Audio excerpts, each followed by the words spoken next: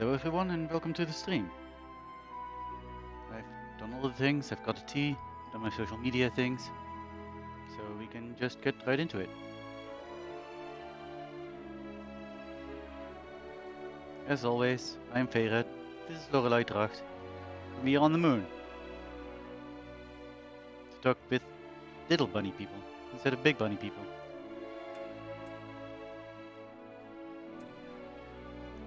Let's get started, shall we? Welcome to Growing Bay. Also, I've decided to just leave feature quests until, like, somewhere at the end, or maybe even do them off-screen.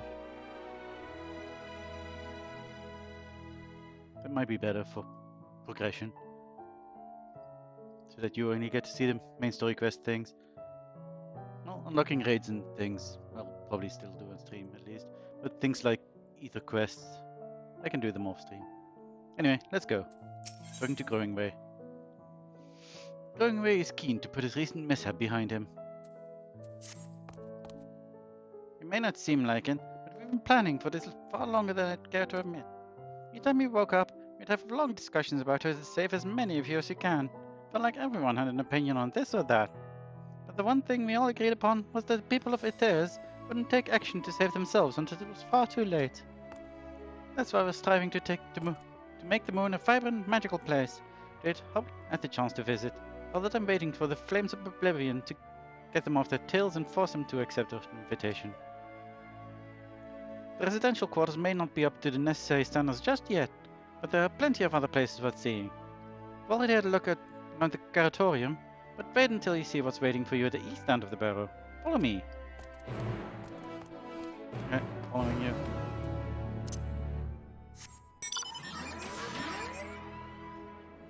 Let's go. Zoom out a bit more. Why does this feel so slow? It's faster than walking. Maybe because it's kind of floaty? Who knows? No, I need to be down, actually. Oh, Geronimo! Oh, this is a fall.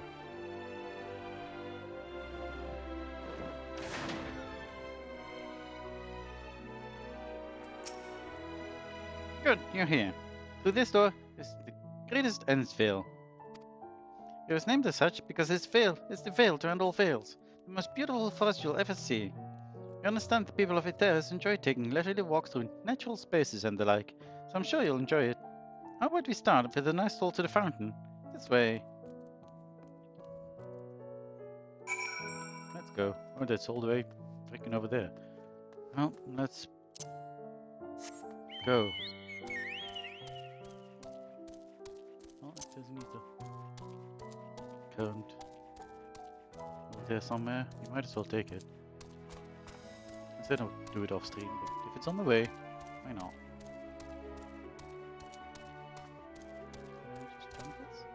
I can. Nice.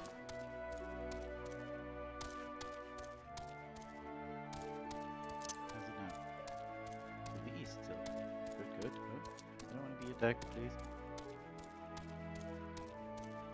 I'm one level higher than all of you, which might reduce your aggro range, which would be nice. Where's it now? 131 to the east. Oh, that's water. This, by the way, is not a forest. I don't know what the forests look like to you people, but this is very much not one. Also, oh, there's going away. But there's the ether go. Good, good. Oh, that is pretty much definitely on the way. So let's go get it. I don't know how many we still need. Not that many, I think. Thank you, thank you. How many do we still need? Let's quickly look. 2 more. Where are they? To the south. What is to the south? How do I get there? Oh well, we'll see at some point.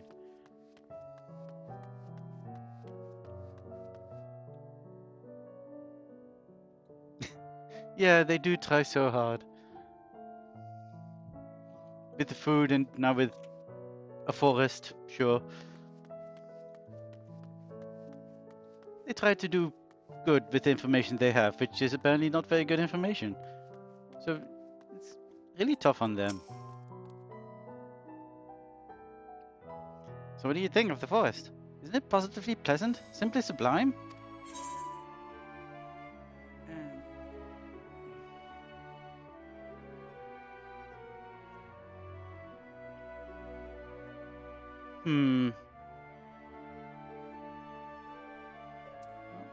Is this the most neutral answer, I think? This is definitely no. I think this is the most neutral answer.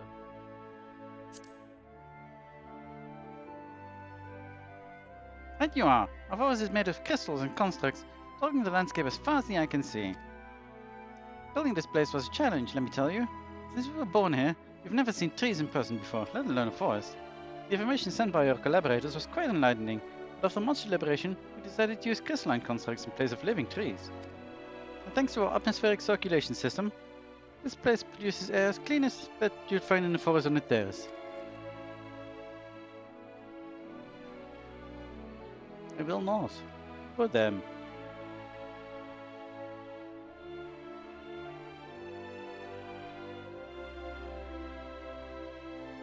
The fountain here behind us, powered by the rather large crystal adorning its top, plays a vital role in supplying us with fresh water. That is a large crystal.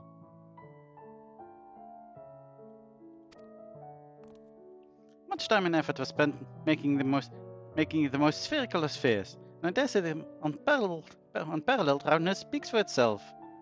It is very round. It's kind of floaty too. Well, not floaty. I mean, flowy? Yeah, flowy. I enjoy nothing more than a nice long stretch and a spot of relaxation when I come up here. You look like you could do with a stretch yourself.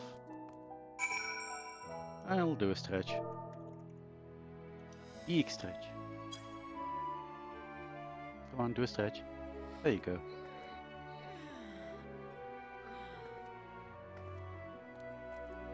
That's the spirit. Feel more relaxed simply watching you. Aside from the many years spent building this place, it's not much to ask. It's always been a dream of mine to take a walk through this forest with someone from a terrace. Could we maybe... talk again? You will? Oh, he's still my quivering viscous. And he's now accompanying me with everything that entails. Where are we going?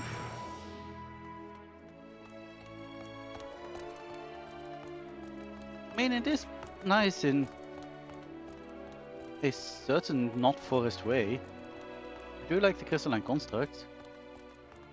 It's just not a forest. But it does look nice.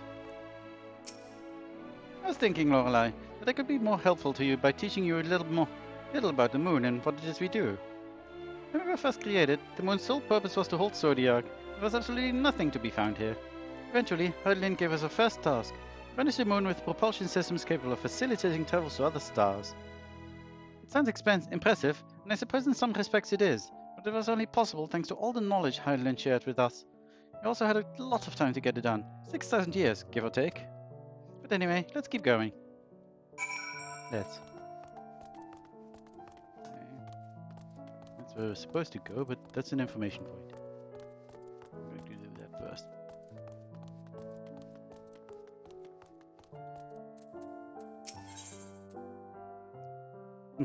Ask if you can taste the rainbow crystal.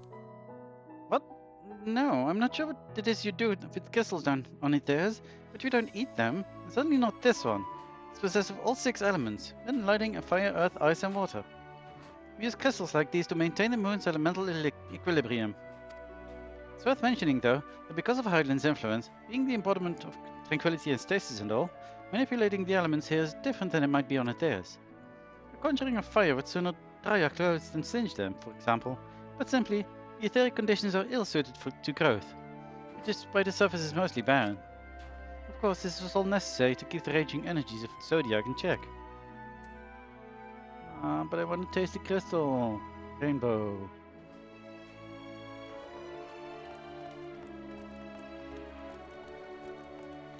Fine. I want to taste the rainbow. This may come as a surprise, but we didn't begin building the habitat areas until after the propulsion systems were ready. Considering how long it took, I wish we'd started sooner. Who would have thought we'd need 4,000 years to make all this? It certainly wasn't work that you dare rush either. We had to create infrastructure and countless supporting systems, some of which wouldn't be operational until hundreds of years later. And then there was this brief period where productivity came to a screeching halt, and the bizarre red satellite was sent up from Eteris. The Elegance mischief, I think, yeah. We thought that maybe some new, nefarious actor was colluding with Zodiac. All we could do was stand by and brace ourselves for the worst. I can't tell you how relieved we were when Heidelin informed us of its destruction. What's happening? Oh yes, there was much joyous humming that day. Oh yeah, humming. That's a thing you do. There we go.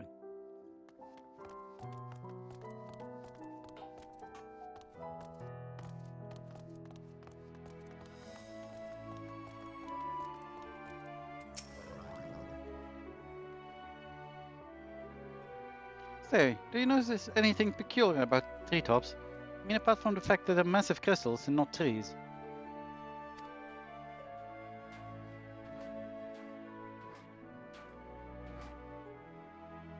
I'll give you a hint.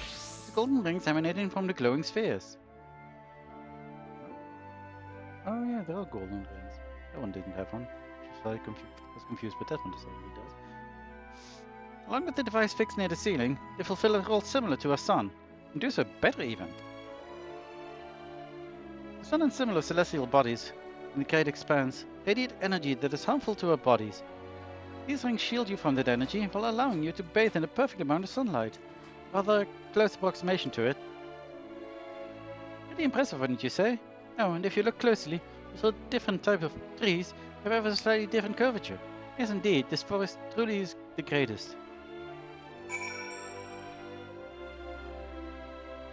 Truly.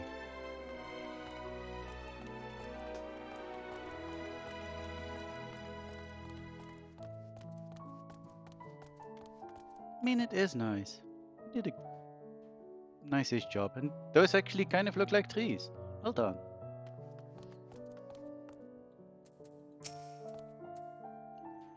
There was something else I wanted to tell you about. Alright. Propulsion systems and habitat facilities were completed around 2,000 years ago. With that, the most important features were fit for purpose. It was just all well and good, except we still knew absolutely nothing about the present-day people of Eteris. Why not go and visit Eteris yourself, you might ask? Strictly forbidden. Our technology or knowledge of the moon's true purpose exploited for evil ends, results could be disastrous. Then there were a few more rejoinings, and it became increasingly difficult to converse with Heidelin. Fearful we might lose the ability to communicate with her altogether, we beseech her to find people on Eteris we could trust to help. We were quite fortunate everything worked out as it did. Not sure it worked out as well as you should think it did. But it's okay. You tried. You tried very hard. Don't attack me.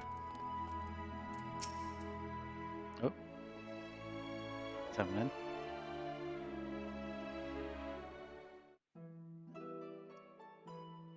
With the exception of routine inspections and maintenance, we remained asleep and waited until hopeful Heidelin would find someone who would help us. Eventually she did, and though her power was waning, we were able to speak to them directly for a short while. We shared with them everything we could, including our knowledge of the heavens and the means to travel here to the moon. We certainly didn't waste any time with what we taught them. No more than a few years after that, our collaborators found a means to convey messages and supplies to us from down below. With all the letters, books, and other resources they sent, we learned enough to start making more meaningful changes to the moon. Now you're here, hopefully enjoying yourself as much as now you're here, hopefully enjoying yourself as much as I am. My time here is lovely. I knew you would like Greatest Damsel. I knew it. Thank you again for coming here, by the way.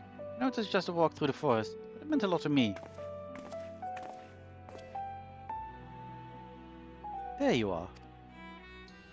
I take it you've already received the Grand Tour? Shame you missed it. Go going, Ray? I've been looking all over for you. Is his name Ray? Yes. Oh, is this about the teleporter to the residential area? No, never mind that. We have more pressing matters at hand. I will be calling an emergency meeting me shortly, and your attendance is required.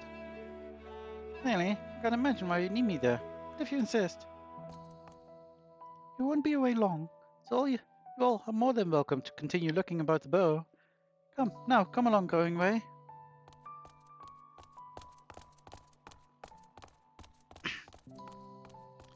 Before we arrived, you seemed to be in the midst of a rousing conversation with your guide. Did you learn anything of import? Well, this is supposed to be a forest, and propulsion systems were done 2,000 years ago. And yeah, that too. They spent 12,000 years preparing for this. With the appointed hour fast approaching, I can certainly understand their restlessness, but still. It remains to be seen if the people can be persuaded to evacuate when there are yet no signs of the final days. What's more, the technology of this place defies imagination. I doubt there are many who would readily come to terms with living in such surroundings. Whoever these collaborators are, unless they are possessed of the world's most charming personalities or means to forcibly evacuate people, they will meet with a great deal of resistance. Indeed. Even if faced with annihilation, the decision to forsake all one knows cannot be made lightly.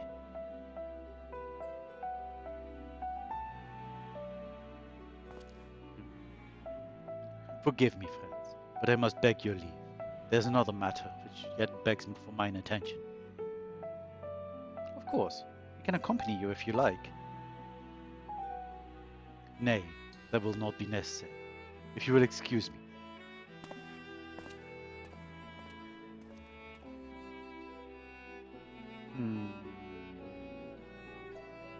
What is he up to now?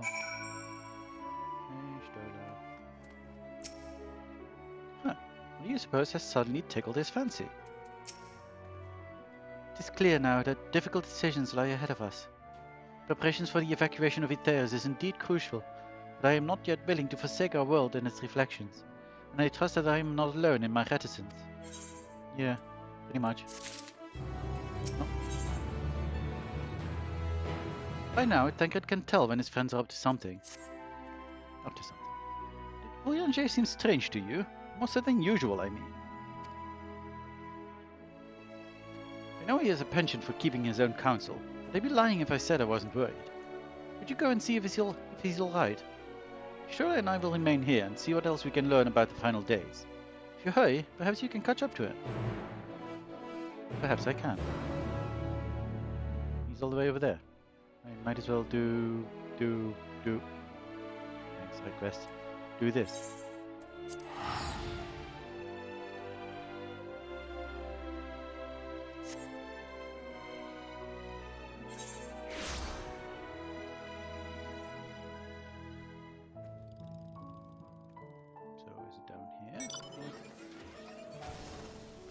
Destination. Nice.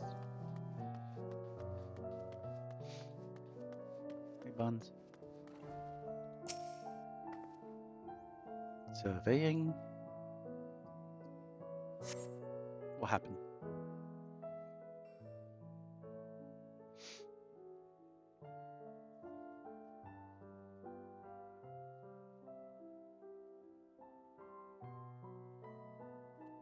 There's a buddy.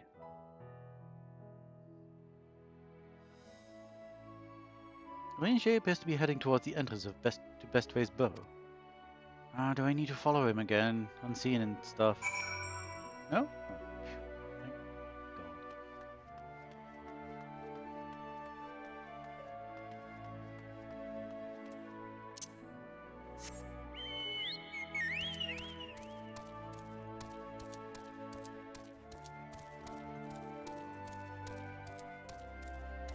I'm not sure I'm entirely fond of some of the things this expansion introduces, like having to follow people around secretly.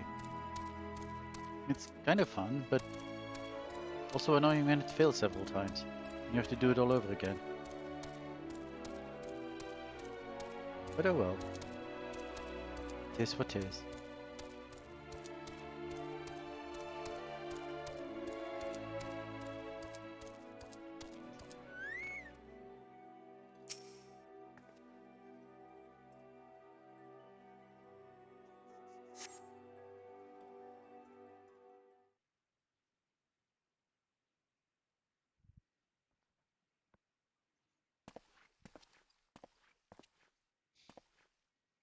he's looking.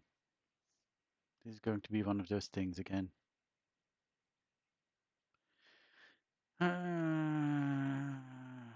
Orientia ventures off into Mare Lamentorum for reasons unknown. You must tread carefully, else he might sense your presence. Okay, let's lose him a couple of times, I guess. Yes, follow Orientia from a safe distance. Ambulance. The objective will end in failure if you are noticed, or if you fall too far behind. Should you fail to complete the objective, you can try again here, I guess. No, don't harm me. Okay, where can I hide? If he looks backwards, behind those Argos rocks? Maybe?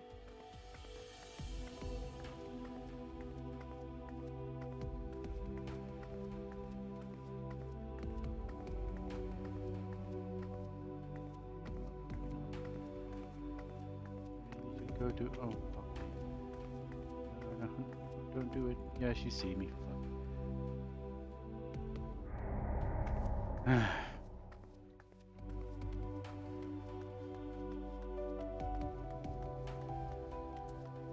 So annoying. Yes,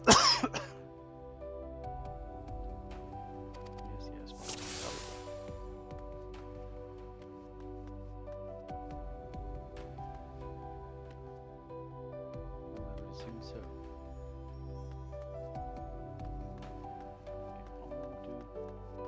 Okay, this thing walk, I guess.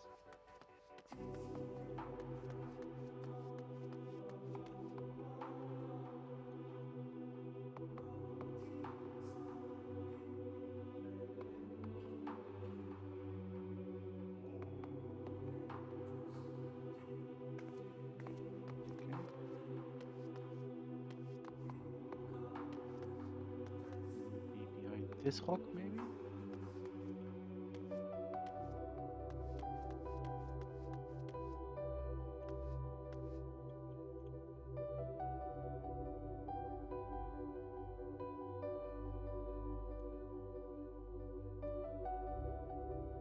Oh, dang.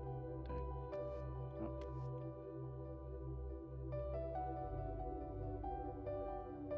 There I was going.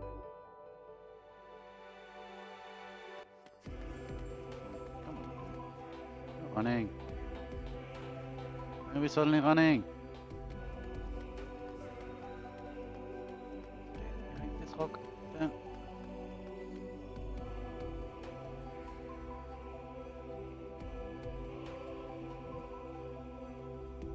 Good. We kinda hide. Oh, there's not a rock over here.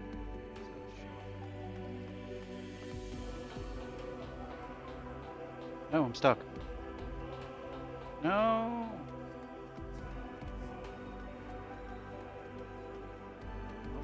Dang. Where'd you go? Rick? Okay, good.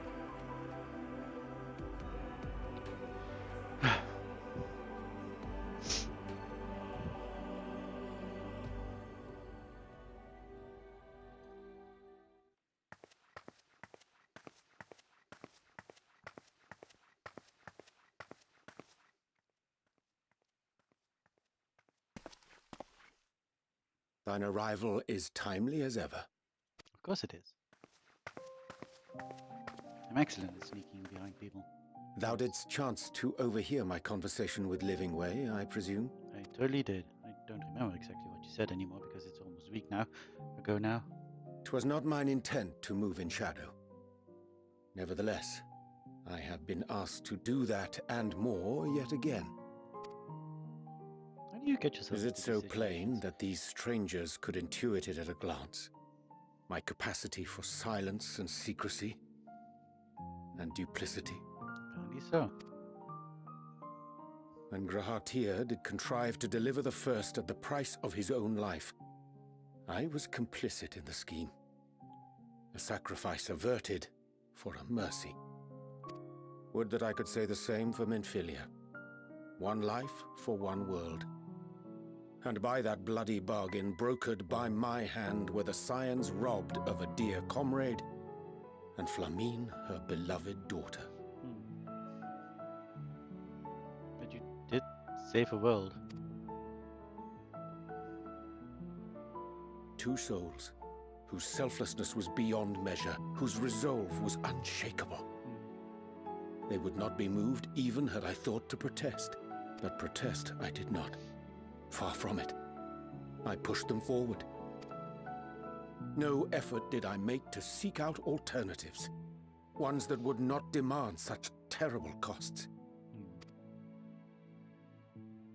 That resignation weigheth heavy on my mind, as does the memory of another lost to mine inaction. Dearest Moonbringer, who did face death unflinching, that we might secure a means to bring low the Ascians. In her hour of need, I did naught. Dutiful disciple of Louisoix, ever looking to the greater good. Had I shut mine eyes and bid her live instead, mayhap she would be with us today. Maybe. But what's happened has happened. Selfish wants born of everlasting regrets.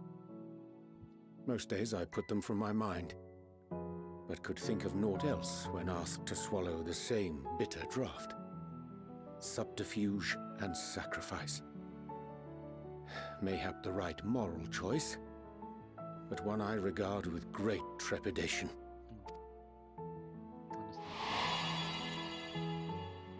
The calamity of Amarot was a tragedy beyond reckoning, one which must never again come to pass.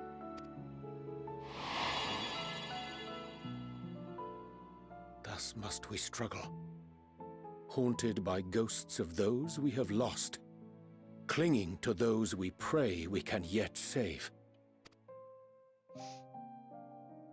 But what of those we cannot? How do we make peace with the dreadful algebra of necessity? I don't know, man.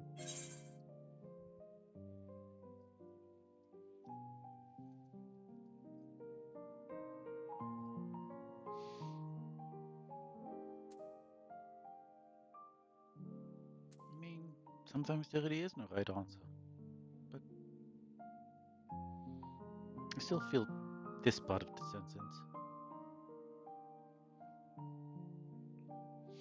Like, maybe you can't do anything for those you can't do anything for. Because, you can't do anything for them. But protect those that you can protect. He is such a compelling character.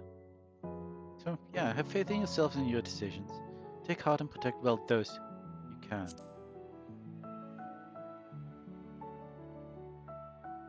Sage counsel indeed. Thank you. It's one of 3 things I could say. I see. Wisdom as befits a great worm. Also that. Curious that he should think thee in need of such encouragement. Yeah, sometimes. Strange. Scarcely can I remember when last we spoke alone, and so candidly. Honestly, yeah. I thank thee. For all my supposed skill with words, I find it difficult to express such private thoughts. I mean, that is very hard. I mean, you can say a lot of things about things you know, but speaking of your own private thoughts, your own feelings, that can be hard, my dude. As for the Loporrit's proposition, I will take time and consider how to respond. I've completely forgotten what their proposition was. 'Twould be to our mutual benefit if we could converse more openly with our aspiring caretakers. A concern I should be glad to address on the Scion's behalf. To dispense with all pretense and bare one's heart to another is a frightening thing indeed. But we cannot move forward ere we take that bold first step. A lesson I have learned many times before. And today.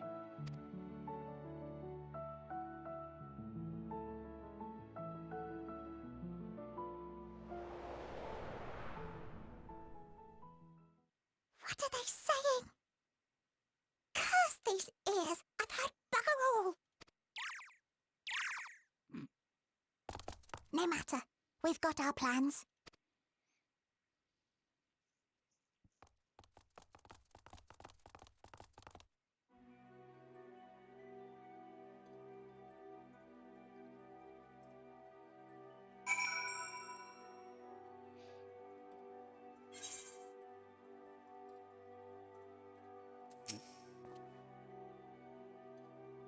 In truth, my reason for travelling hither was to effect a plan of mine own, a plan which may pave a way forward for us all. May, I say, for there is no guarantee of success. 'Tis the reasons I set out alone, that failure, should it come, be mine to bear alone. Yet thou standest before me with the proffered hand and open heart.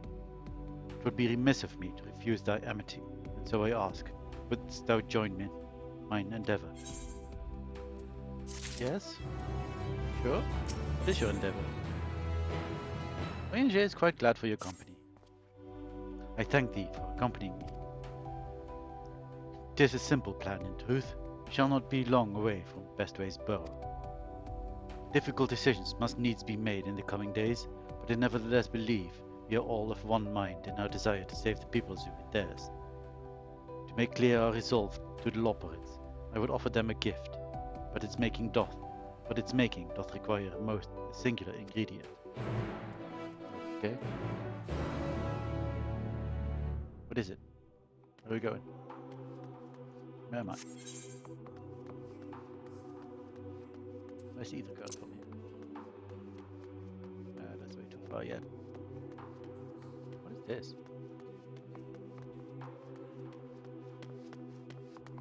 These weird things. Lowering ways darlings? Interesting.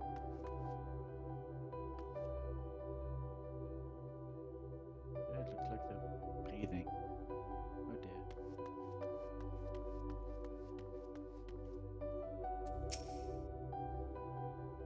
Ah, an abundance of spongi. Excellent. I chanced to spy this aggregation when crossing Zodiac's erstwhile prison. Using a spell taught to me by the Nummo, I believe these shall suffice for the gift I would fashion. Magic requireth considerable concentration, however. I do prevail upon thee to stand watch whilst I perform the incantation. Okay, sure thing. I'll stand watch. Probably fight some things. Oh, I should summon Loki. Maybe. Come on, Loki.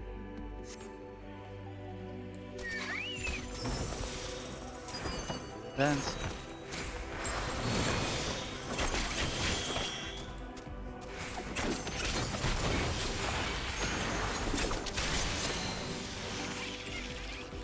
Okay. Oh, there's even more.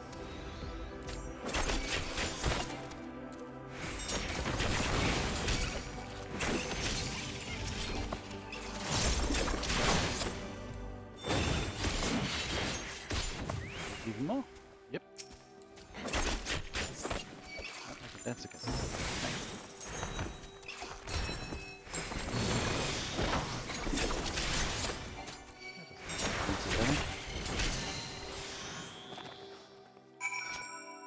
Okay, and we can just stand around again.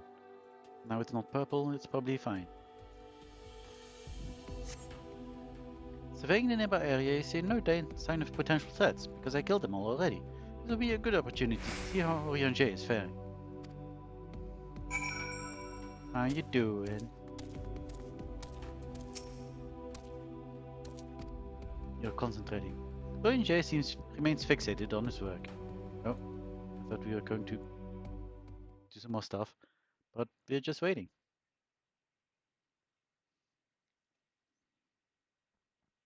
There, it is done. A magic ink, every ounce as efficacious as that crafted by the Nummo. Rare is the occasion I would conjure mine own, but is nevertheless a most useful skill. The resulting product is, admittedly, possessed of no preternatural properties, but its hue is one of mine own choosing, which I pray the Loporrits will appreciate.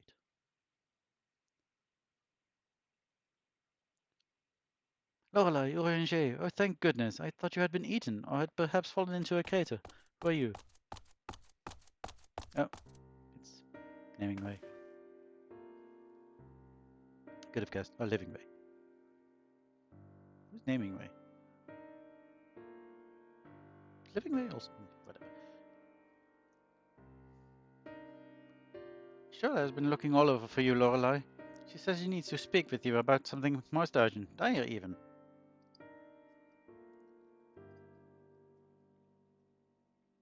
She was also quite insistent, clear, that she wishes to speak with Lorelei alone, which means, I'm afraid, you must stay behind, Urianger.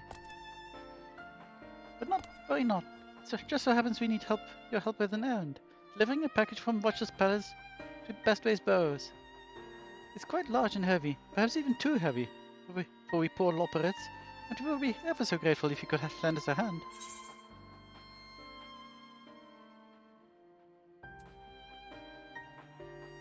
How about an extra pair of hands before I go and meet Vishtola? You know, not to spy on you or anything. Just to help. Oh no, that won't be necessary. My NJ help should more than suffice. I'm sure you don't want to risk getting on Vistola's bad side by keeping her waiting. She seems prickly. Well, off with you. Why not, Lorelei? I shan't be long. That's not what I'm worried about. But I'm not super worried anyway. We'll do what needs to be done. So I go back to this place somewhere. Where do I go? Oh, there do I go. So, doop.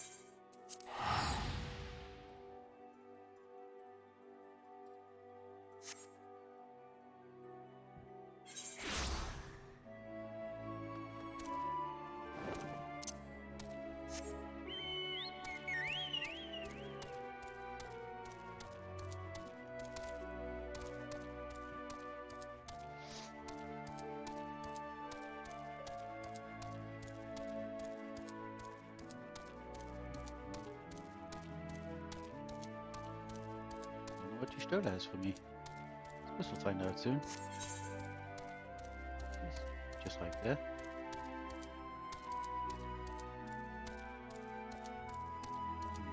Forest.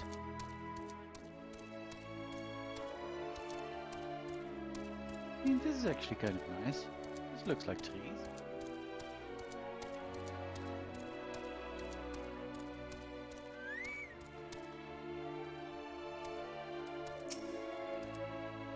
Oh, back so soon? Well, Vishtola was apparently asking for me. Everything's alright with J then? That's a relief. Oh, Lorelei, I thought you would be away for far longer. I thought you needed to see me. A dire emergency? I said no such thing. But as you are here, I could use your assistance with one small matter. Anyway, a companion of growing ways, barely has much to tell us of the final days. Problem, however, is that he is determined to live up to his name, refusing to stay still long enough for us to hold a conversation. Is there anywhere he's likely to stop and rest? Or perhaps there's a way to slow him down? What's the rush? I was thinking we should wait here. Maybe enjoy a cold mug of carrot juice and... No? Well, if it's really that important. You can try using these balls of moose flesh. Not to be confused with the other thing. Huntingway's other notable feature is his incessant chat, so you have no trouble fighting him in a crowd. When you do so, try lobbing your balls at him. That sounds very suggestive. Could, but if it proves effective, he was here in the Greatest Enfield when last I saw him. Let us split up and find him. Let us. No, Benny's just right there. At least there's something I need to do there.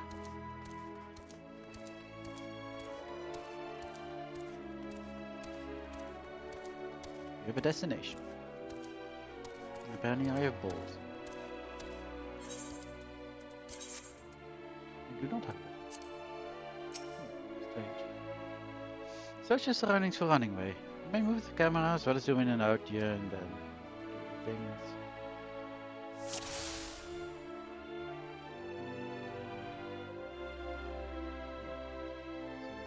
There, running. Not saying anything.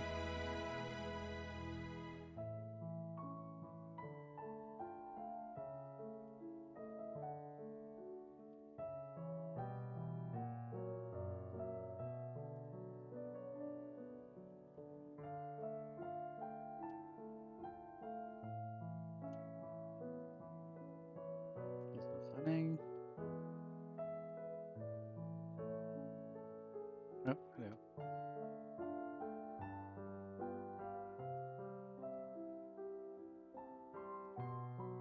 I need someone running who is also talking.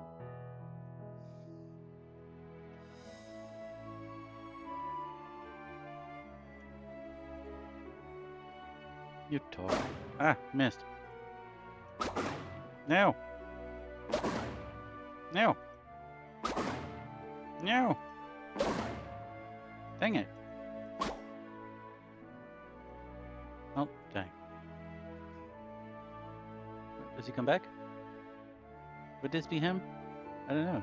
Did it? Oh. Well, I hit him finally.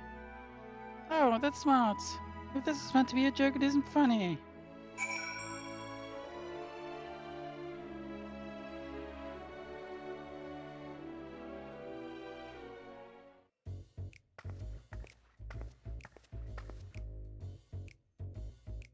You running away?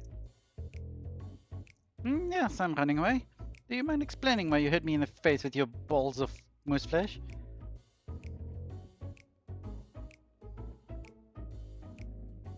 I'm highly knowledgeable about the final days. Apparently so. Huh, that's the most ridiculous thing I've heard since I woke up. Who told you that joke? So if we got time for to look into the final days when there's so much to do before the gate voyage. It's true that Heidelin did impart to us some knowledge of the event, but I know about as much as any other Loporet around here. Less probably. I don't know why anyone would think it's funny to go around telling people I'm an expert, but they better hope that I don't get my paws on them. Sorry I couldn't be of more help, but if there's nothing else, I've work to do. And I'm off. Well, bye. That was useless. Cute though. Where do you go now? Back over there. Come on, Loki. Oh, actually we might as well hide. It's not that much effort to get on a mount. There you are.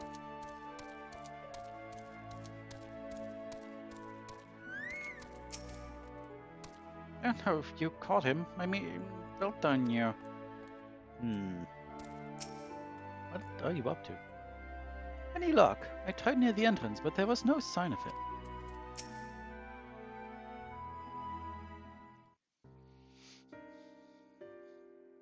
I could find neither hide nor hair of him. How did you fare?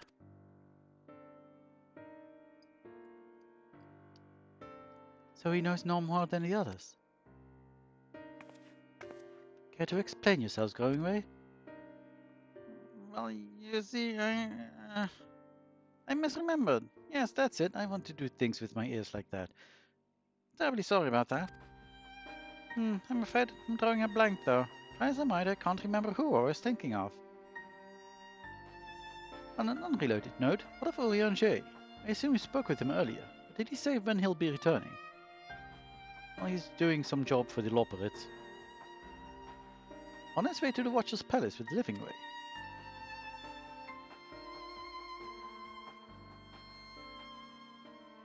Between Growingway's sudden lapse of memory and our lack of other leads, maybe our time would be better spent lending Orianger a hand. What? Now hold on a moment. It's all coming back to me. Yes, I remember.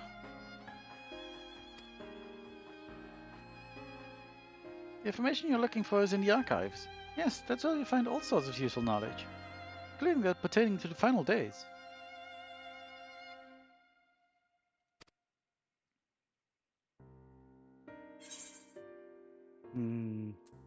Well, this was a pretty short quest.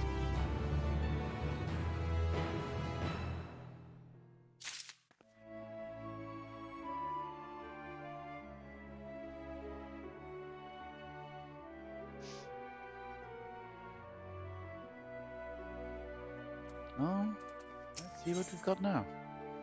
Ooh, gives me ether current. Throwing is fidgeting with nervous energy, but is it from excitement or worry? It only means this is the last mission on the moon. Oh, what to do? I promised living Ray would help, but... No, I promised I'd help, so that's what I'll do. Archives are on the second floor on the main plaza. Eastern Wing, follow me. Okay. I suspect the Loporits are up to something. No kidding. But if there is all to be learned of the final days, I think it's best we play along. For now, at least. Yeah, sure.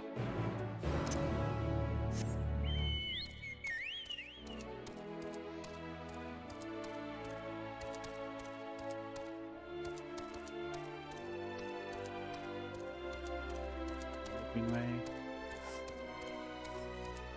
You don't even have a name. That's unfortunate for you.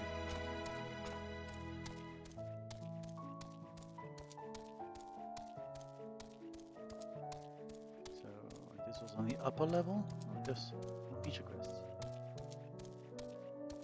Are those just more ether codes? Let's quickly check.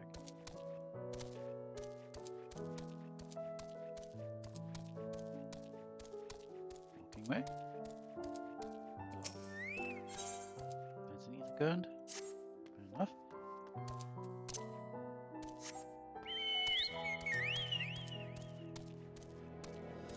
Like I said, I'll do this off stream sometime.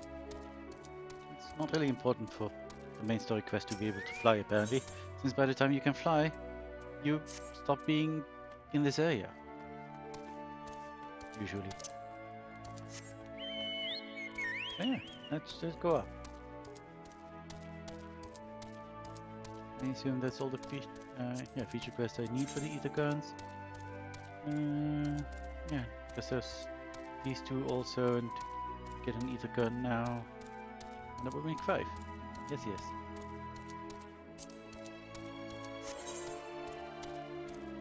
Oop, fall off now. Be unfortunate.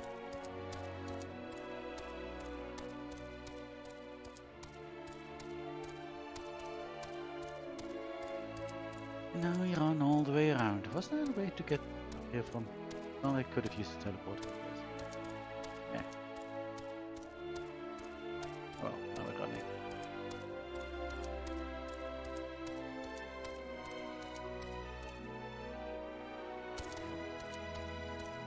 That.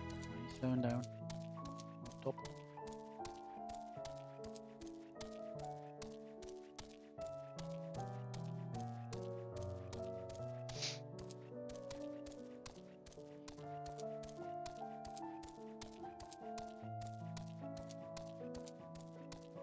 And there we are.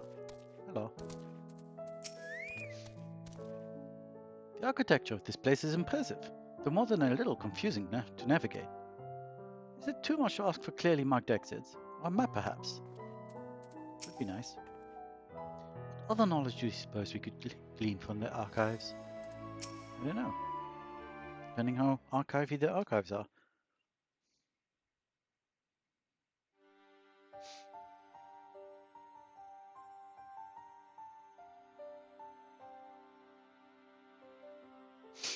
The archives are right through this door, but it seems to be locked.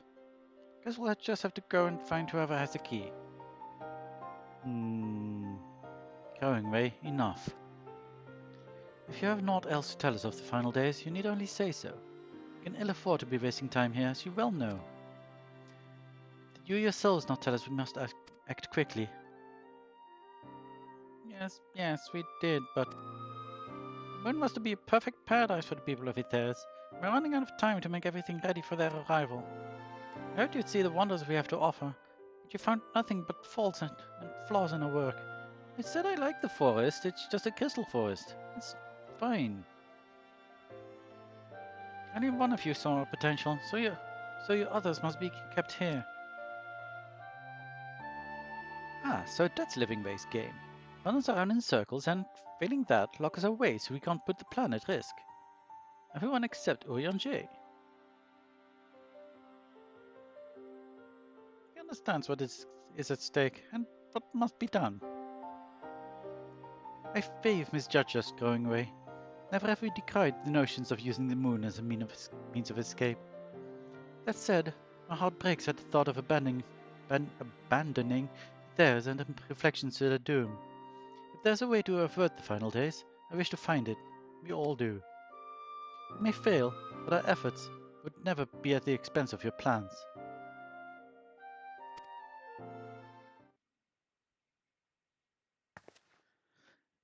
Why would you take that risk? There's no room for ifs and maybes now. People of Iteris will escape this here to the moon. They'll be safe and we'll finally get to see all the happy smiling faces. I'm sorry, but we can't let you leave. We just can't. Well, alright then. Do what you must, but try not to hurt them. I'll be back in a moment. Don't do anything rash while I'm gone.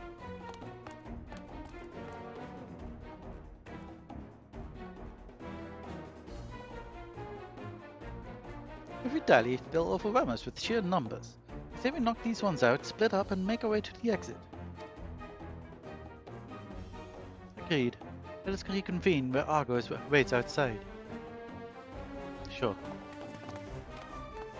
Wait, why are you running away? Do I need to deal with these alone? That's rude. He said, let's deal with these. Operate's gone wild indeed. Emmenritter.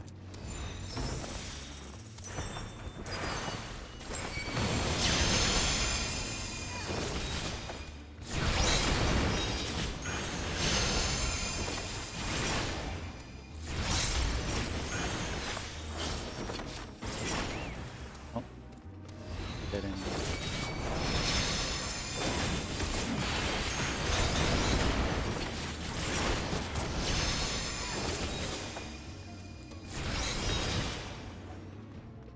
I am too powerful.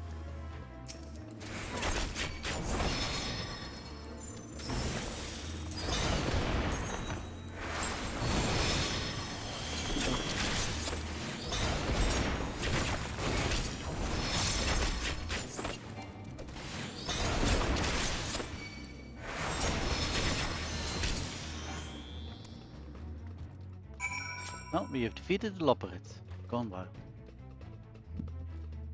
Where do we go now? I assume just to the entrance? Well, obviously, because that's what they said. Let's go.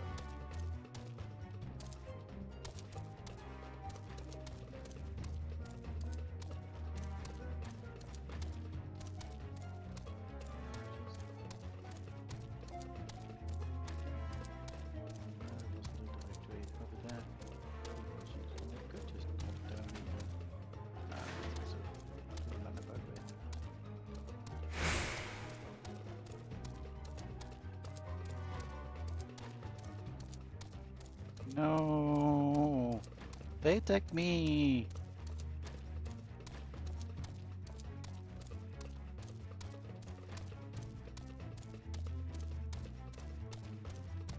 I am officially married now. You're not B even too.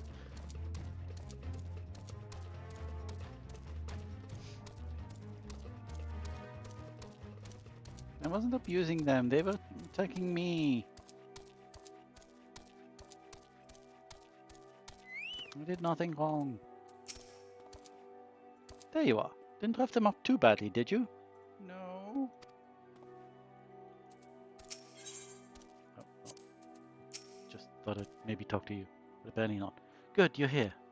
We must hurry to the Watcher's Palace and find Urianger.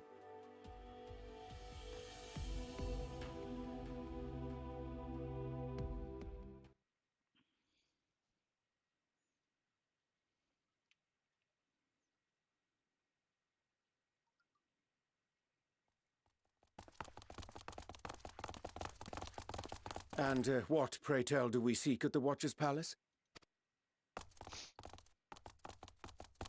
Oh, come off it, friend. You know full well why we're here. The time has come for you to return to Iteris and help your brethren prepare for their journey here and beyond. Forgive me, Living Way, but I cannot in good conscience proceed with this plan. Huh? But what about the final days? The death and the doom? Oh, we have to hurry before it's too late.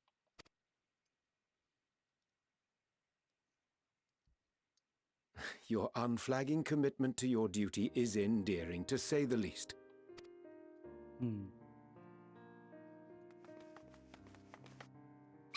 Oh, bugger!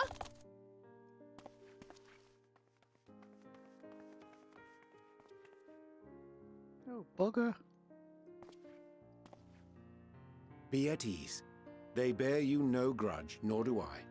How could we, having come to understand your purpose? Yeah.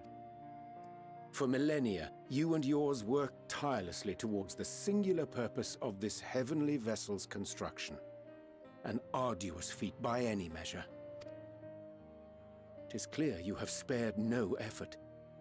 Why, your very names are a testament to your dedication. Elaborate?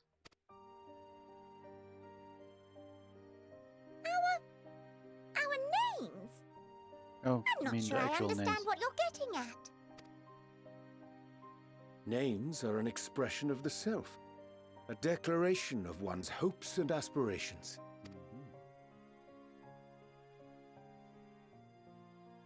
Your use of contemporary, uncomplicated nomenclature doth ensure clarity of purpose. There can be no doubt that your love for the people of Aetheris is boundless and pure.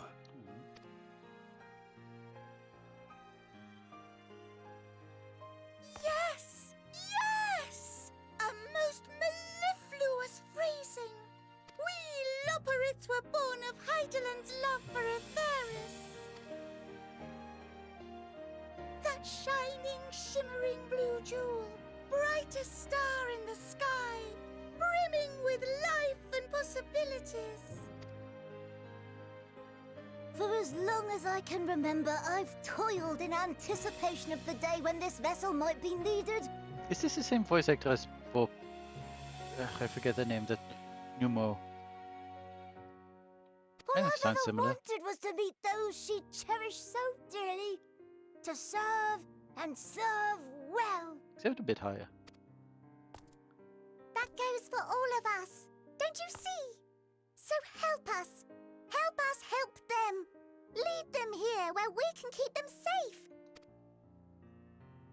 If there's anything wrong with what we've built, we'll fix it. We'll make it right.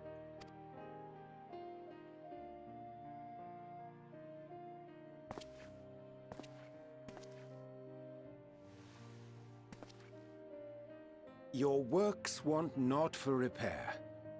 Yet there remaineth much for you to learn of men and your own kin besides. Singing Way, thy name bespeaketh more than the simple marriage of rhythm and rhyme. The songs of Aetheris are beyond counting, and span the length and breadth of emotion. Maps are monuments to man's pioneering spirit and his devotion to charting the furthest reaches of our star. Many have devoted their lifetimes to exploratory pursuits, to venture unto the highest mountains and the deepest oceans in search of unknown frontiers. And thou, my friend, I do not think we've met. My name is Puddingway. Puddingway? Yes, indeed. A name of deep and abiding significance, I'm sure, but one perhaps better communicated through delicious deeds than tasteless words. A judicious application of Fey magics at a later juncture may be appropriate. And Living Way. 'Tis no easy feat to convey the significance of thy moniker. When I was a bookish boy, a dear friend of mine was fond of peppering me with questions as I read, to my occasional annoyance. One day, I posed to her a question of mine own. What does it mean to live? Oh, pudding way. Yeah, I'm sure that's very important too. Yes. After much contemplation, she proffered this answer. The anticipation of a half-read story's conclusion. The hope today's mistake may serve as tomorrow's lesson. The wish that a new acquaintance may one day call thee friend. She believed it to be all these moments and more. Nice. I want to understand, but I, too, still labour to find mine own answer. 'Twould be my pleasure to assist you and yours in embarking on a journey of self-discovery and enlightenment. For thee.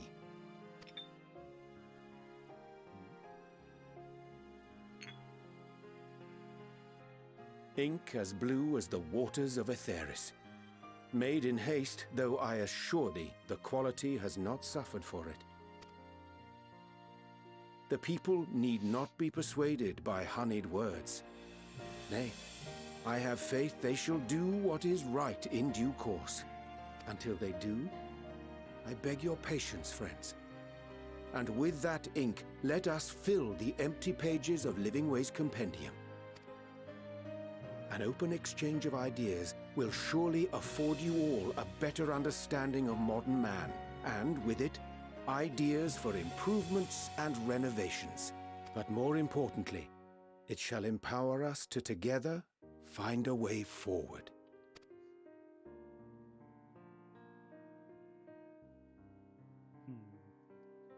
I hope you're right.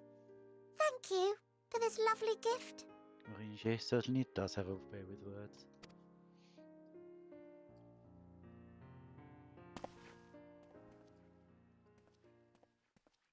There you have it. I shall remain with the Loporrits to ensure that all is in order. That's okay. Though we must needs prepare for every eventuality, you would all agree that the evacuation of our star is a last resort. To accept failure is to accept the demise not only of our star, but that of Reen's, of all reflections, and the souls that call them home. Which is why I have every faith that you shall fight to the last, that such drastic measures may prove unnecessary. Should the worst come to the worst, and I pray deeply that it won't, I'll take comfort in knowing preparations were made under your watchful eye. Aye, thou mayest be assured that if calamity cometh, not a soul will be left behind, if being the operative term.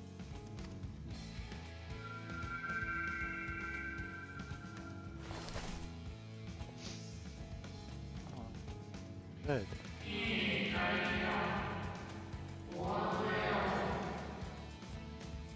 That flower, how came it into your possession?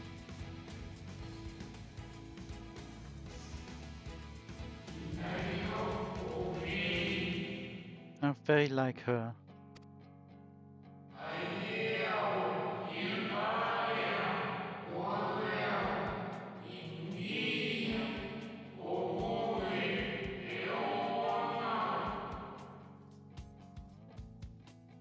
Guided by its light, you may come to know her true intentions, intentions which remain a mystery even to us.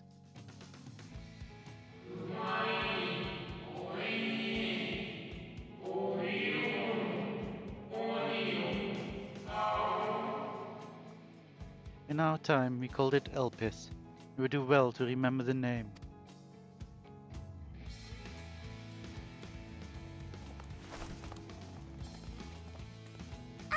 I hate to interrupt, but I feel like I need to make amends for all the secrecy. Think nothing of it. We haven't been the most gracious of guests. Do convey our apologies to Growingway and the others. But of course! And when next we welcome more guests from Aetheris, we'll have learned to be much more hospitable hosts. You've been very hospitable host already. Oh, and circling back to the matter of inappropriate secrecy, we ought to discuss our benefactors. Ooh, yes, I was curious. Agreed. The Charlayan Forum, yes? That makes sense. What? I figured. How did you know? The more I heard, the more obvious it became. The Forum's aims align closely with those of your anonymous patrons. A telling coincidence would be an understatement. Though had we not taken it upon ourselves to peruse certain restricted tones in Labyrinthos, we might still be unaware of their plans. But let us continue this discussion upon our return. I dare say we have kept Alphino and the others waiting long enough. Yeah, let's go. Goodbye, Moon.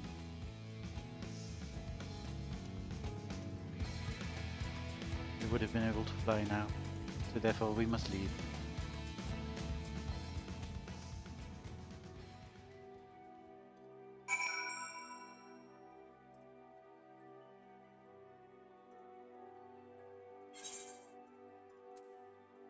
Well, let's talk to everyone.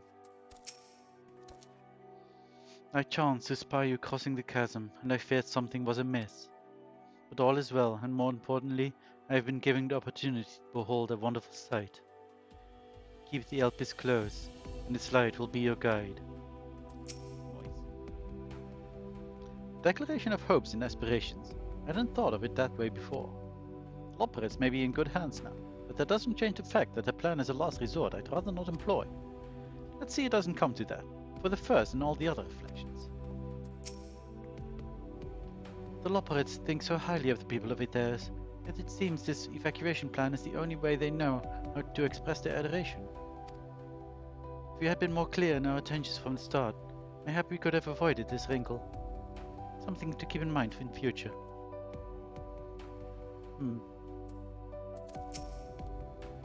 There's little I can do to help stop the final days. Should you need to know the start reversal, look no further. Such knowledge I can offer in abundance, so do not hesitate if you find yourself wanting. Well, that was all rather embarrassing, wasn't it? Where did you go, Loki?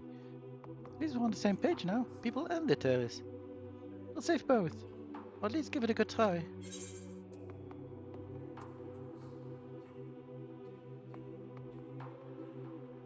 You know what? Till growing may I look forward to our next walk together, because it was nice. Hey, click. I will. I'm sure they'd be glad to hear. Apparently his thing. Oh well. The others will be happy to hear. Urianger is going to stay and teach us all about it theirs. We'll have to be careful not to get too attached by his lessons. There's still maintenance to carry out after all. Nice to meet you. Name's Puddingway. Sorry again for all the trouble. I promise we'll do better, honest.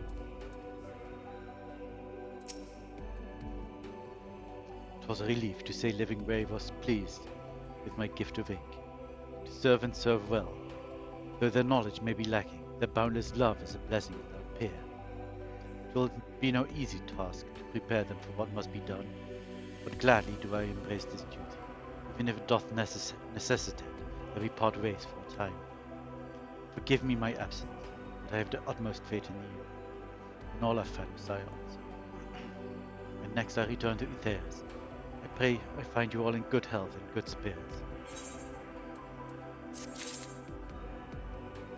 Good. Let's go. Your excursion on the moon concluded, you showed less keen to return to Iteris, which is now apparently what we're just going to call the planet from now on. With the Loporits in Urianger's capable hands, we needn't worry about affairs here in our absence. Knowing now the face of their earthly collaborators, there is much to discuss with Alphino and the others.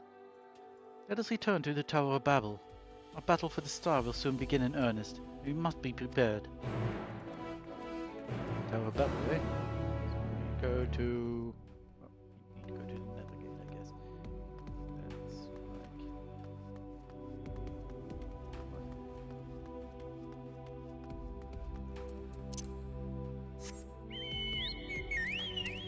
Bye everyone. Hello sweepers. I don't want to be attacked.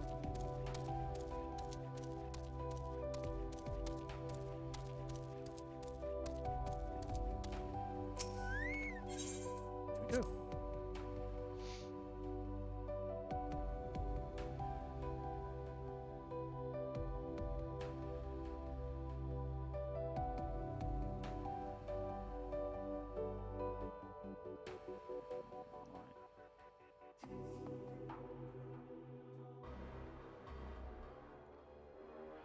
Speak with Tankred at the Nether Gate. Stola. I'd forgotten how cold it was here in Garlemald. Testament to the Loperit's ingenuity that I felt no such discomfort on the moon. Gods, I can scarcely believe we went to the moon and back. We'll have time to reflect on that later. Right now we need to head back to Camp Broken Glass and deliver a thoroughly detailed report to Lucia. I'd like very much to know how everyone is getting on here as well. They'd only just begun to treat the tempered prisoners when we left. I share your curiosity, but warning our allies of the final days is of greater importance. I speak not only of the contingent, of course. The heads of state of every nation must know what we've learned. We know not when or where or in what manner the final days will begin to manifest, and so we must see that everyone is prepared. Agreed. Though we may wish to stress the importance of discussion, lest the public be sent in a panic. Not that anyone is in a position of responsibility should need to be told as such, but it bears repeating. Anyway, first things first, Camp Broken Glass, to which I can teleport.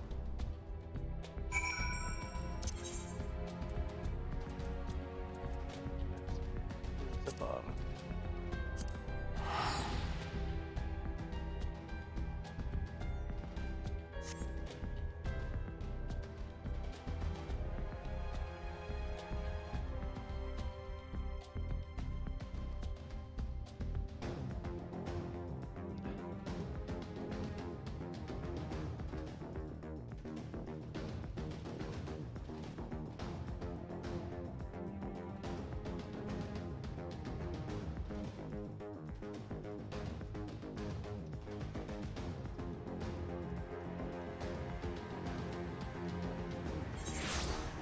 Here we are.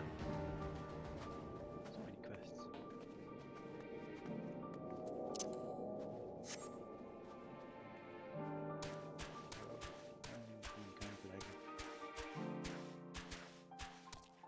Guess I will certainly not do on stream. There's Lucia and Maxima and maybe other people? No? Okay. Lorelei, at last you are returned. Indeed.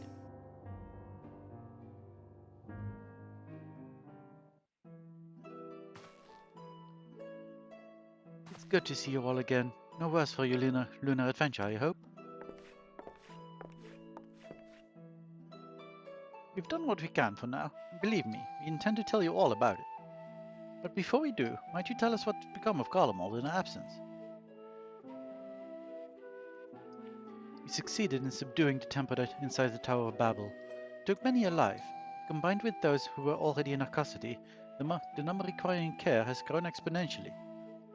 The inclement conditions here have made it difficult, if not impossible, to treat them all here. So we have petitioned the aid of the allied nations. Some are, understandably, hesitant to offer assistance, particularly those that were but recently subject to imperial occupation. That said, several others have agreed to grant them refuge for treatment. With the assistance of your fellow scions, we endeavor to see them safely transported and subsequently cured of the tempering.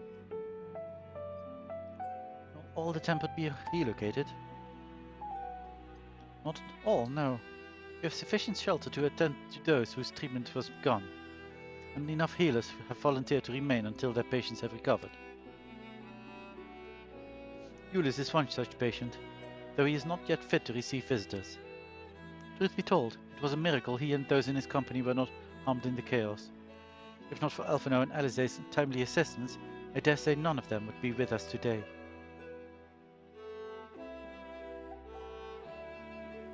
In light of recent developments, have the Alliance leaders come to any decisions regarding Garlemald? Given the tremendous ramifications of what has happened here, it will take time to determine what must be done. In the meantime, they intend to work with the Eastern Alliance to keep a close watch over the provinces. We have other news to share. Shortly after Animar was defeated, we received reports that each and every tower has vanished. For a mercy, the process was apparently not quite as violent as that you experienced in Tavnir. Those who were trapped within them have been rescued and are receiving treatment. To hasten this endeavor, beast tribes have received instruction in the magics needed to cure tempering. Oh, that's nice. Master Matoya is no doubt thrilled by the other Mother Porksy affords her so many visitors. Sarcasm. Yes, we are grateful for her ongoing efforts, as well as those of our comrades near and far. As for the contingent, several of our members have been granted leave to return to their homelands after the transfer of Temperate has been completed. Lucia and I will remain, along with a small force to continue offering aid to those here in Garlemald. The Empire may be no more, but there are yet those who call these lands home. I believe that accounts for recent events here, so what of the moon and the Telephoroi? Well, so he killed Zodiac, and that ended Van Daniel and pretty much the Telephoroi, I assume. And then the Veloperids and then Ancient, and also the final days. Gods, I prayed your victory would mark the end of our troubles. Never. There's still much we do not know, but the Alliance leaders must be told. Would you be willing to contact them in their stead? Yes, of course.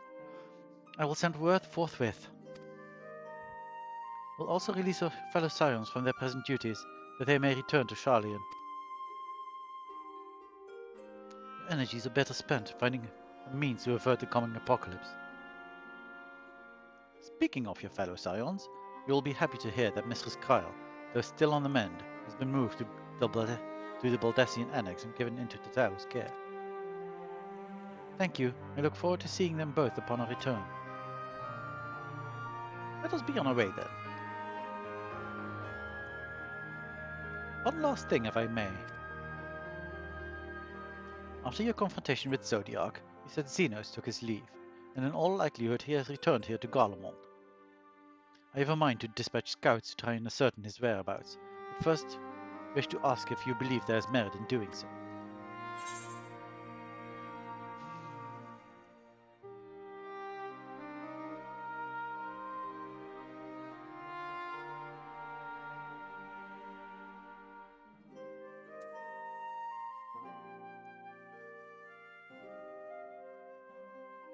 Let's say it as it is. An admirable but futile endeavor.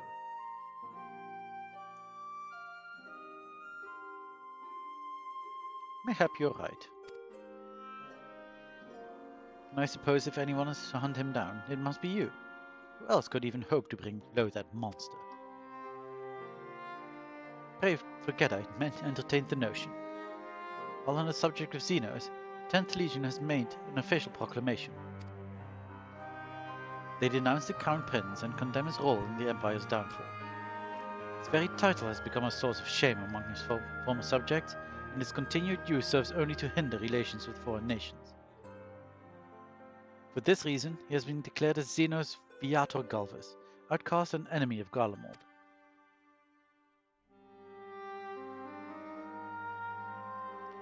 Van Daniel is no more. Now his own people turn against him. It seems he's not, but his bloodlust. Oh, Xenos' own people turn against him. It seems he's not, but his own bloodlust to keep him company. I thought it talked about Van Daniel for some reason. Better that than an army to see it sated. At any rate, I will not keep you longer. I pray you safe passage back to Sharlayan.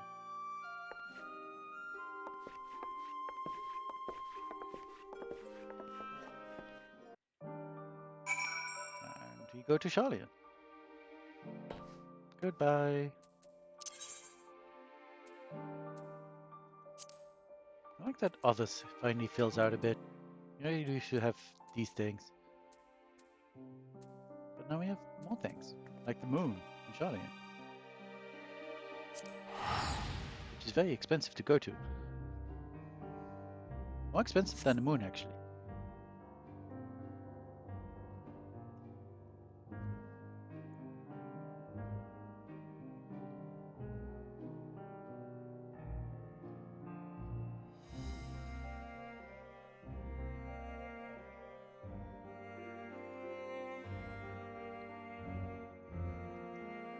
Loading times.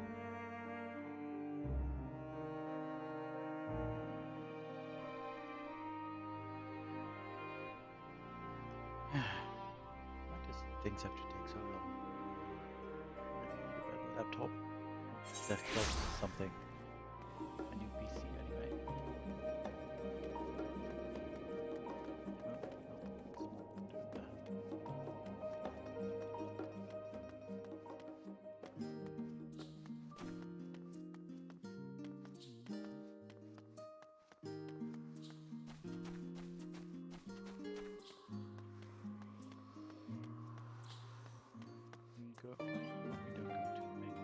Right here. Oh, it's so good to see you. I'm free from chilblains, I take it? Chilblains? Chilblains? Chilblains? I don't know. Well, we're pleased to know everything has been kept in order since you've been away. I even brought in a few useful knickknacks with me from back home. But no sooner had they arrived than I received word of Kyle in poor health. You on the moon! If you meant to give me a fight, you succeeded. Welcome back, Lorelei. We were so terribly worried about you. Though it is plain I have caused my own fair share of worry, for that I apologize. Adeline called to me that day when you entered the Tower of Babel. Her pleas were faint but desperate, and I knew at once she required a vessel to carry out her will. What came after feels like a dream barely remembered. My body flowing through the life stream towards Garlemald. When I regained consciousness, I was all aches and frostbite, exhausted of ether. So exhausted, in fact, I could only laugh, for it was in that moment I understood Raha's weakness from the Tower of Zot. Would that I could laugh at a time like this. Though we prevented Zodiac from being unleashed upon the world, I am curious to know what else took place there on the moon. Ah, perhaps we should wait for the others to join us before you give your account. Let us reconvene in the main hall once they arrived. I see. The designated location is then indeed there.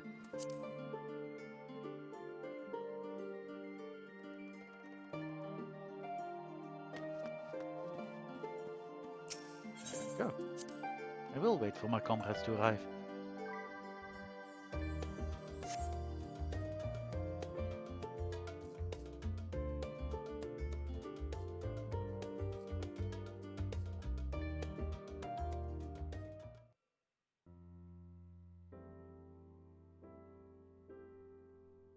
What are we doing? Oh. Sorry to have kept you all waiting. Not at all. We understand you've been quite busy. Will Oyanshe be joining us? Duty keeps him away, I'm afraid, though Lorelei can explain why better than I. Which I will totally do.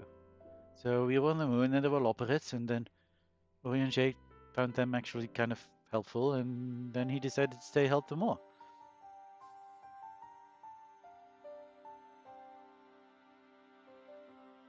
Also the final days, yes. Final days, as befell Amarot. Did we are to escape via the moon? What of the source and its reflections? I have no intention of standing by while the world falls to ruin. So, how do we stop this? Unfortunately, we have no answers at present. If the celestial currents have gone stagnant, as was the case in the time of Amarot, the solution would be to alter the flow of ether throughout the entirety of the star. The ancients accomplished this by summoning Zodiac, sacrificing half the star's population in the doing. But it should go without saying that such sacrifice cannot be repeated. Which leaves us with the daunting task of identifying the underlying catalyst for the final days, a feat which even the Amaretines could not accomplish. Unfortunately, we found no clues in Mare Lamentorum. Hey Asta. There's still much we do not know about the catastrophe itself, let alone what may have caused it. The final days were marked by the corruption of the Amaretines' creation magics, but we command no such power, which invites the question, what havoc is in store for us? If we knew that much, perhaps we could draw some parallel with the events of the past, and thereby some semblance of a plan. Perhaps we should start with the Forum then. Having worked with the Lorporids in secret all this time, there's surely more they can tell us. Okay. Forgive the interruption, but I have urgent news. The Forum is holding a public assembly in the plaza outside. Some sort of announcement. What is Father up to now? There's only one way to find out. All these voices are way too similar. I'm sorry.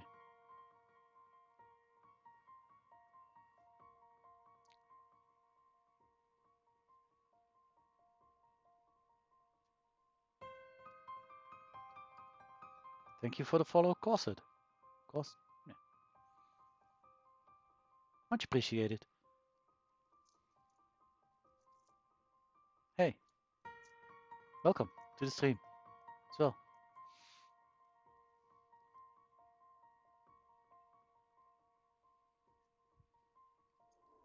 We are loading. There we are. Really? I got it in one? It's not that hard to say, is it?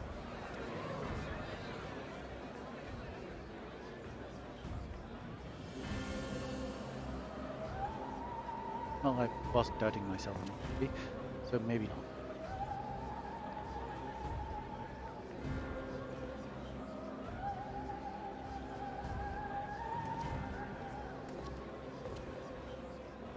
Order! Order, I say!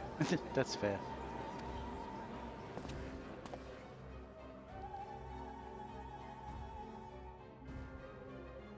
I thank you all for gathering here on such short notice.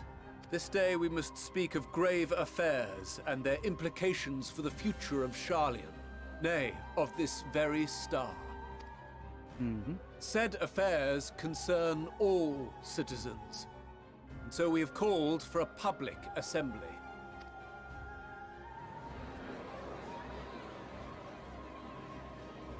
You may have heard rumors of the Talopheroi and the havoc these madmen wreak abroad.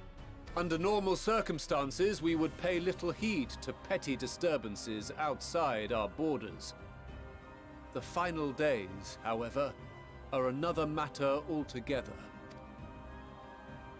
For we dare not ignore these prophetic words of Eld. The Endbearers will come, ushering chaos and calamity.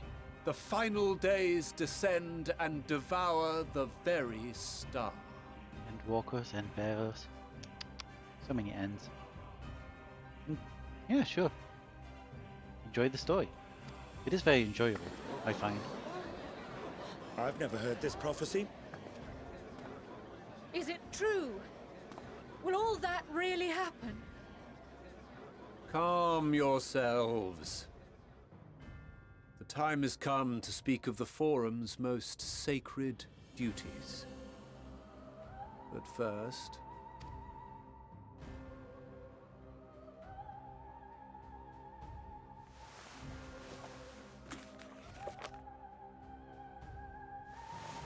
Give voice to the voiceless. Let bindings be unbound. Oh. By unanimous decree, I declare the enchantment broken. If you want to know what's happened in the story up to this point, all my streams have been made into VODs, so you could watch everything. Or not. And just pick up from here.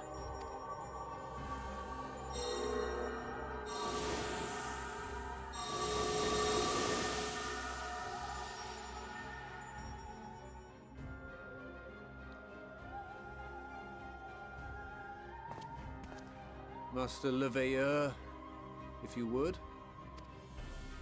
Very well.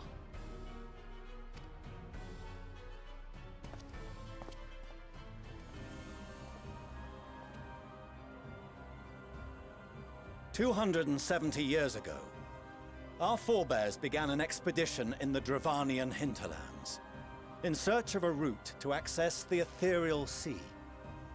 This much is public knowledge. Their findings, however, would become the Forum's most closely guarded secret. Fair enough. What those researchers discovered in the hinterlands was not a passage unto the ethereal sea, but the very heart of our star, and Hydaelyn herself. Oh. She spoke to them of a calamity that would extinguish all life, and of a means by which we might be spared. The moon. 'Tis in truth a gargantuan vessel built to serve as sanctuary for her children, and deliver them from this doom. Much like Nunkref's hope in ages past, it will bear the people of a world in the throes of death to a new home. Nice, I did pronounce it correctly. Needless to say, this will be no small undertaking. To facilitate the great work, the Forum has maintained close contact with the servants of Hydaelyn, who presently reside on the moon. Convinced that the foretold end was all but inevitable, we began amassing a wealth of knowledge, not merely for the betterment of our nation, but in preparation for the journey to come. You reveal this to us now? By the gods, how long do we have?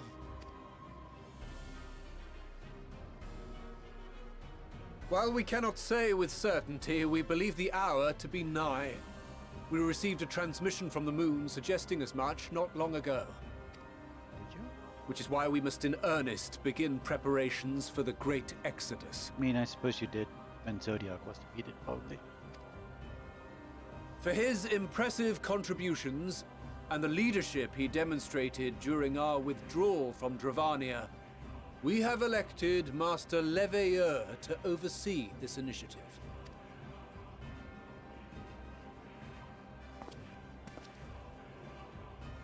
Fellow scribes and scholars, my countrymen, we face a threat of unprecedented scale. We must challenge the trials before us with composure and conviction if we are to find salvation.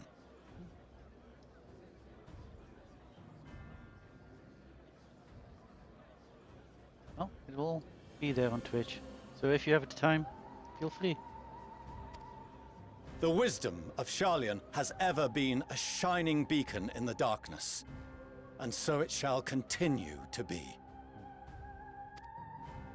It is our solemn charge to see our heritage preserved for future generations. For those who will come after, we will brave a new frontier.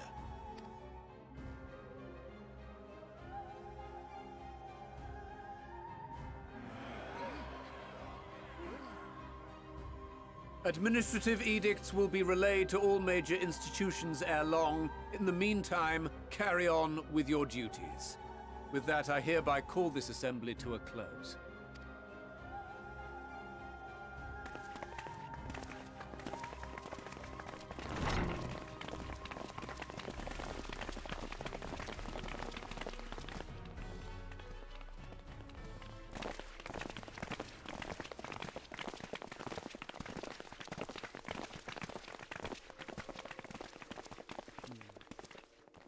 Do you remember what Mother told us when we visited home?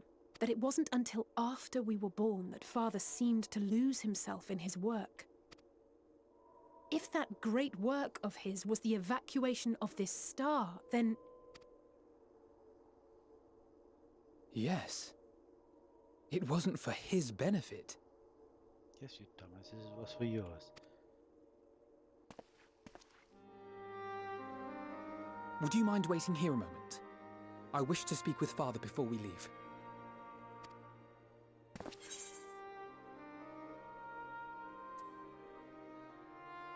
Take your time.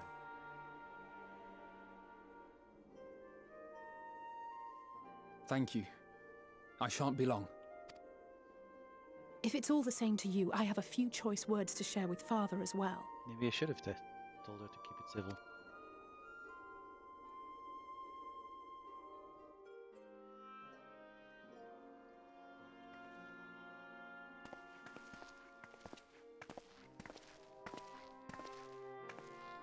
So, come to call us cowards and bid us join your fruitless battle against the inevitable.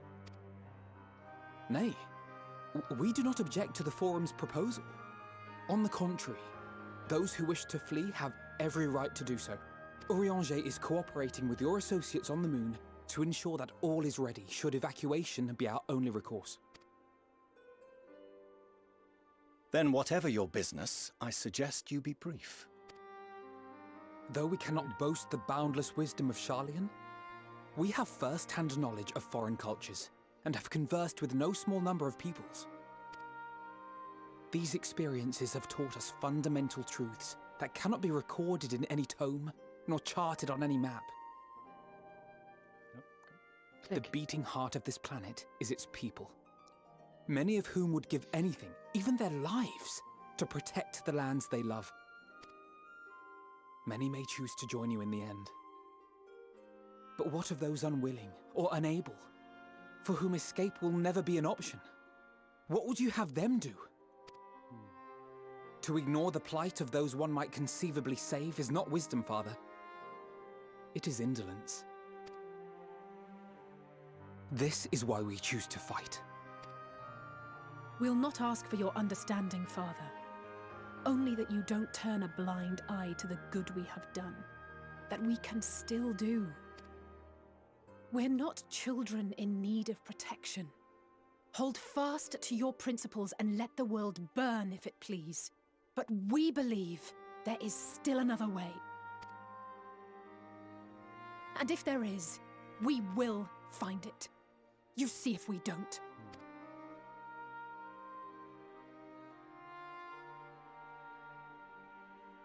Do as you will. Just stay out of our way.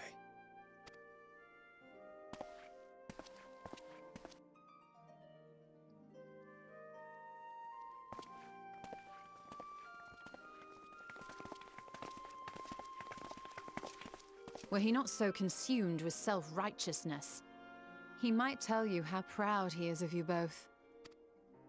Bold words call for bold action. And there'll be no turning to your father should plans go awry. As if I ever would. So long as there are those who wish to stay and fight for this star, we have to do what we can to help them.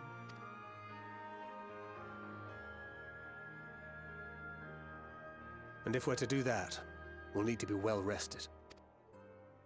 Wouldn't you agree?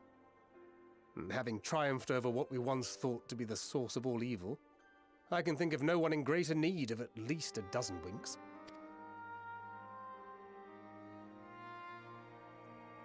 Shall we then?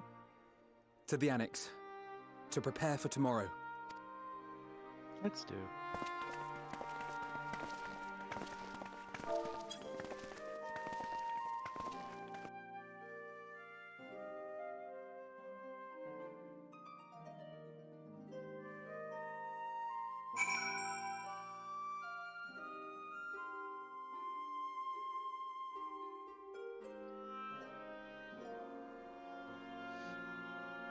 Let's see if we actually get to rest this time. Before something terrible happens.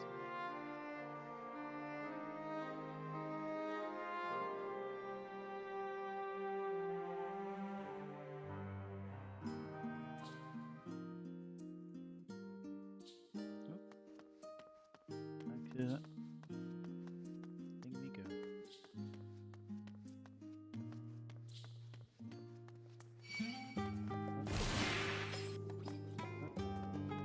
Thanks.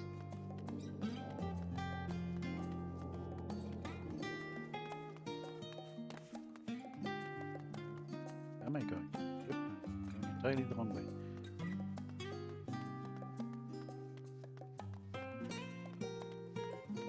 What did they even cost on me? Nothing. I'm confused.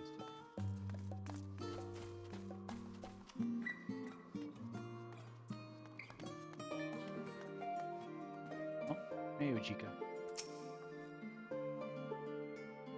Carl tells me the forum made a rather momentous announcement. There's going to be a great exodus, is there? I'm reminded of my narrow escape from the Alafal. The realization, the running, the mixture of relief and regret after. Why me, I ask myself. Why me? Why us? Why now? Why wonder? There's no use fretting over the cosmic morality or lack thereof. We're here. We'll get through this together.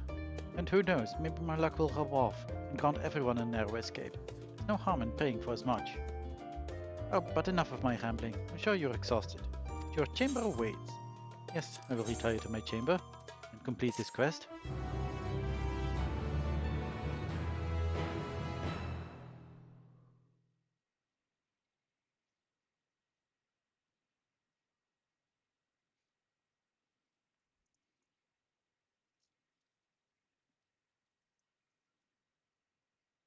Huh.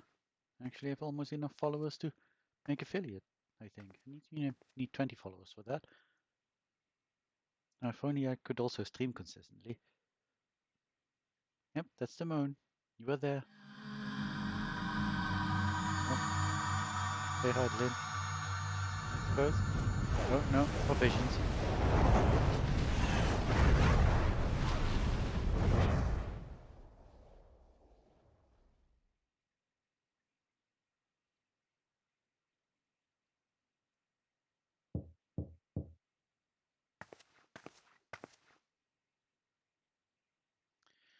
A visitor has come knocking at your door. Whoever could it be?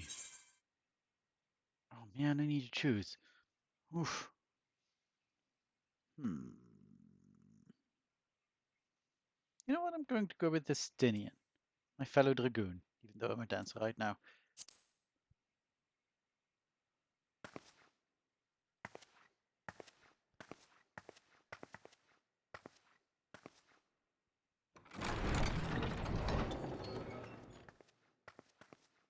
Out of your armor. You're alone. Good. The twins thought now would be a wonderful time to pay a visit to my chambers. Rather than listen to them bicker over tonight's snacks and tomorrow's plans, I seized the first opportunity to make my escape. I'm so glad To their this credit, they decided against intruding on your peace and quiet. This voice is not very good for my throat. Can all be a bit exhausting at times, can't it? Oh, I wasn't sure what to make can. of you at first.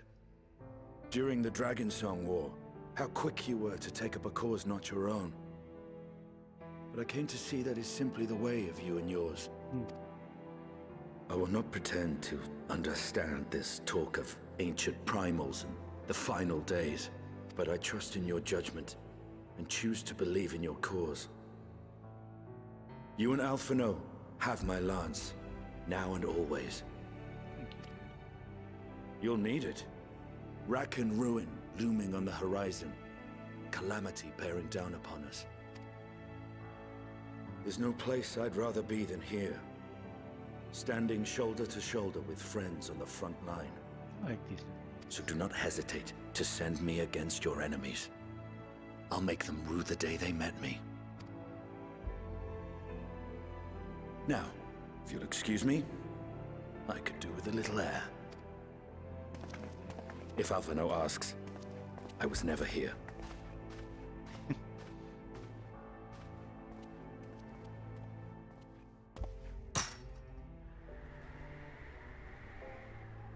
Until the morrow. Hey, do your jump.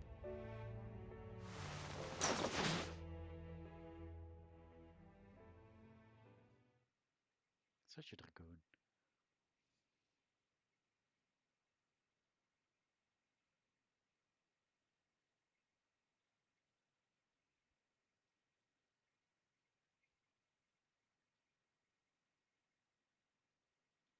I'll have to go through this quest again sometime to get all the other dialogues. Maybe at some point I'll even do that on stream. Maybe. But I do love these little moments. You get to know people a little bit better.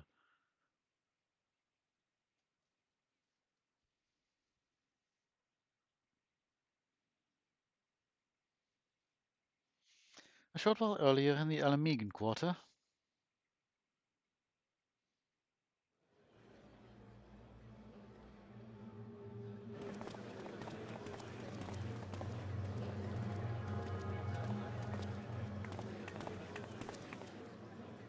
Thank the gods that tower is gone. The sight of it was enough to make me sick. Thank the Ilsabar contingent, more like. Word is, they fought their way into Garlemald and toppled the bloody thing themselves. Not just the one, neither. All the towers have up and vanished. Aye, I heard the same. Commander Aldin and his troops helped keep casualties to a minimum too.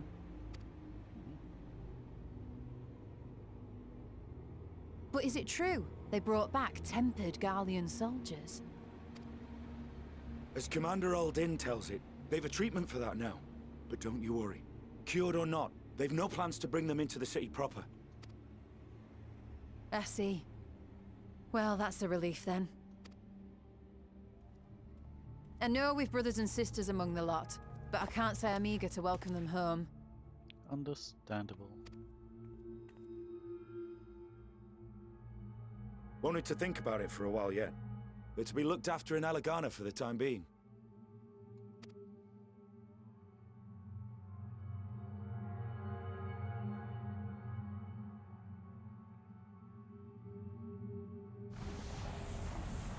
What are you doing?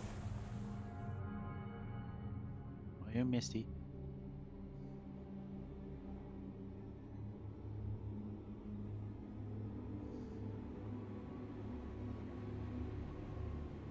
What's going on? Meanwhile, in Ishgard.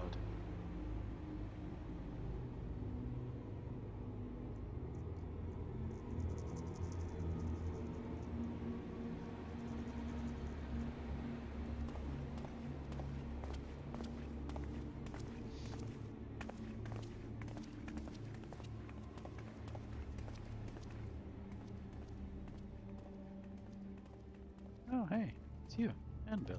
Another day, another commission of paramount importance. I do love his voice.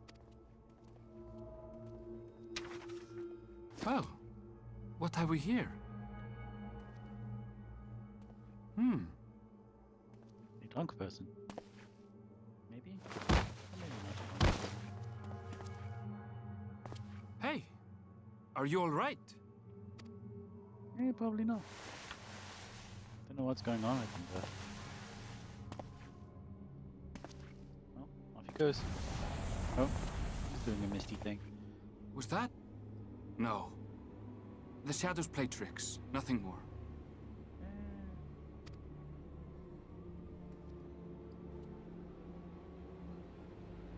The towers are gone, and the Garlean threat is abated. And yet, why does it feel as though it's about to get much, much worse? Because it often does.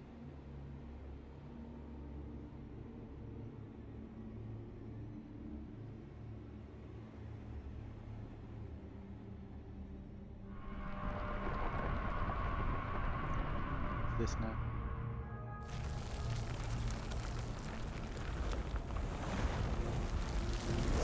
Devil. That's not good.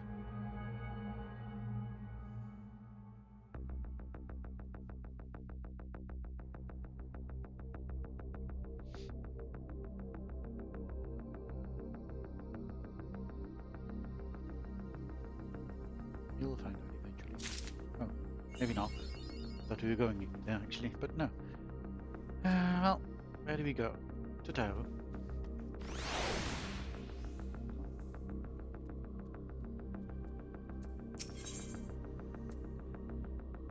Oh, level 85 quests. Must be about halfway there then. To the end of Endwalking. Totaro is furrowing her brow in consternation. Oh, Lorelei, I was just about to call for you. I'm afraid we've received another call for assistance. This one comes from Redzat Han. The others have assembled in the main hall to discuss the situation. You must join them at once. Will do. Bye.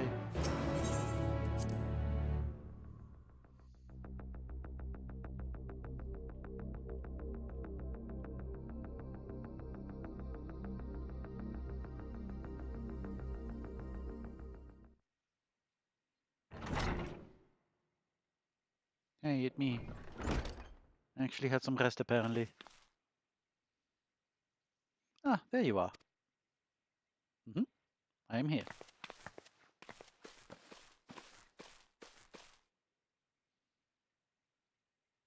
So, stop. Our worst fears have come to pass, but moments ago we received grim tidings from a contact in Radzat-Han. Foul beasts have appeared as if out of nowhere, claiming one victim after the next. What's more, they say the very sky burns above them.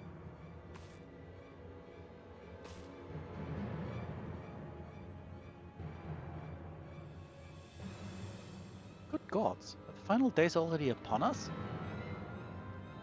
It appears so. Sadly, that is all the information we have at present. No doubt the people of Radzat-Han are busy fighting for their lives. Then we must go at once. They need our help. Agreed, Kyle. Agreed. Kyle, you best remain here with Tataru and gather what knowledge you can. You are in no condition for a long journey, I imagine.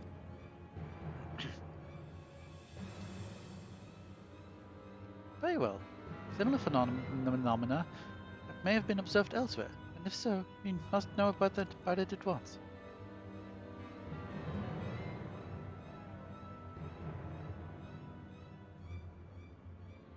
Be safe out there, yes?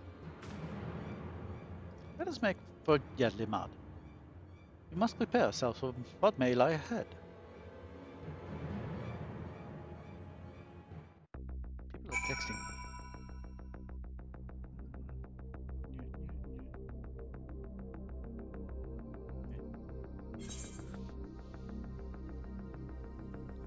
Well, let's go talk to everyone, I guess. I'm glad for Kyle's support. I'll also call upon Hori Boulder and the others to assist us. They will be our eyes and ears in the field, as they have been many times before. Yay. Similar creatures have been sighted here in Charlian. That said, the early signs may manifest in other regions ere long. We must be prepared for every eventuality. I mean, that's what the final days were on Amarod as well. On other places of the world, there were signs first, and then they came to Amarod eventually. And all those kind of things. With the fall of the tower in Tavnir, the Hanish were beginning to enjoy a semblance of peace. Now this. Do not wield the creation magic that the ancients did, yet still these abominations appear, whatever could be the cause. I would rather accompany you to Tavnir. Tra has concerns are well founded. The last thing I would want to be is a burden. So I will remain here with Taru, and do all I can to gather knowledge that might serve us in the battle to come. Godspeed in your journey, Lorelei. Thank you. In ancient times, the phenomenon was first observed in places where the celestial currents had gone weakest. It would seem there is a stagnancy of ether in the skies above Radzat-Han, unbeknownst even to Vritra.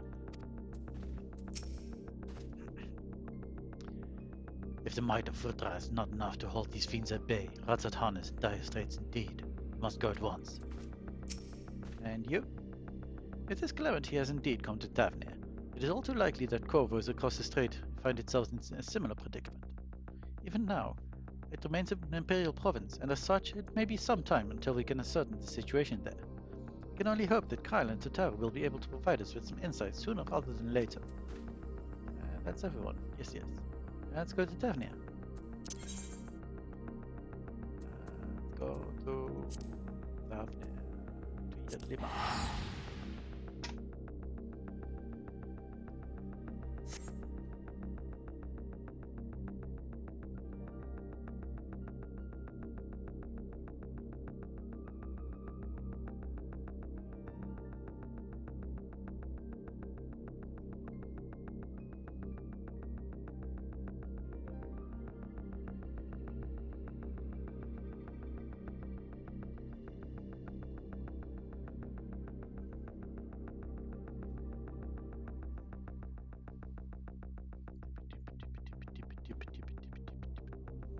There we are. Maybe? Are we there? What's going on? Negative. And lo, vile beasts did rise.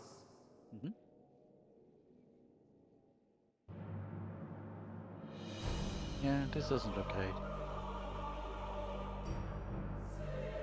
Suboptimal, one could say.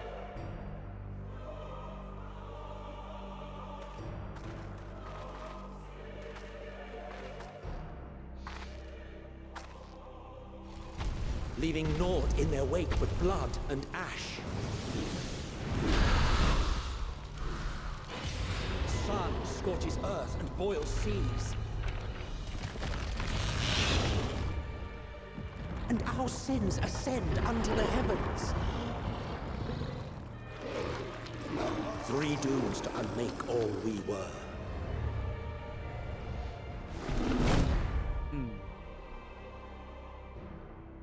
Dooms.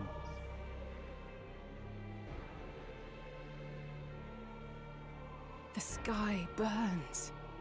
The final days are truly upon us. My friends, I trust you have heard the news. We have. What can you tell us of the situation, Your Excellency?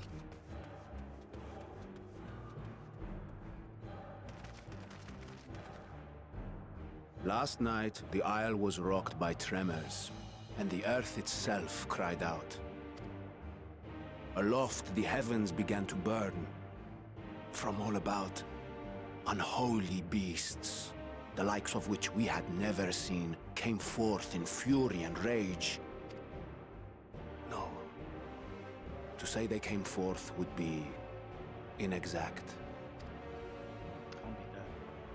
The people of Radzat-Han themselves transformed into these baleful fiends. Oh no.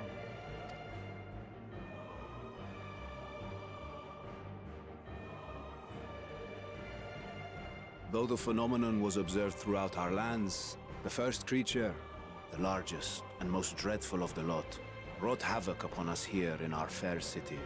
Though they bear superficial resemblance to divinities of legend, they are ungodly abominations. The people decry them as blasphemies. The Large One's rampage has since taken it to the northern reaches of the island. I mean to dispatch our radiant host in an attempt to quell the threat. And what of Vritra?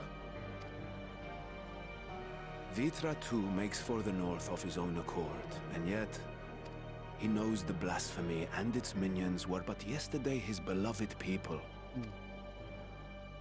I pray his boundless compassion and mercy does not deter him from taking unenviable but necessary action.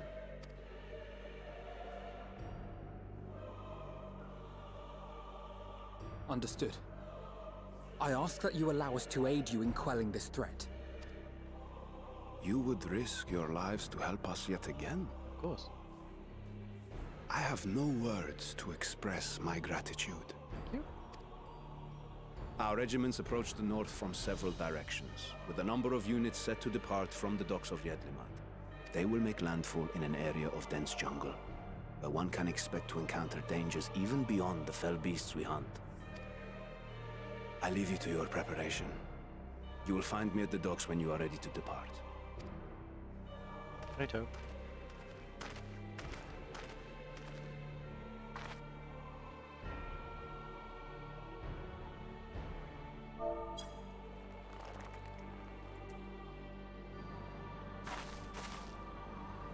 We're as prepared as we'll ever be. Let's go. Let's go.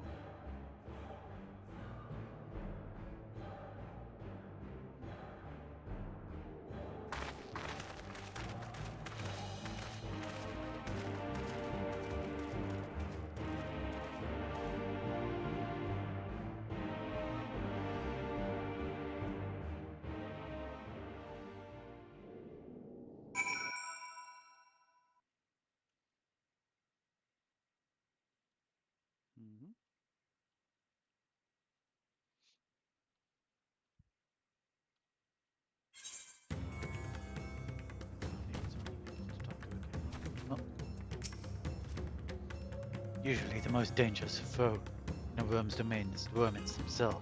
If I were Fae'ret, would be as offended as I am horrified. I shall survey the environs closely as we go about our search. There may be some clue as to how we can combat this phenomenon. Innocent souls twisted and reformed into unholy abominations. Thought I had seen the last of such nightmares with the Sin Eaters. It does serve a bit of an analog, doesn't it? Must act quickly, Lorelei. Every moment we tarry means another soul may be lost to this nightmare. If it's true that the people themselves have transformed into beasts, or even the Radiant Host could suffer the same fate, or us perish the thought. Don't worry, no matter how grim things might get, I won't lose heart. I'm ready whenever you need me. That's nice. So the beasts are not born of creation magic's gone amok, but rather the altered forms of the people themselves. In that sense, this manifestation of the final days differs from that which we witnessed in Amarok. For the worse, I dare say. Yeah, pretty much. Any man, woman or child could become a beast at any moment. There's no telling whence the next threat might come. You must exercise extreme caution. Indeed.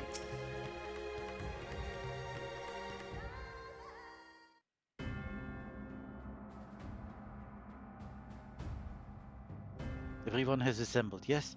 I thank you for lending your aid in our battle against the blasphemer. Let us review our plan of attack. I would have you board this boat and circle around the north side of the island.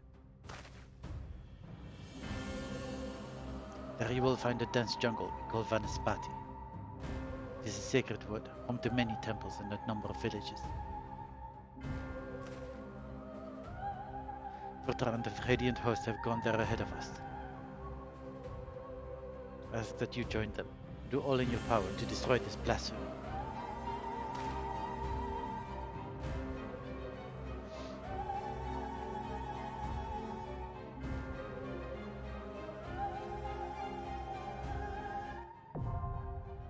Vanaspati now accessible. New regular duty has been added to the duty non-duty support thing. I don't know. What do I do? Do I actually go with people? I could. You know what? Why not? I will go with people. See if anyone actually wants to join us.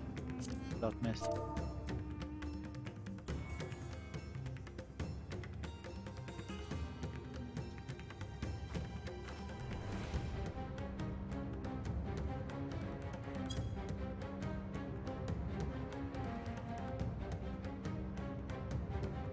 Oh sure, I do have you on my friends list, right? So I can invite you to party.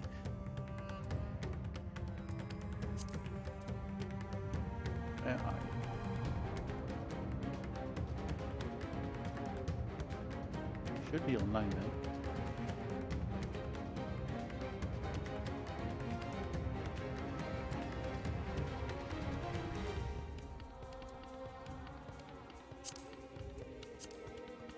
There you are. Why didn't it show you online? Weird.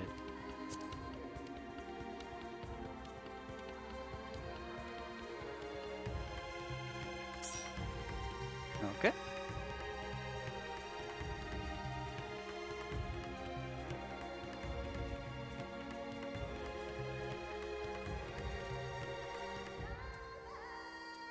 I assume Asta is busy with maps. If she's even online.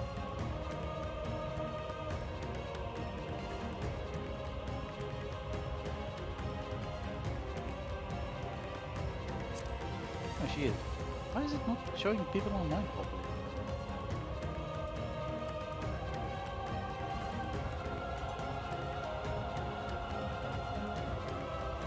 Yeah, I could ask Jen. But he's online.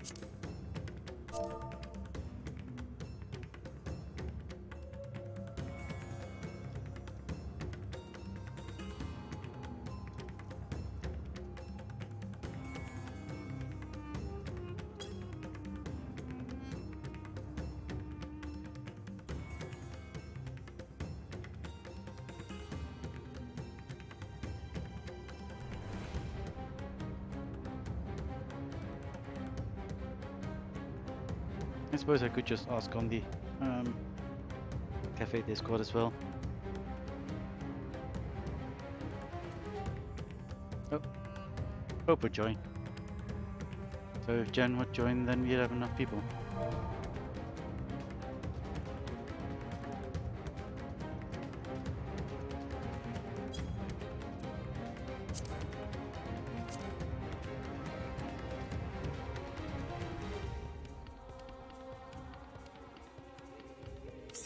Oh. In that case, fair enough.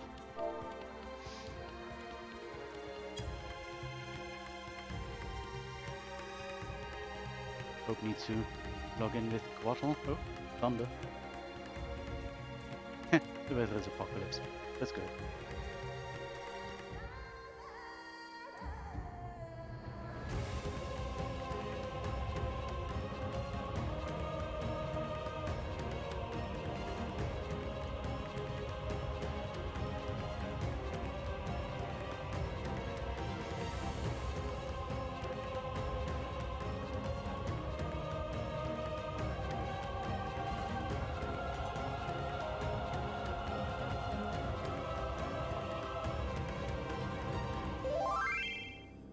Oh, no. Jenna just said, okay, so you have a full party.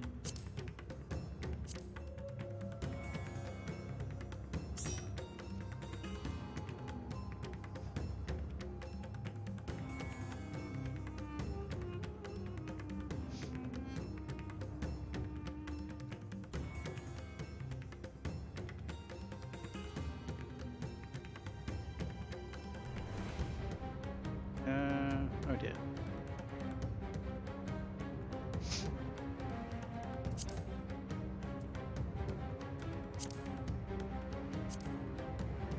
Quattle also wants a tank. So,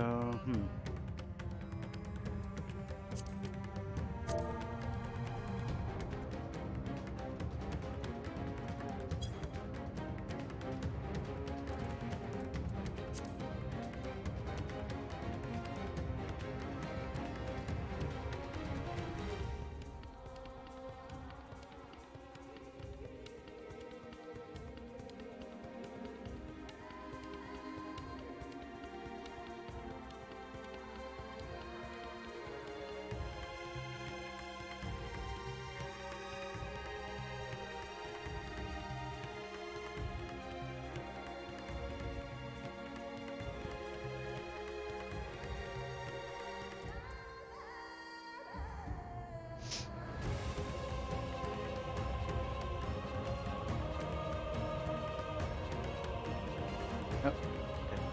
Quattle then DPS.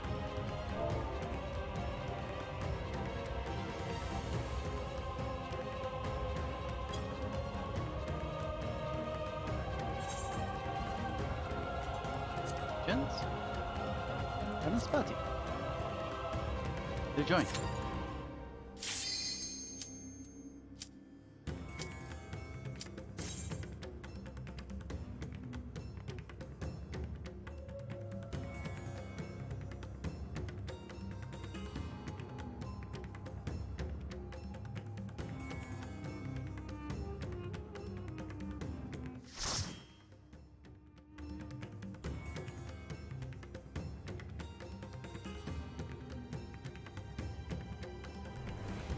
It's always nice to have people help you with these things.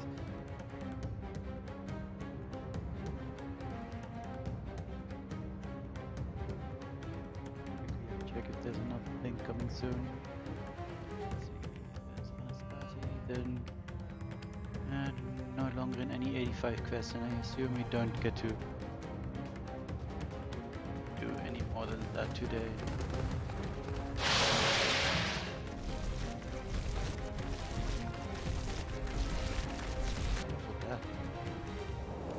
Well, until the next dungeon. Okay, tile. Okay. Yeah, exactly. They have a good collection of groups of friends.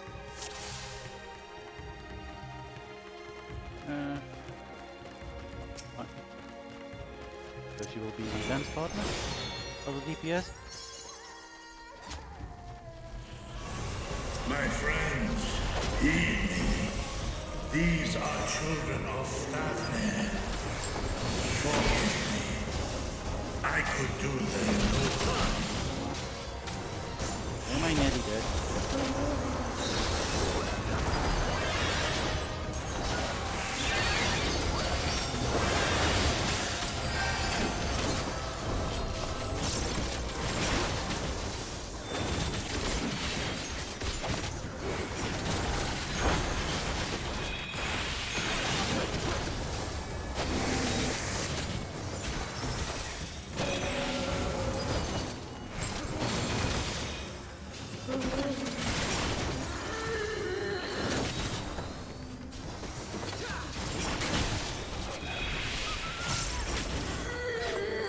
Go. Nice. If this is the only way, It would appear so, my dude. I'm sorry. I shall silence the beasts of the air. Pray continue onward.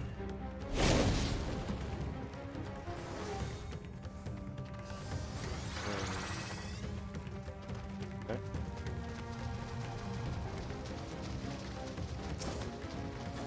Dance again.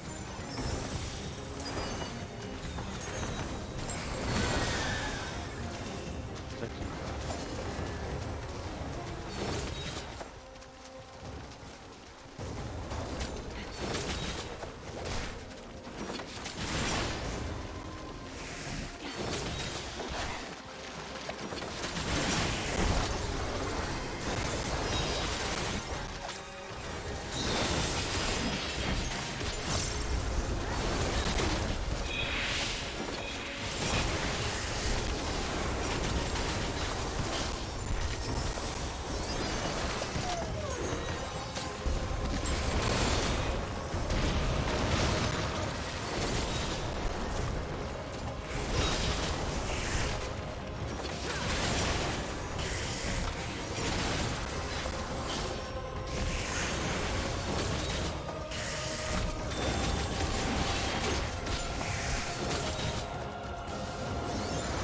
Good dance.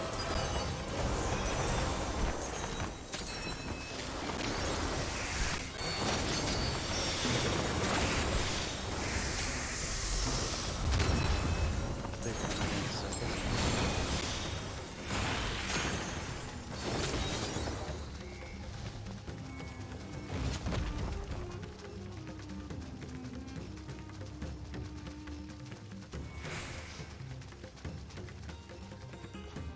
It's too late for us all. What are we doing?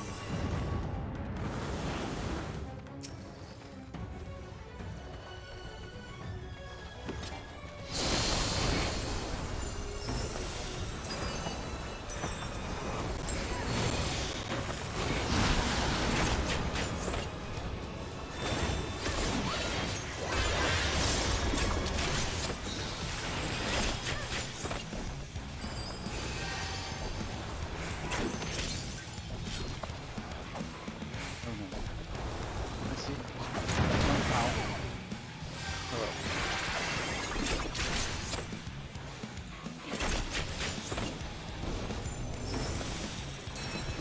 And so that time I need to be on the map. Fair enough.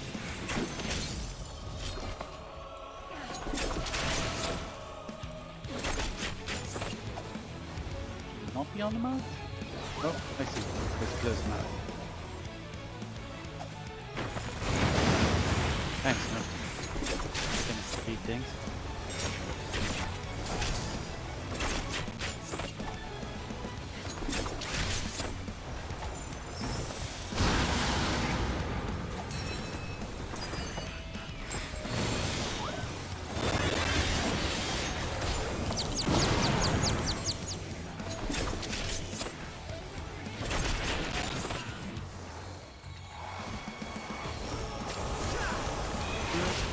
No, fuck. Come on. Yay, I made it.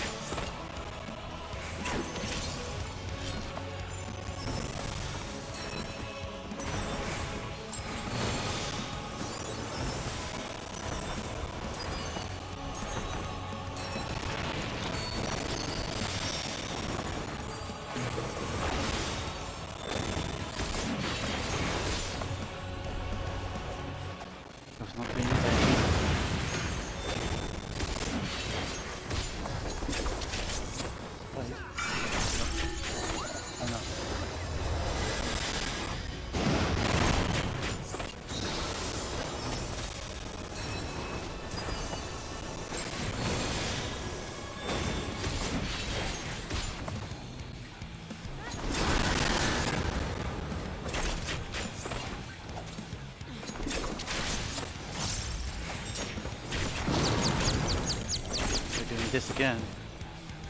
Okay. First mount over there. Oh. Never mind then. Come on, treasure. What is this vile presence I sense? The horde draweth near. Be on your guard.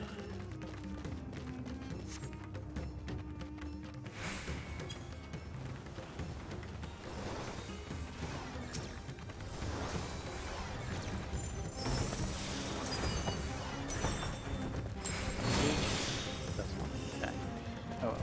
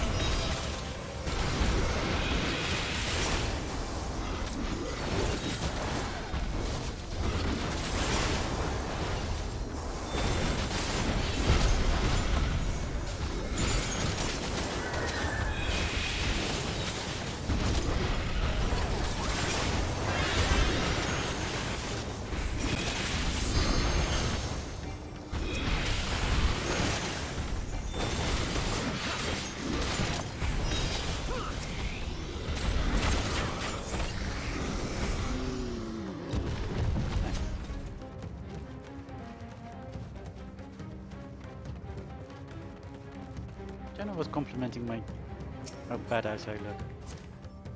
So I told her as they gave me this outfit. Just do. She's so good to me.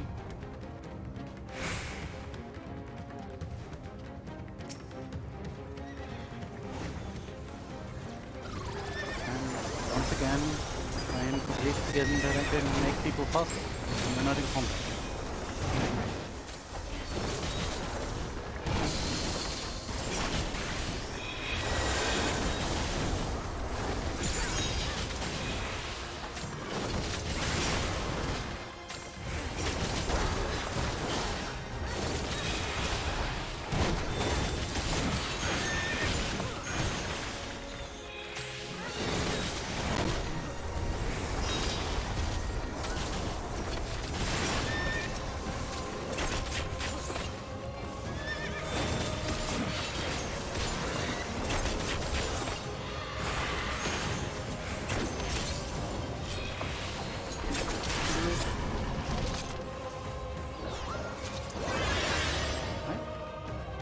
Boss?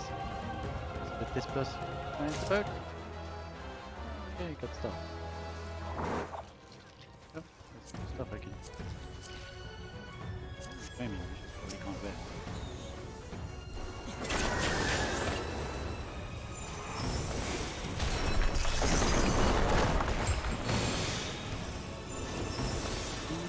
This is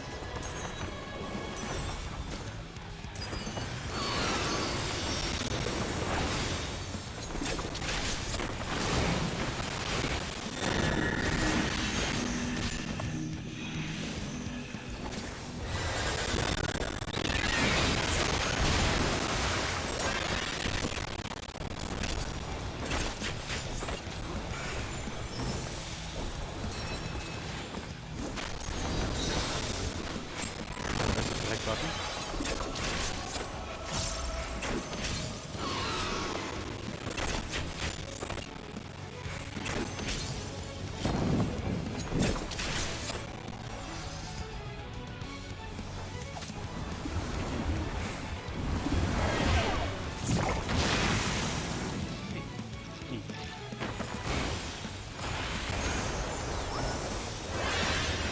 It's good to have people that know what they're doing, so I can follow their lead.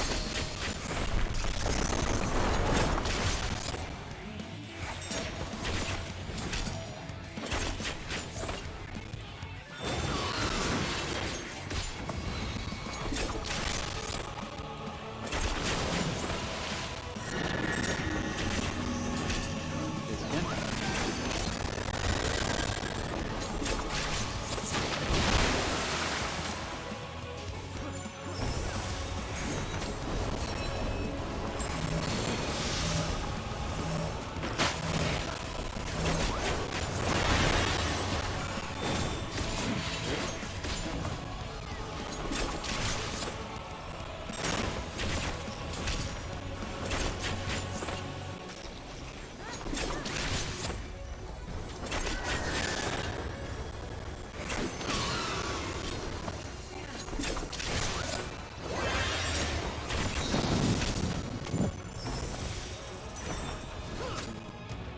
Taking that one. This one.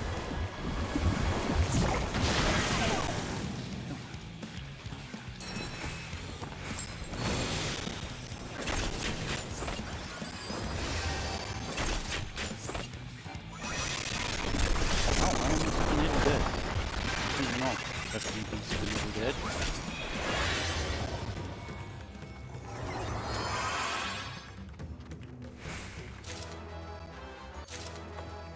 Stop. I enjoy getting stuff. Have that one already? Or maybe.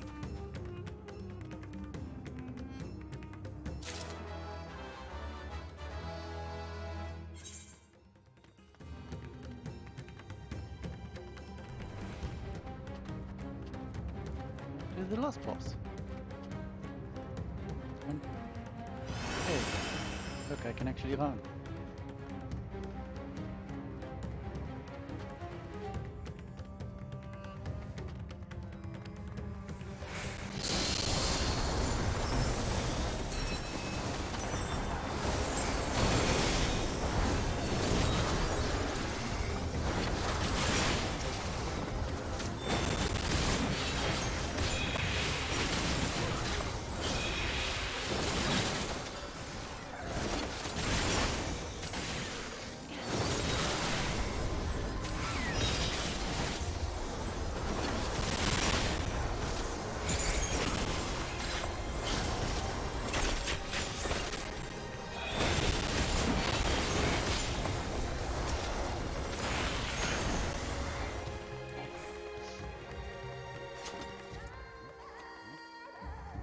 Pillar.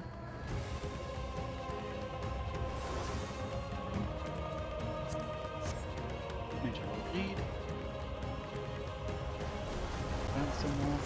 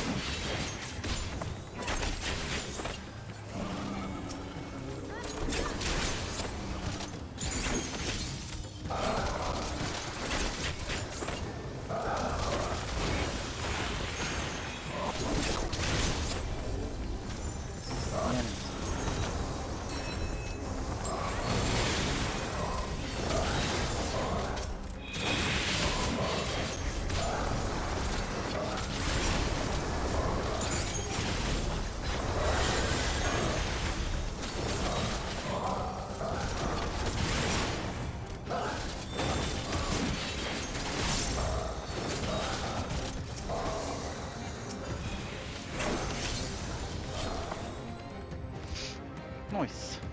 On to the boss.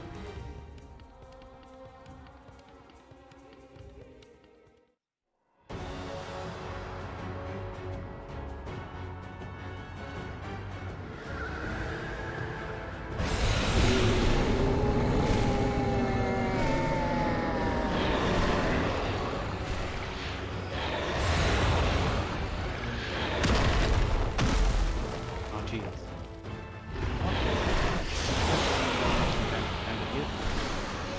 Blasphemy. Corvan.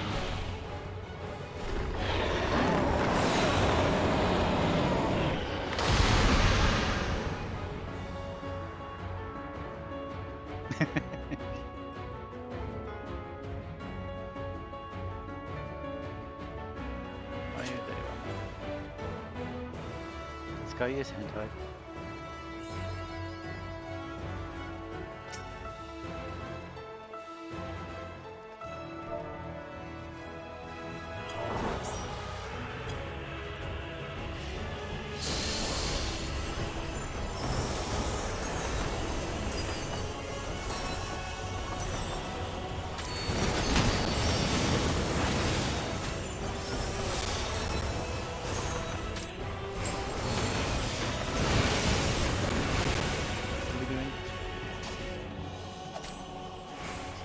This at all. This was not the way, apparently.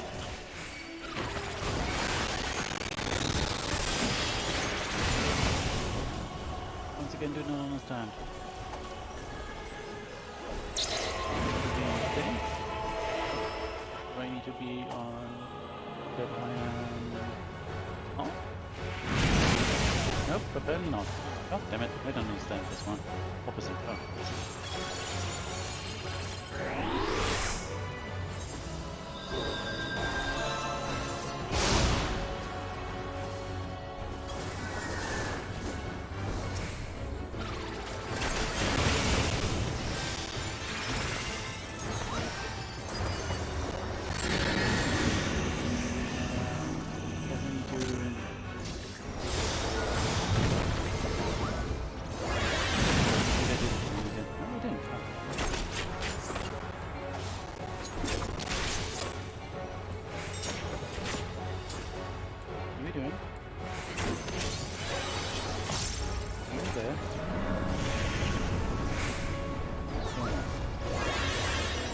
Are we fighting?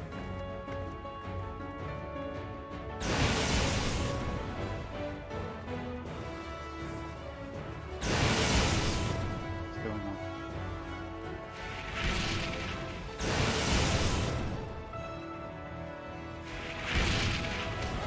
Ow, jeez. Not fun.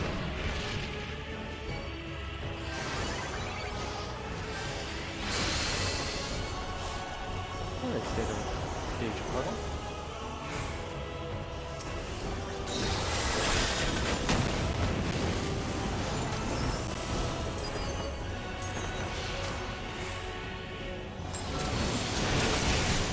Again with this nonsense.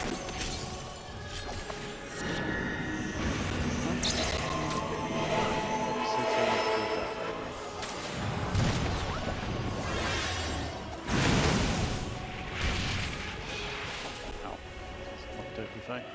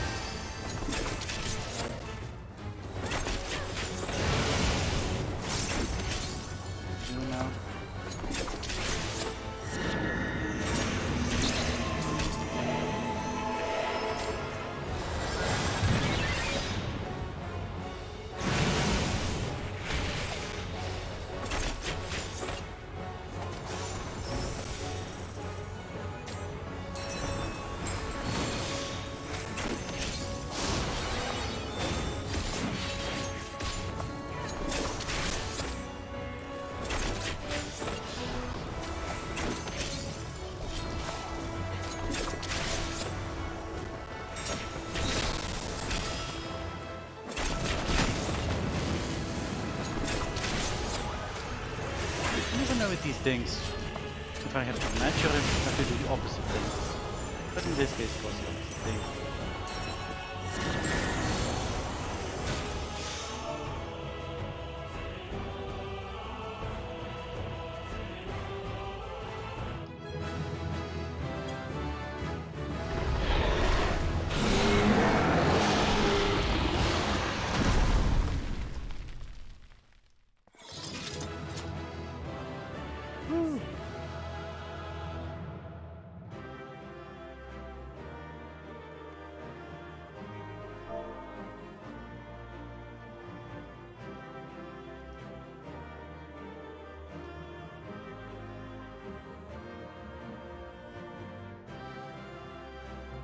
I learned Fan Dance 4. What's Fan Dance 4?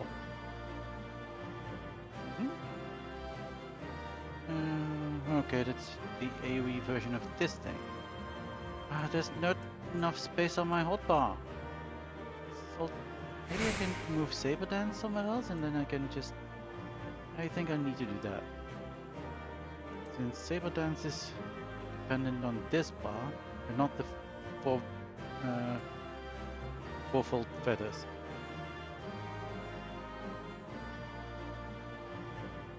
Yeah, my hotbar. My lower hotbar.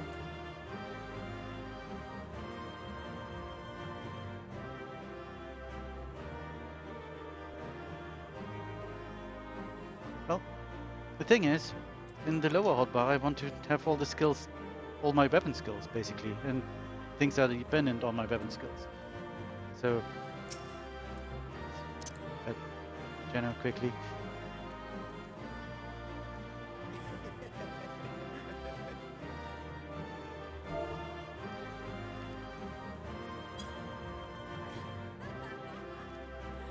Cheers to the stream from Jenna.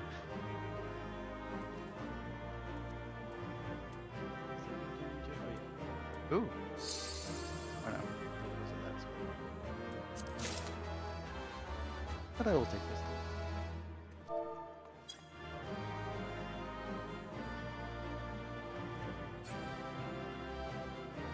Let's quickly see.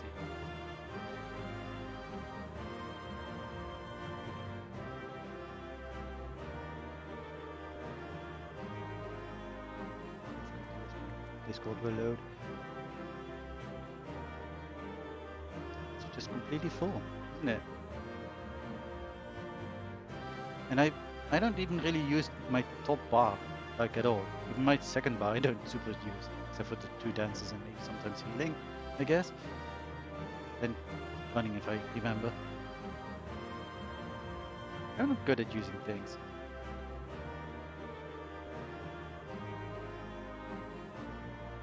Oh, you do actually have teleport and stuff on your main hotbar. That's interesting. I got those all on. Yeah.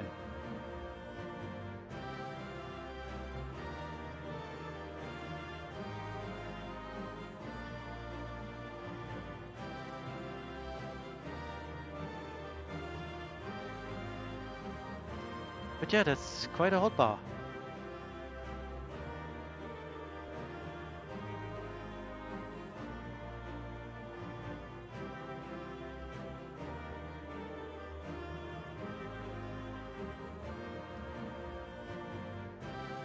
And I probably need to do a second hotbar over here for stuff, since this one's getting pretty full. And there's probably more stuff I need.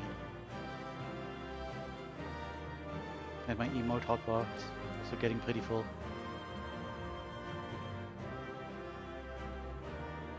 Oh yeah, your job changes and stuff.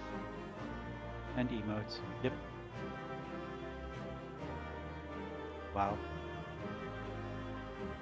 I mean, eventually it will probably come to the point that I do use all my hotbars. Because, yeah, I should really set up a quick change for my jobs and stuff, since now I just need to actually... Oops, that's Discord. Typing.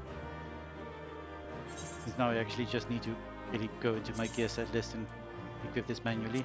Using macros and stuff is way much easier for that. I don't want to imagine this game. Anyway, let's move this one over here for now, and then this one can go left. And spawn needs to go there. Now where do I put you? Maybe over there? It's going to mess a bit with my muscle memory. Because I do use this one occasionally, and it was on Control 5, but should be fine, I think. So many fan dances. Anyway, yay, we did it.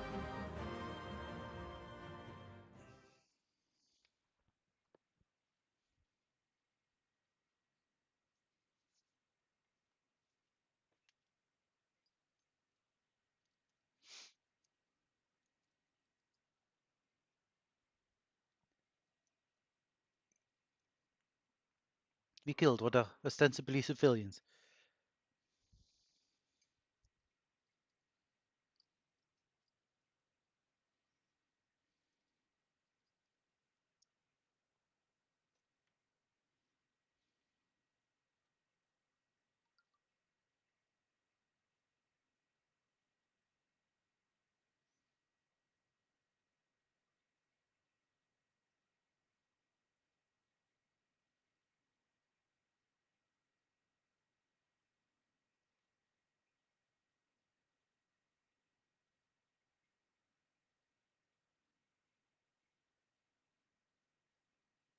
Oh, well.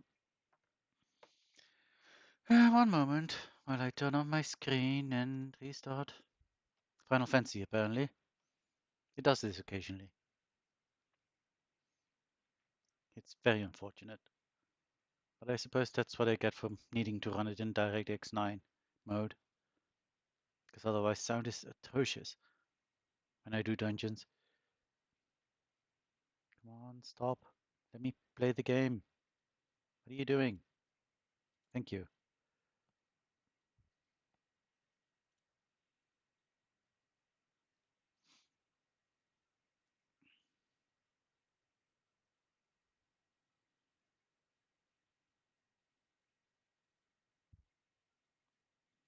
I've restarted my laptop and everything. It should be pretty stable.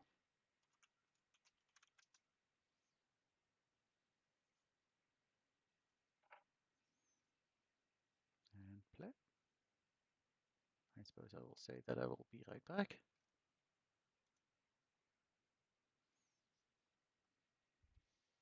Even though I am right here.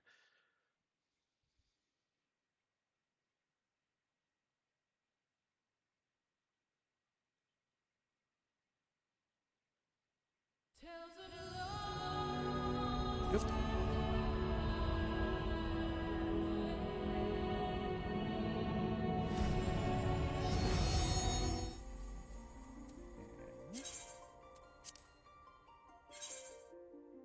Ooh. That was a nice loading screen for a moment there. Oh, you don't see it. I'll turn it back on. There I am. I suppose I'm back. You can see which other character I have. That's no issue.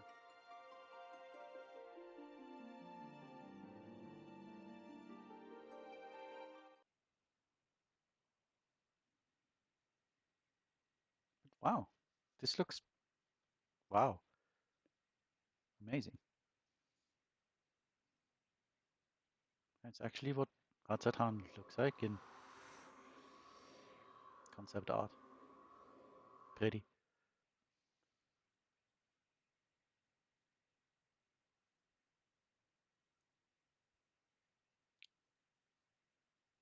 Oh.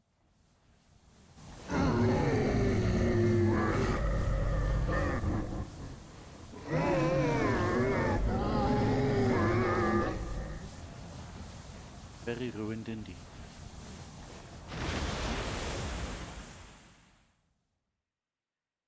As I feared. What is it? What up? The beast was there, and now it is no more. Yes? Yeah? Indeed. We saw it plain.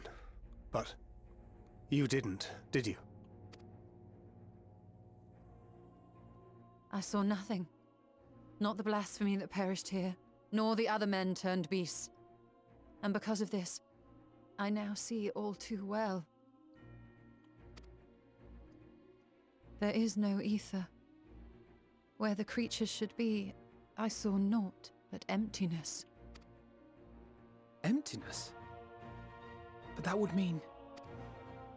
Recall the words of the Watcher. 'Twas a stagnancy of ether, a cessation of flow leading to decay and absence, that led the ancients to conclude their star was dying. This is the same phenomenon. The instant these people are seized by the transformation, their ether begins to rot and crumble away like dried mud. Until, from their corporeal forms to their very souls, naught remains. But the beast spoke with its dying breath. Surely at least a sliver of the man it was endured. Mayhap so.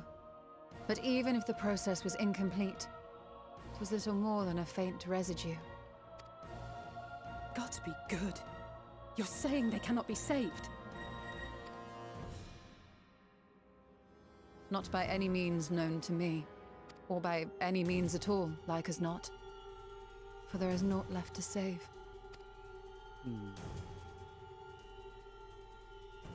They return not even to the ethereal sea.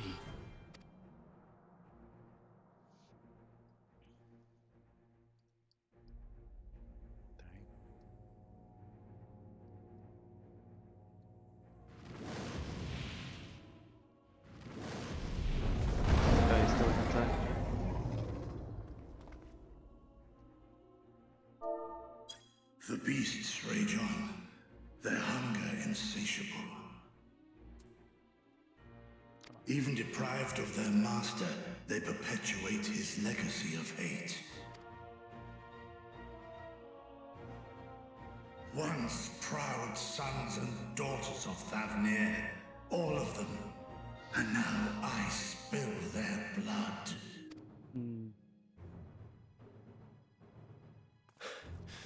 Vitra, my friends, I am heartened to see you safe. You put your secret at risk. Those closest to me already know the truth. A truth I must now share with one and all.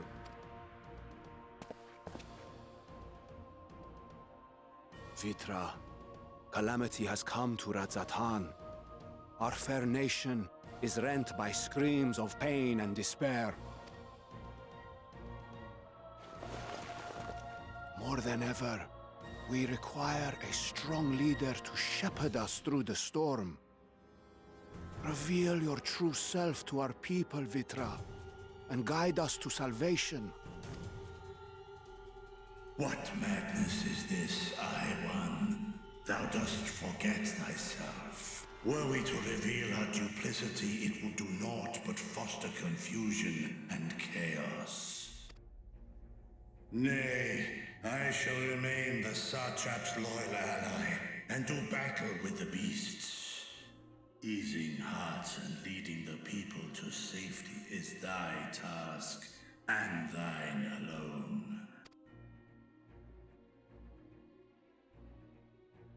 I ask that you remain at Ahewan's side, and render unto him what aid you may. I know not what lies ahead, but without you, Radzatan will not survive.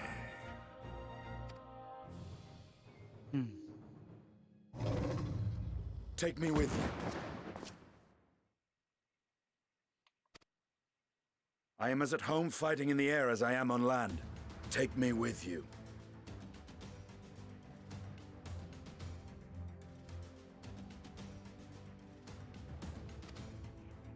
Were my words unclear? I require no assistance. Thy place is at Ahewan's side. Estinian, here.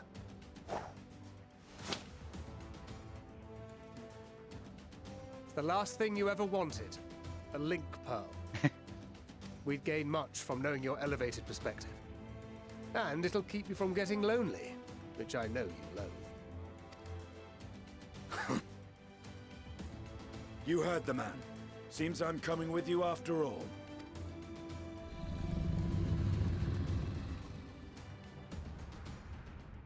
Then I pray thy grip is iron. Be it on thy head if thou dost chance to fall. He'll be fine. Fair enough. Now, shall we?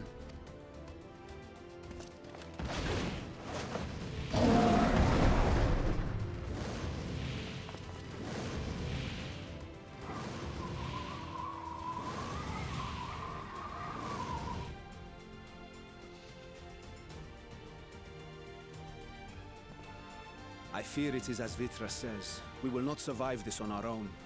While I am loath to impose upon you again. I would insist if you did not. 'Tis the very reason we have come.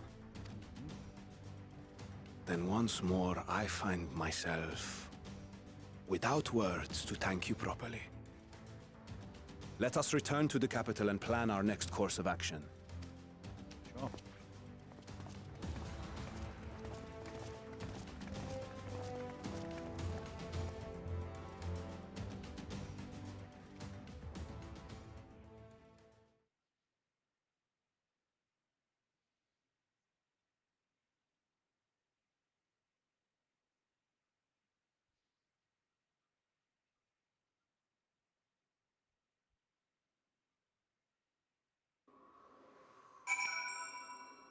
Enter Vanna's party, which we did.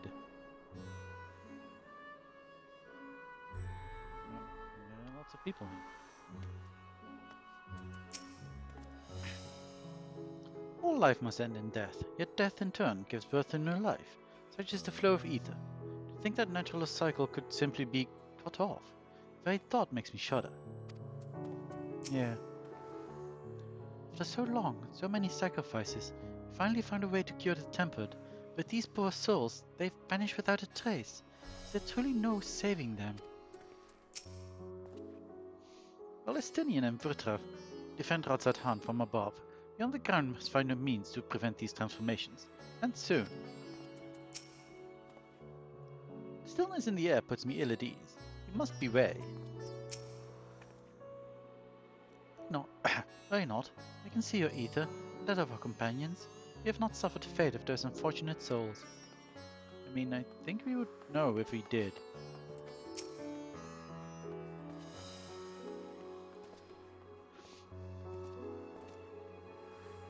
Our radiant host has eliminated the immediate threat to the city, though it pains me to know those beasts were once my own people. There is no telling when or where the next transformation might occur. We must remain vigilant and steel ourselves for what is yet to come.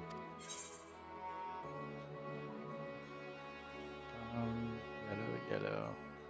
I'll take money. Thank you. Yes, you may now enter the dungeon and stuff. Hello again. The blasphemy unmasked. Acheron's burden is heavy indeed, yet he need not bear it alone. Forgive me, friends, but I must return to Magaduta for the time being. There I can better manage this crisis and dispatch my troops as the situation demands.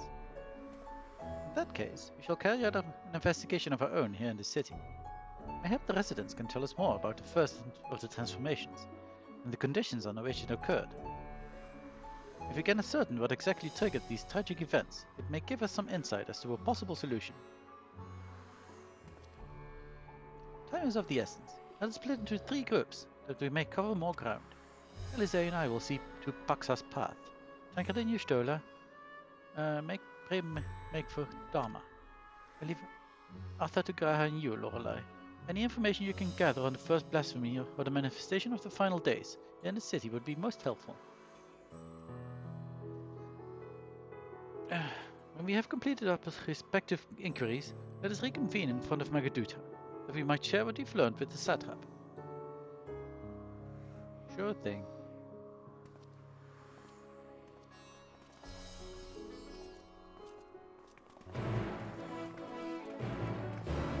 was this place that we're going? Well, let's talk to you first. Shall we be off then? Yes. Alta is home to the High Crucible of Alchemia, whose alchemists forged many of our warding skills. That seems as good a place as any to begin an investigation, don't you think? I spoke briefly with Nuhadin, chief alchemist there, on our last visit. You should be happy to answer our queries. And he's now accompanying me with everything that entails.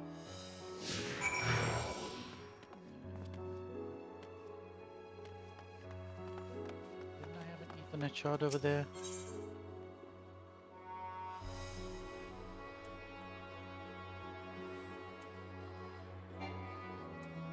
I did not apparently. Oh, that's unfortunate. Get there then. Just go there? No. Also not. Well, suppose we're walking then.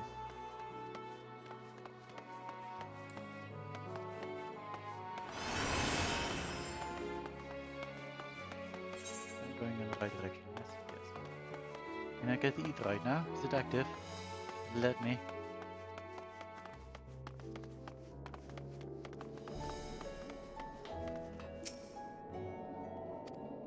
Nope, still temporarily disabled.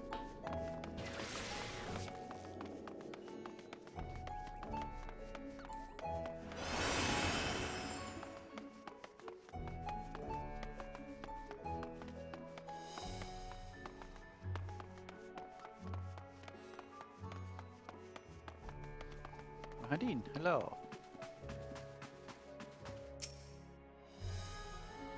Ah, I remember those red eyes. You were so Scions, who commissioned the skills from us, yes?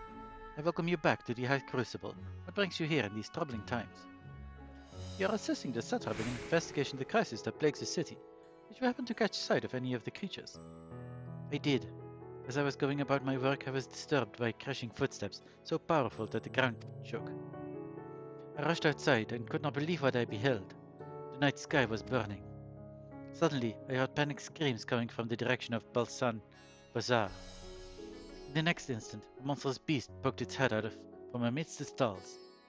A handful of the Radiant rushed to the scene, only to be sent sprawling as the fiend and its minions propelled themselves skyward. So the blasphemy came from the vicinity of the market. This knowledge may prove useful.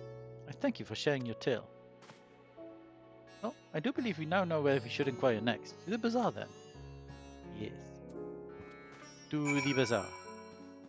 Should I get this either? That shard. I should. If I can. Let's see why I wouldn't be able to.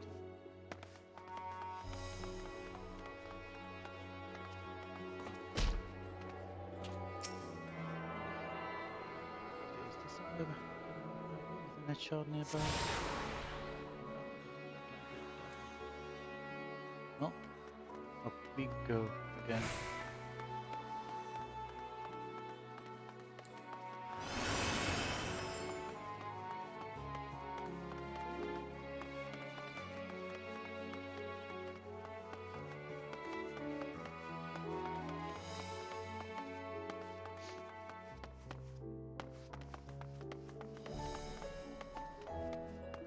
So we need to gather information at Balsan Bazaar Valkarati as a company. Excellent.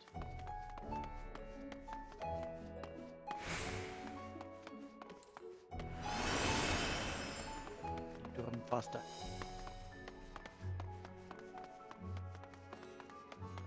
Down here, I think. Right? Maybe? Maybe there's a thing.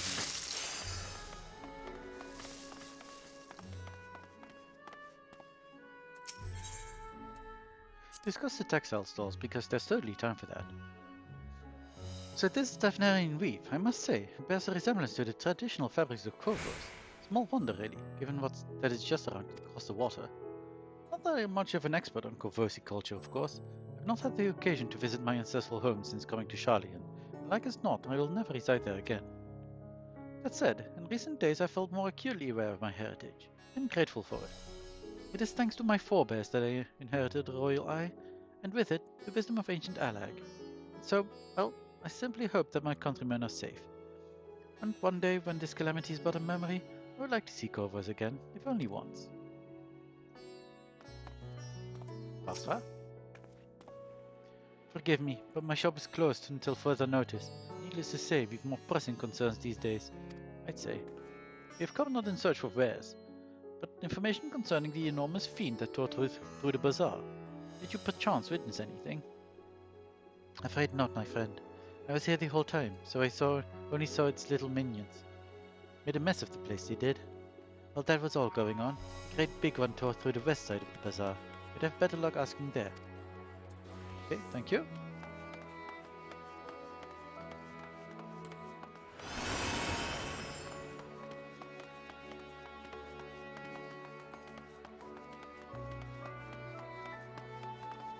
Terug nog? Something the matter, traveler. If you are lost, perhaps I could be of assistance. Offer is most appreciated. We are not lost, but we are in need of information. Might you know anything about the gargantuan beast that rampaged through the bazaar? Aye, I saw it all, though I wish I had not. I was going about my work, when all of a sudden a piercing scream cut through the air. I turned around and there was a fiend, its massive body bursting through that entryway with the force of a tidal wave. And then it was gone, as quickly as it came. Okay, thank you. Radvira?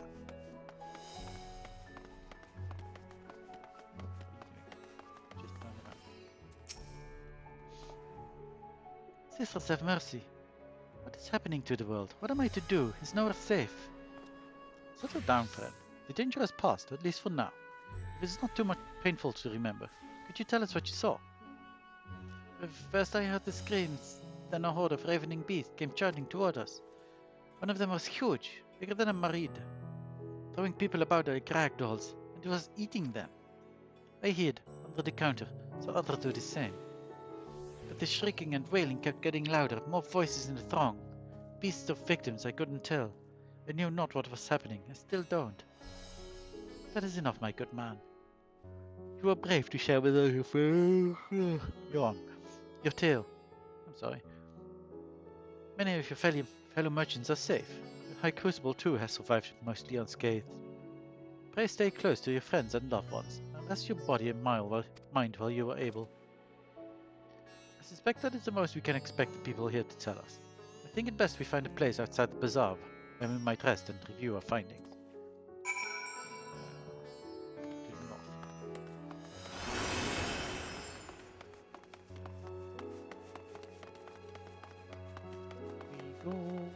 We go to the north, to here. Judging by their accounts, the transformation had already occurred by the time the beast reached the bazaar. It tore through the west side of the bazaar and headed towards the Aetherite Plaza.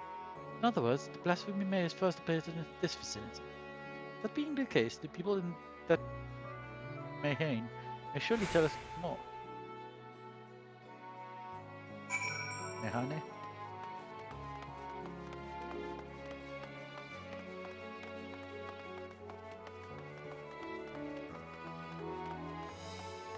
Oh, I did have this shard. Oh, I did. I did. I have it now. Which one do I have now? Still need the actual Aetherite, which I can't. And Karma and all the Radiant Host. That's Karma.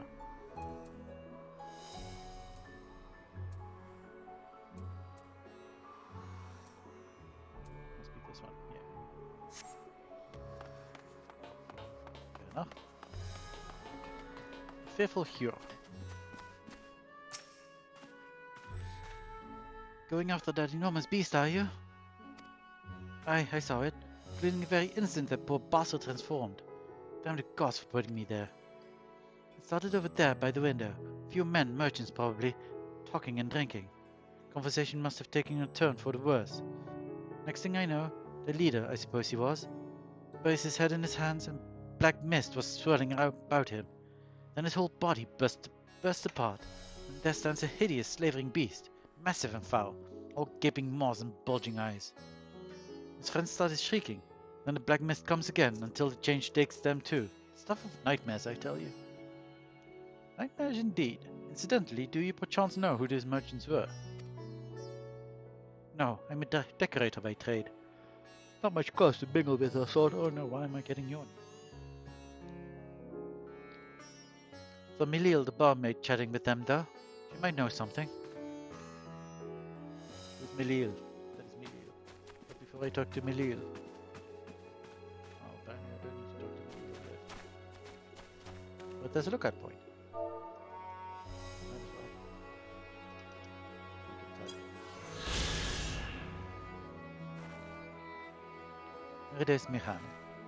Owned by and run by the eponymous Meridi. This...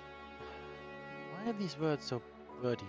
Mechanic offers light meals and beverages, with the main draw being its myriad varieties of liquor distilled by local alchemists. Foreign visitors are often entranced by the stage performers, whose movements incorporate elements of traditional Tavnerian dance. Nice.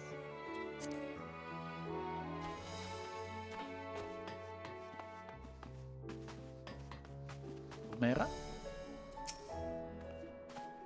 Even after repairing all that damage, it'll take a while for business to pick up again. Okay. Oh. You mean the blasphemy? That's what the Radiant have been calling it, anyway. I saw it too, we all did. I was standing here at the counter as Meridi brought me a drink, and suddenly there came this dreadful sound, like a pain-angry groan. It was unlike anything I've ever heard. I turned around in shock, and from an ominous black cloud of black mist rose the creature, enormous and ghastly to behold.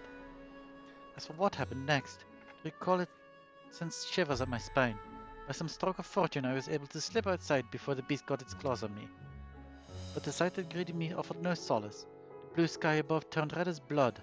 Meridi, myself, and the other survivors clung to each other for dear life until the Radiant host came to our aid.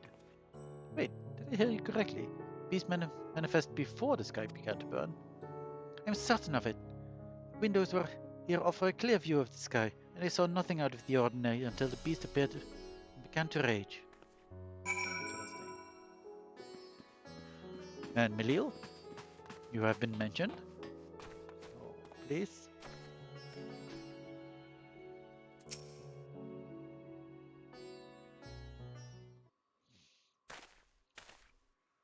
Oh, hello there. Welcome to Meridi's Mahane. What can I get you? You have not come for libations, but rather for information. You are Milil, correct? We are investigating the so-called blasphemy on the satrap's behalf. We heard it was one of your customers, a merchant, that first underwent the transformation. Can you tell us about him? He was something of a regular here, especially of late. Kaljal was his name. I heard that name before for some reason. He ran his own consortium. Oh... Dealing primarily in the export of Tavnerian specialties.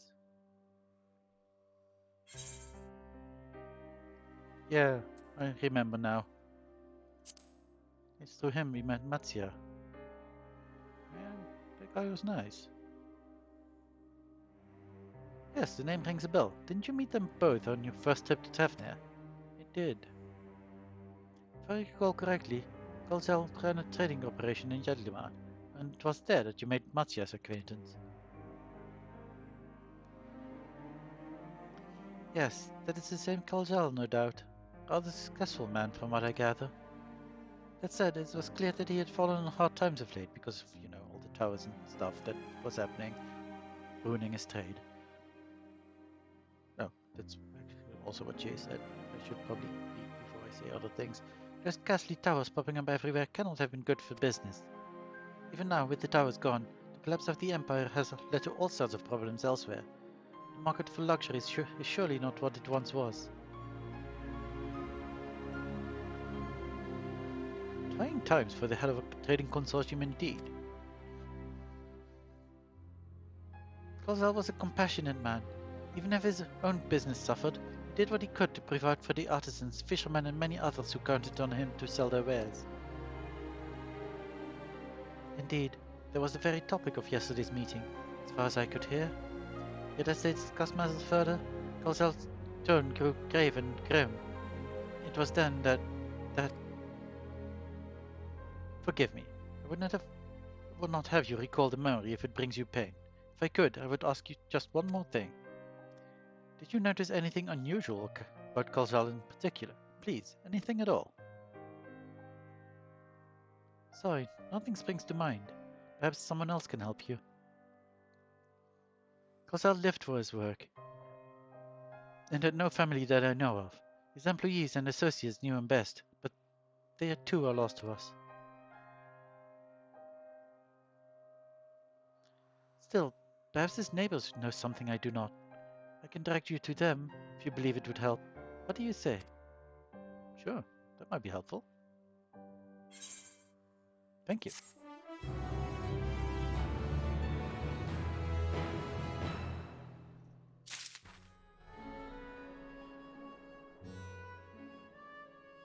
Okay, come on.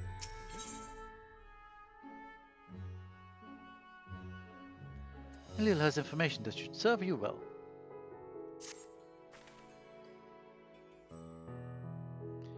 Kolzal made his home in Kama, a nearby residential area. Oh, I thought he was from Yelimat. Apparently not then. From what I gather, Kolzal lived there since childhood and was known throughout the neighborhood. Kama, the name is new to me. How do we get there? I'll write down some directions.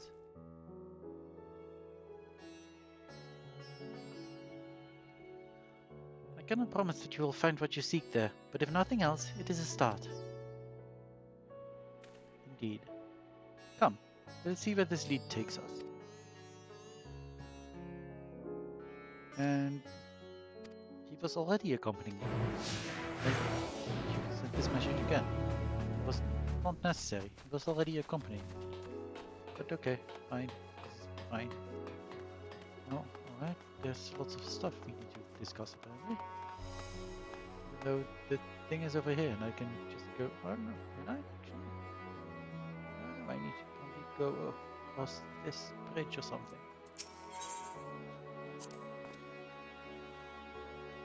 Let's see. After leaving the Mehane, we have to retrace your steps and head back towards the Eathrite Plaza. That's alright.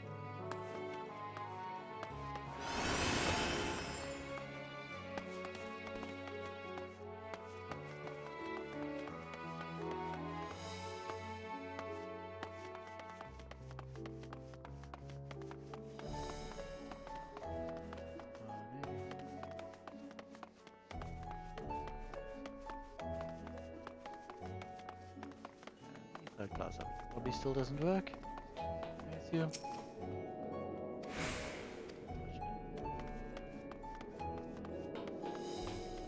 Where do we go now, Graha? I mean, I can already see we need to go this way, but you know, sure.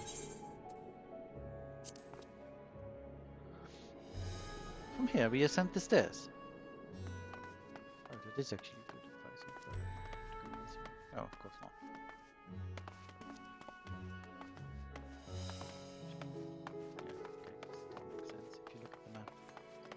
Still, I'm not very good at following maps, so it's probably useful information that you told me this.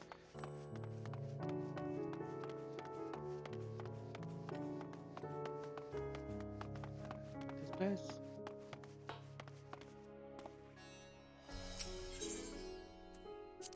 Sure. Ah, this must be yours. In which case, we should take the path leading southeast.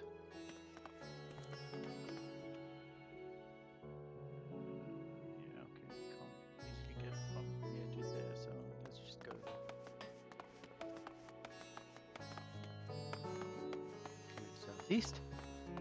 And I assume you're just going to follow this direction now. If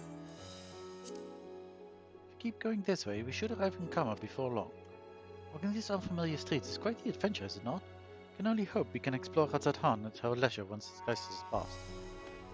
Would be nice.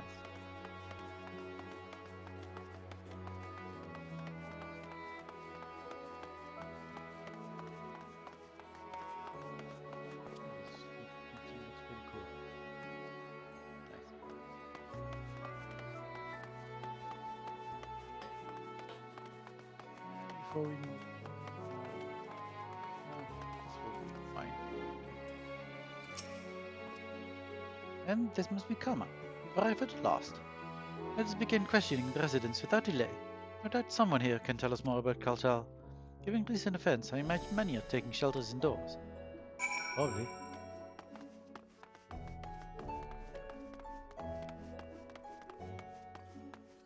Do you have info? Any not, Astra.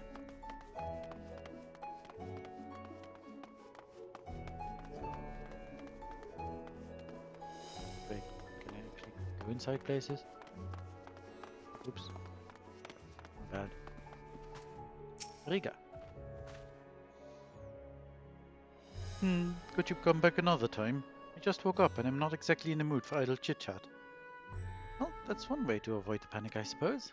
Pardon our intrusion. You may not have noticed, but a great danger has come to Tavnir. I urge you to stay alert and prepare to flee the city should the situation turn dire. But before we leave you in peace, pray allow us to ask a question or two. Did you know a local merchant called Kalzal? If so, did you notice anything unusual about him recently? Kalzal? I didn't know him. In fact, we spoke just the other day. Like many others, his business was doing poorly. Still, it seems as though he'd managed to turn things around, thanks to a generous order from Fae'ret's fibers.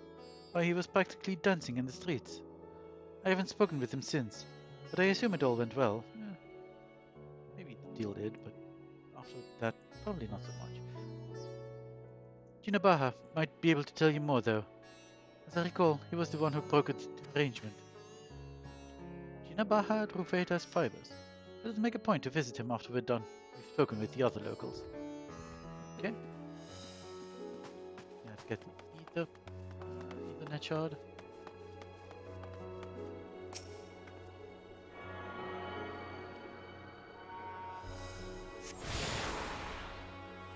Access to come on.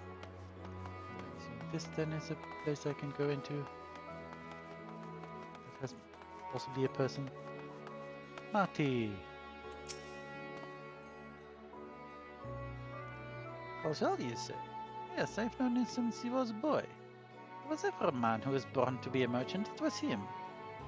Always ready, early to depart and late to return. He spent his days procuring the finest wares and seeking out willing customers. You could say it came to him as easy as breathing. Sadly, business was flagging of late. No surprise, really. What with how dangerous travel had become. He was cooped up in his house from dawn till dusk the other day, without racking his brain for a way to turn his fortunes around. Then at night I heard the door open. I looked out to see Kalzal sitting on his bench, his head hung low, a man with the weight of the world on his shoulder. I see. The situation must have been quite dire indeed. Did you notice anything else out of the ordinary? Nothing to speak of. Other than the troubles with his consortium, he was the same old Kalzal, cordial and honest like always. These questions you were asking, has something happened to him? You could say that. He wasn't caught up in that terrible incident at Bazaar, was he? You could say that. I don't travel much these days, but my daughters told me not to venture outside. Stuck in here as I am, I've heard little about these bizarre goings-on. Rest assured, the city is safer now, but the situation may change without warning. I urge you, stay close to your daughter and be prepared to take refuge should Shatra order it. Also, Kalzal is very, very dead and stuff. Why don't we just tell you that?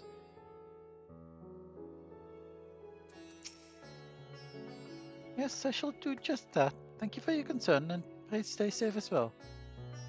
Yeah, thanks. I feel we're being vaguely dishonest with you, but okay. Now we apparently go this way.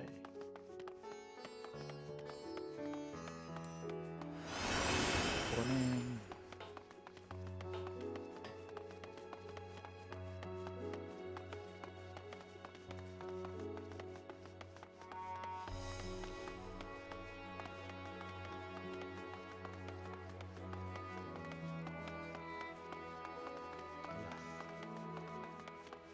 Yes.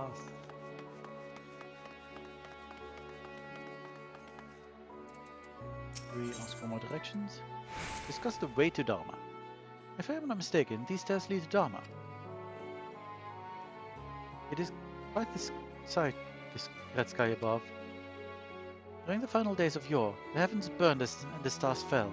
Creation magics run amok. That was my assumption when I saw Emerald. Perhaps the ancients believed the same, that the terror of a single powerful individual is the cause of their calamity. And yet, those self-same horrors now manifest themselves before our eyes. What could it be that sets the heavens aflame and turns ordinary men into beasts? What indeed?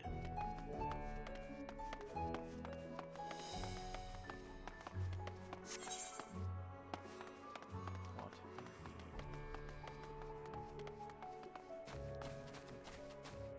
Here then.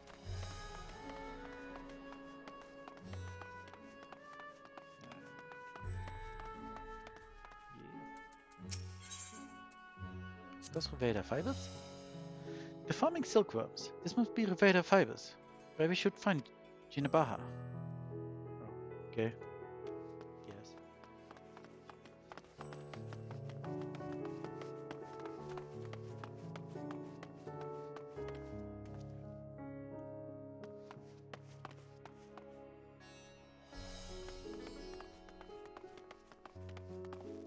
Hello.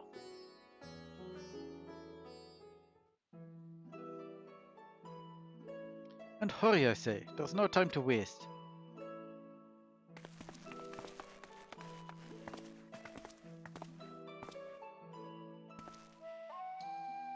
Pardon me, you are in charge of buying and selling here, yes? We have a few questions that we'd like to... I'm sorry, but I simply don't have time to chat. If you haven't noticed, we've our hands full at the moment. We must carry all our wares and equipment to safety before those accursed beasts return. In that case, might we be of assistance? Perhaps you could speak when the job is done. Very well. You can start by helping us move our equipment. Ask the others what to put where. Sure thing. They love doing menial tasks. And you can carry your fabrics.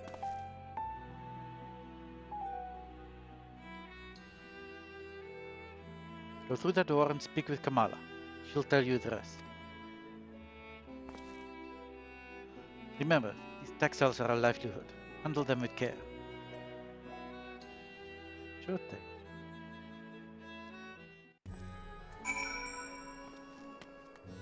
Through these doors, speak with Kamala.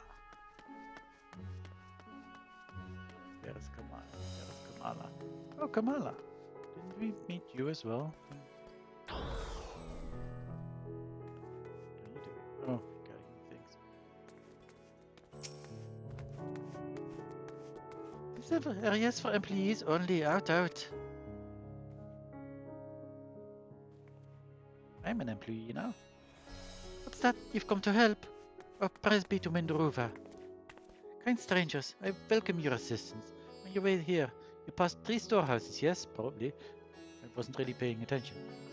I'd like you to carry that small crate to Nabrifal, by the storehouse near the hatchery. The crate of clothing is for Manuha. That massive crate there goes to 17mar, by the middle storehouse. Watch your back with that one. Those are all the crates we have ready. Once they have been delivered, consider your work complete. You have a limited time and stuff. Light crate. Where did you go? Near the hatchery. Where's the hatchery? I forget where the hatchery is.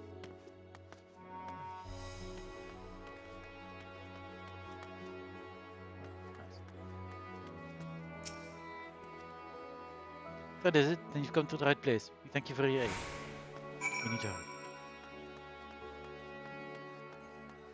Oh, I think we may have limited time per crate to do this?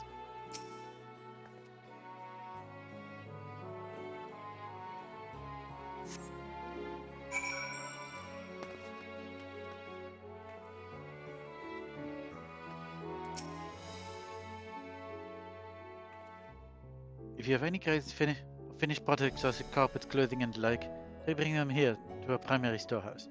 A crate full of clothing, is it? I can take that off your hand. Many thanks for the delivery. You're welcome. And then the very heavy crate. Weighty crate.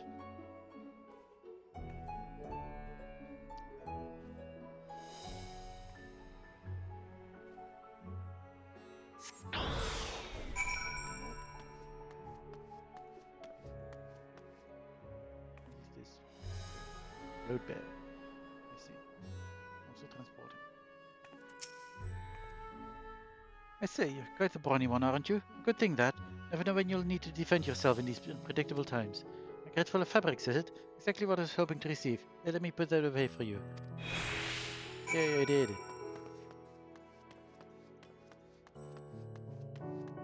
Kamala?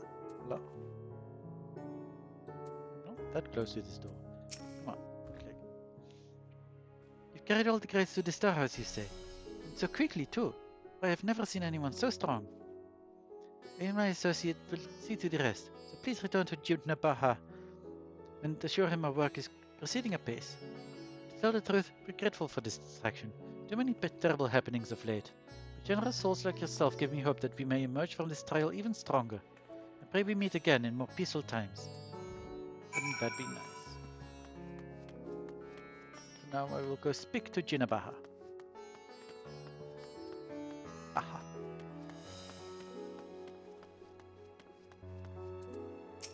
Hello. Done as I asked, have you? Where does a view? Look at point. If Kamala is satisfied with your work, then so am I. You've done us a great favor, traveler. Nice. I too have delivered the instruments and apparatus entrusted to me. You both have my thanks. With our wares safely stored away, we'll not lose any more to those fiends. I take that your establishment did not escape the attack unscathed. We did not. Thankfully, most of our workers had already left for the day, but those of us still here saw it all. We looked to the burning skies in confusion, and then, before we could even begin to make sense of it, a hideous creature burst through the doors, shrieking. We ran for our lives, but one of my colleagues was not so fortunate. He cried out, a scream of such agony, such terror, and in the next instant he too sprouted fearsome claws. The sight of it caused another fellow to panic, and then he too transformed.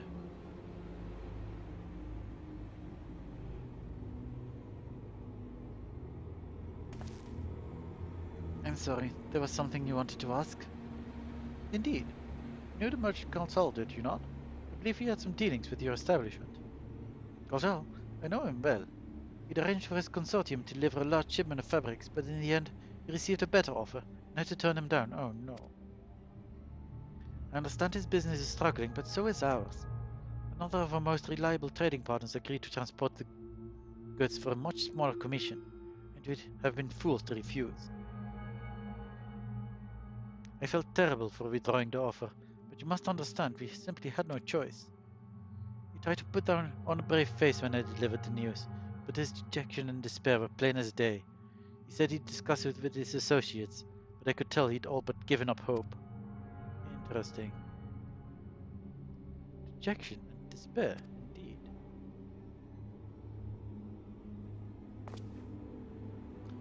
You remember what we saw in Vanaspati, yes? Soldiers and jungle dwellers pushed to the very brink, turning into beasts, one after the next. It would seem the same phenomenon occurred here. The poor craftsmen attacked by the fiends, as well as those that witnessed it, all undergoing the change. I suspect that everything began with Kaljal. By all accounts, it was he who suffered from the most profound and piercing despair. Wait, could that be it? That such intense emotions were what triggered his transformation? Maybe. Much remains unclear, but I believe we are drawing closer to an answer. At any rate, we must discuss our findings with the others. Yes.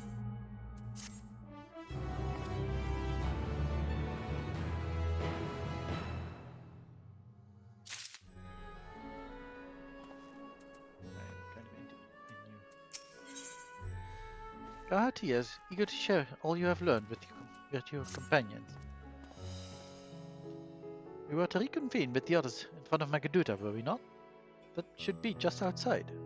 With any luck, they will have already returned from their own investigations.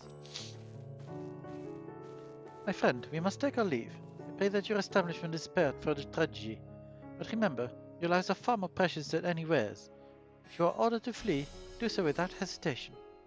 Indeed, I thank you for your concern and pray you too take care as well. Thank you. Bye.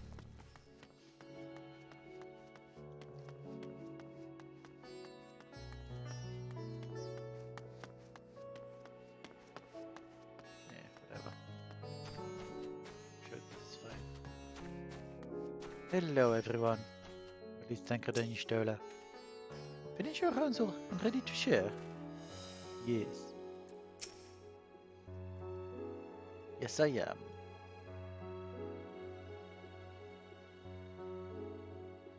Would help if things are voiced.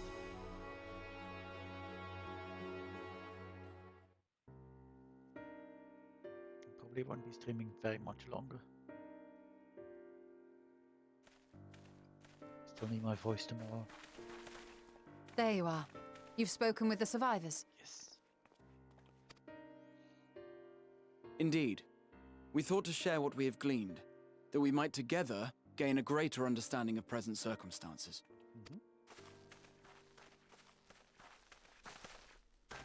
Fortuitous timing. Alize and I completed our own investigations not long ago. Good, good. Then we should take a moment to compare notes. Shall we begin with the two of you?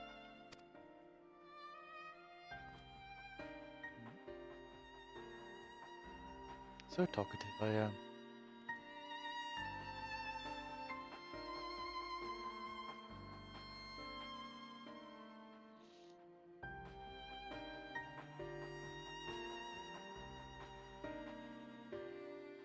So the merchant Karzal was gravely concerned about his business in the days preceding his untimely end.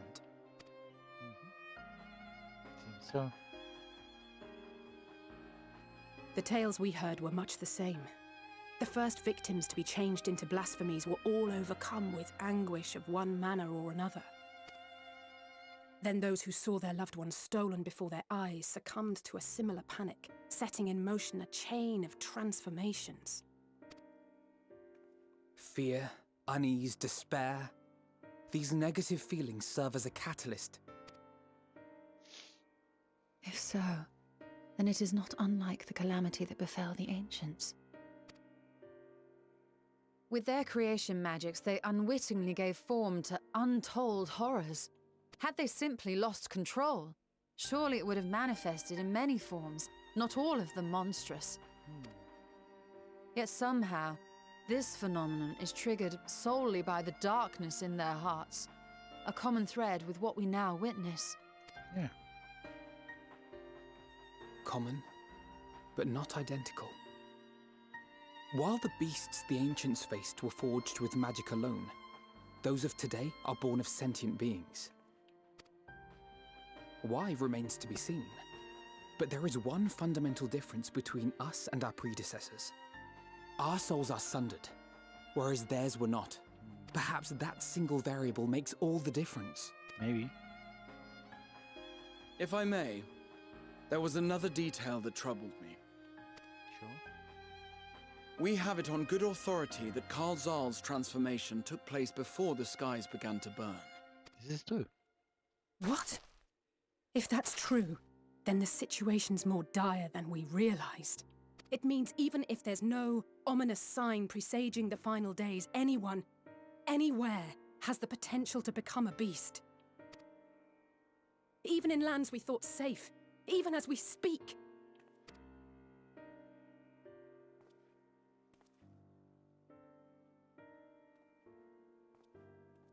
Look!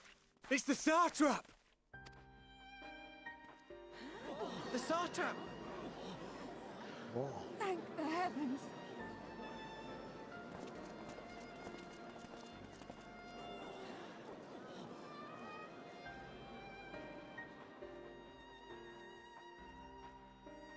My countrymen, I am relieved and heartened to see you strong and safe.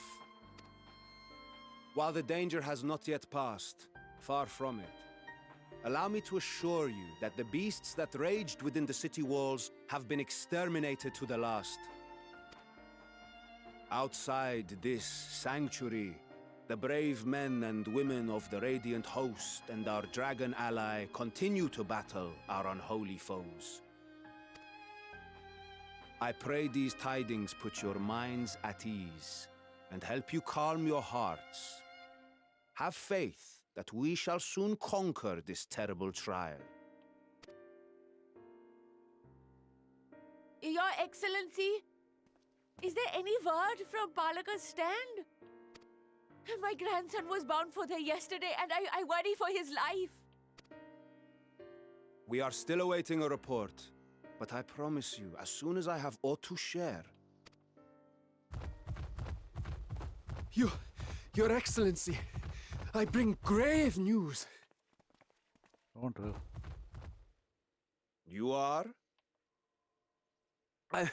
I'm Matsya of Akyali, a humble fisherman. Ah, I remember you from our first visit. Wait, you're... But no, that can wait. When the skies turned red, I set off for Palaka's stand, fearing for the safety of a friend. But as I drew near the village, I saw dreadful beasts all about. No! Gods have mercy! Your Excellency!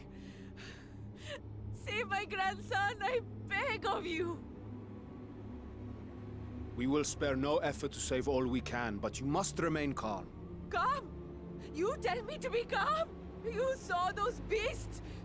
They tore our bravest warriors limb from limb! What if we are too late, huh? They catch him, sink their fangs into him? The fangs! The screams!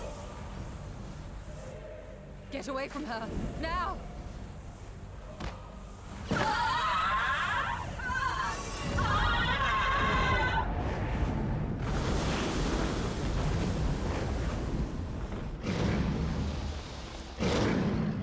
Oh my.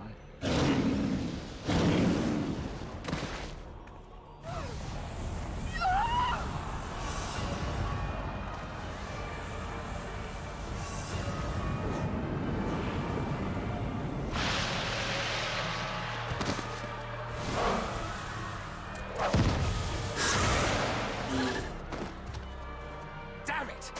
We've got to kill them before it spreads. We'll handle this. See the townspeople to safety.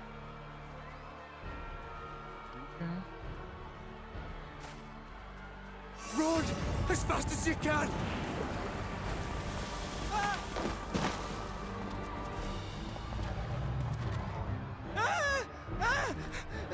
No!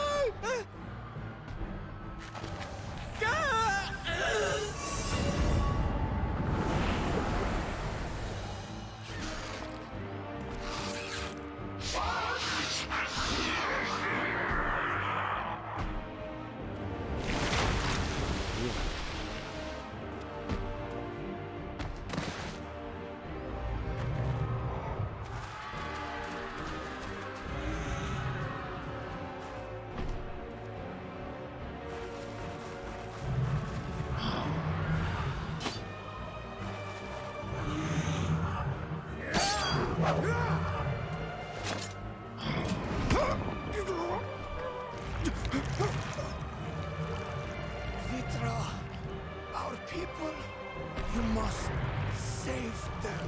They won't? No.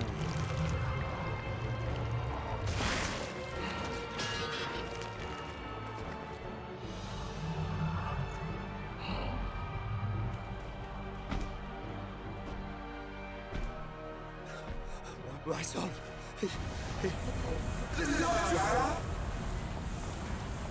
Enough. You must run. For their sake and your own.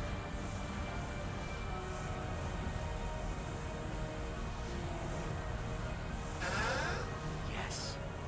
You will survive. You must.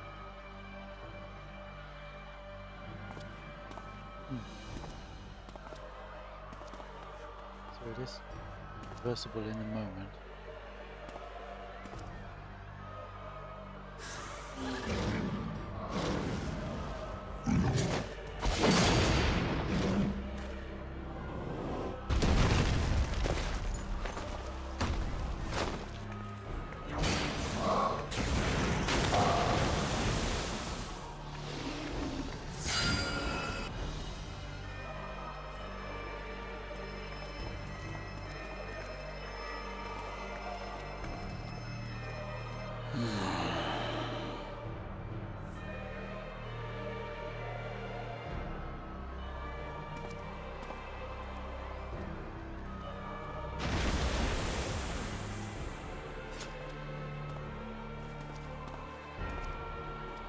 Doing?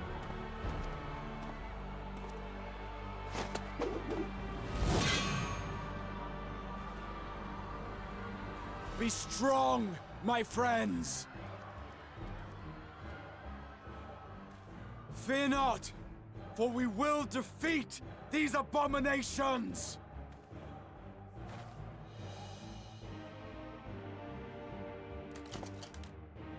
Brave men and women of the Radiant Host, lend your Stola and Thancred your aid. Let not a single beast escape. The rest of you, flee this place. Carry the wounded if you must. Head indoors or underground. Above all, stay calm. No beast will follow you. We will see to that.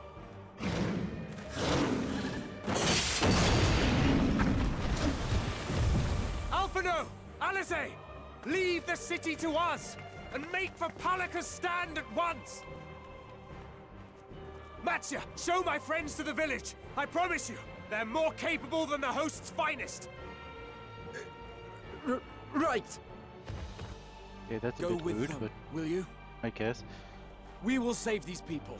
As many as we can.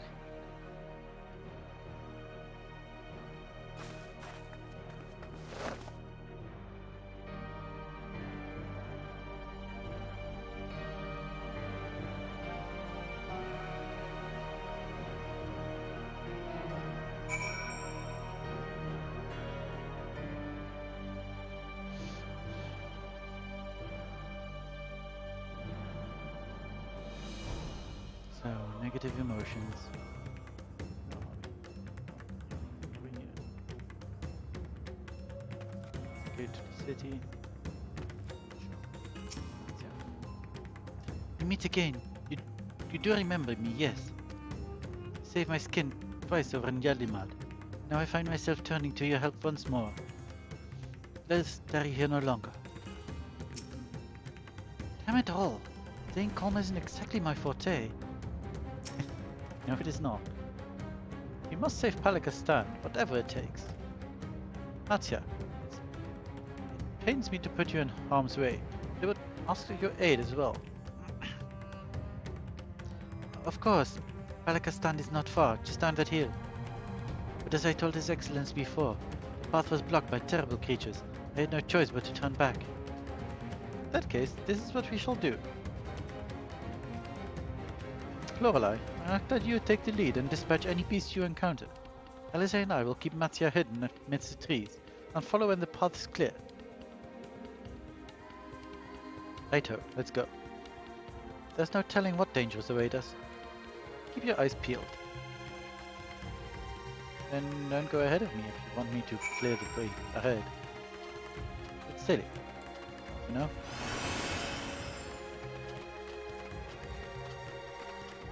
Oh, we're at the other end of this bridge thing.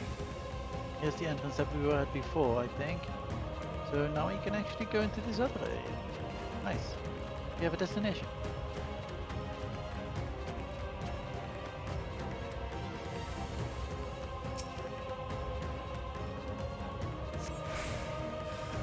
Nice sense of hostile presence. Oh. Could summon my chocobo again. Let's do so.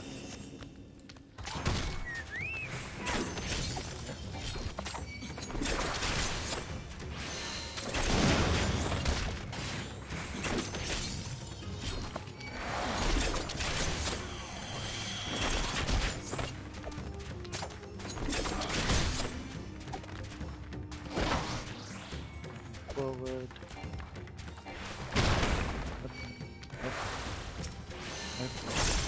Wow. Ah, see, I knew I would do that.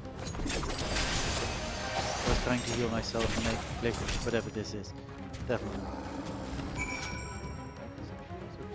Pretty useful to bomb. Why do I never use it?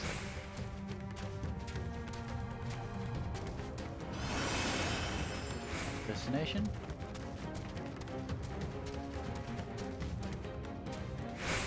The guns nearby? Not nearby enough. Whatever.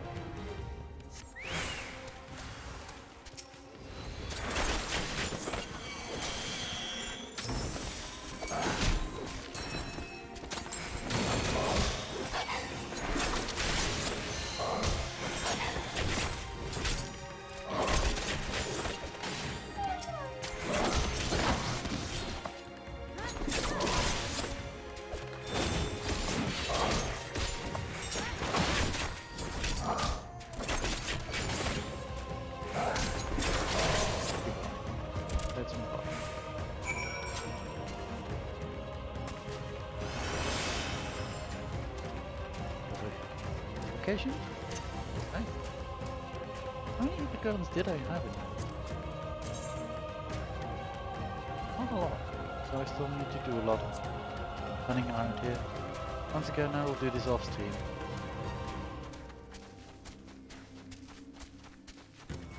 And it's Balakistan, where you already are here. City people. What's happened to them? They probably turned into monsters. Good work, Lorelei. I will worry for Matsya. Oh no. Don't make me watch that. Stay cold, Matsya. Please.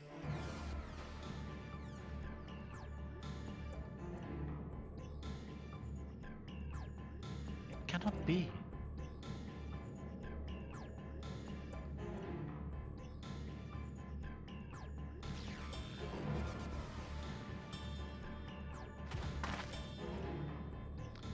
Must heal those who can, and quickly. See no beasts, but stay on your guard.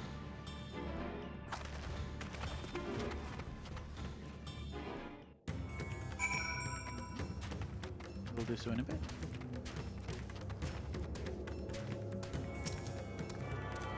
There's a tune to it. Right. Nice. So Marcus over here.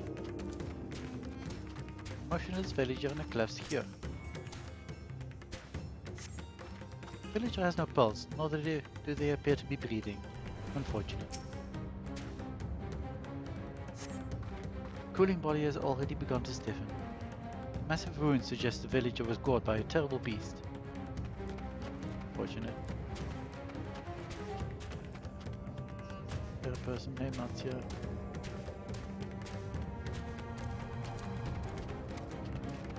It's way off.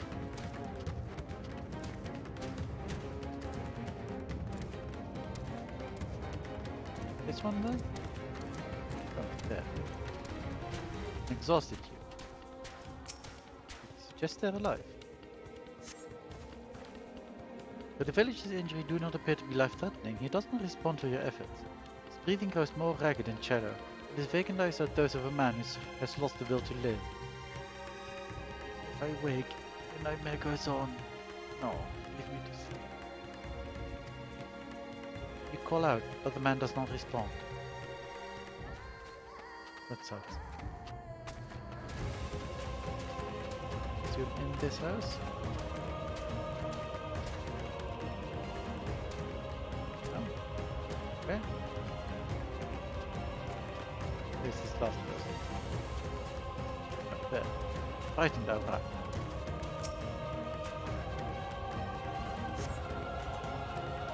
Have you come to help us?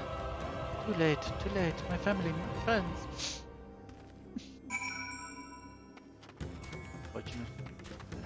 Speak with Alpha now, I will speak with Elise first. There. His wounds are deep, but he may yet be saved. Go and help the others. Just water is fire. I cannot, okay. Clever game. I don't know how you've never noticed that my chocobo has bunny ears. It has been having those for a while since I got the lunar... barding a while ago. Months now? And since then, I think I made screenshots and posted it in Discord. Pretty sure. Yeah, Loki has bunny ears.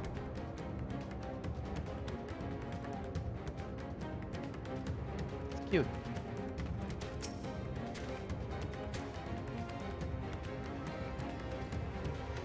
Are these the only villagers who survived? I can only hope others managed to flee. But if the rest have been turned to beasts, why the 12? Let us do what we can to see that the damage spreads no further. But no matter what comes, we must keep our spirits high, as we ourselves suffer a similar fate. Yeah.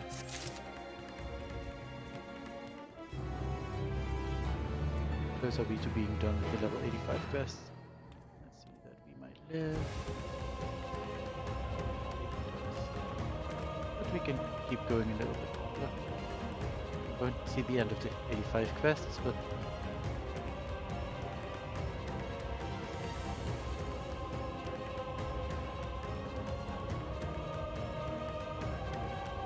yeah, that probably won't help. And honestly, I don't have Loki out that much, so you probably don't see him that much.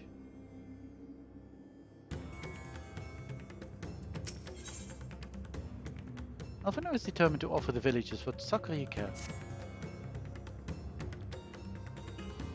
I can tend to the rest. Pray look after Matsya. No doubt what we have seen here weighs even heavier on his heart than ours. Matsya, where are you? There you are. There you are, there you are.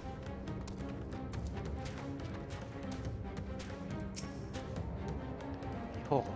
Pray that the sisters will see us through this calamity.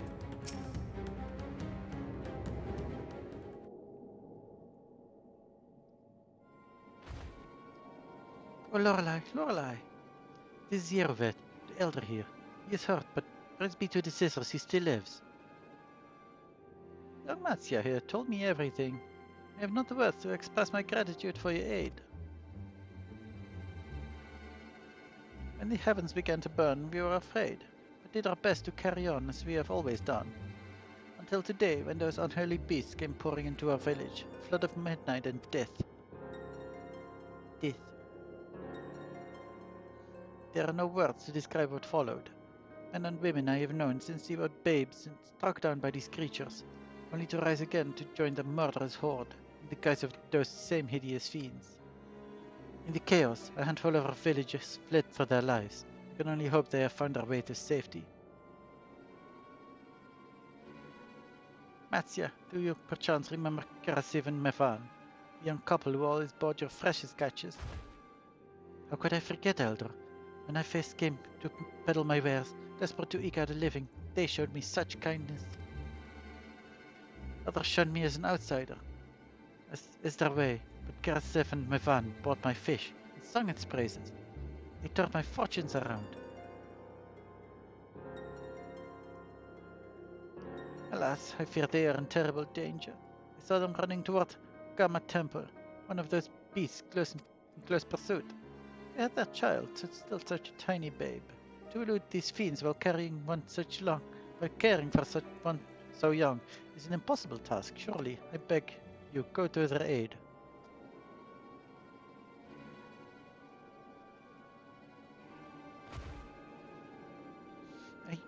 I want to help them, yet I am but a fisherman. I cannot face beasts on my own. Will you come help me? Will you come with me? Oh, thank you. Akama Temple lies to the west of here. You must hurry.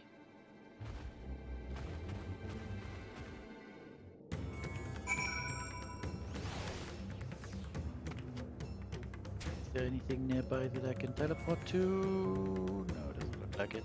Enough. Running we do.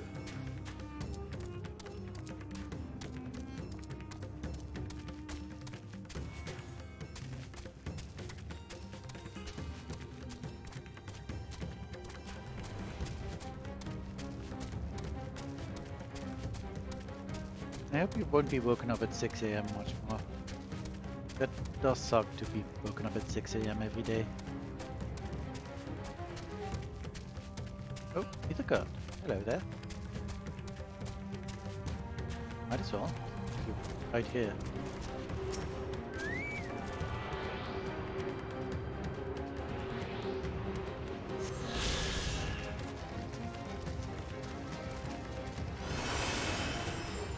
Last little bit. There's the next gun. 12 to the north. Oh, whatever. Loki, you're in the way. That's a very fair response. The temple is just ahead. It was built by those who worship Saint Agama, but has sadly fallen into disrepair in recent years. My friends made it this far, but out they are hiding somewhere amidst the ruins. No, please, stay but... Ah. It was Karasaf. Oh no, this is not good. I'll take a look. Please do. They came from the ruins. You must hurry. I will. We'll do a hurry.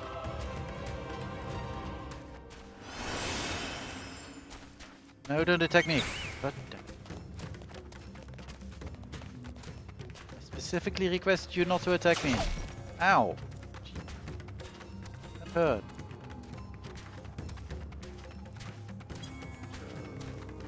Where? Oh, there you are, Karasaf.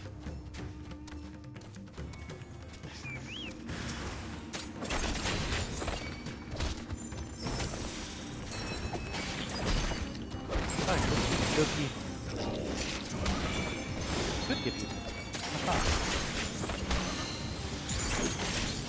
It's too late now.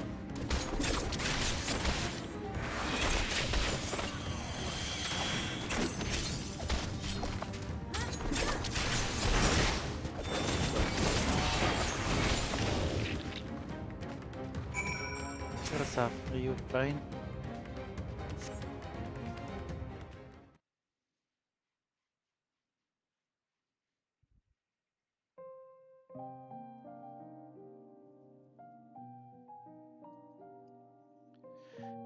The man lies motionless on the ground, bearing a grievous wound.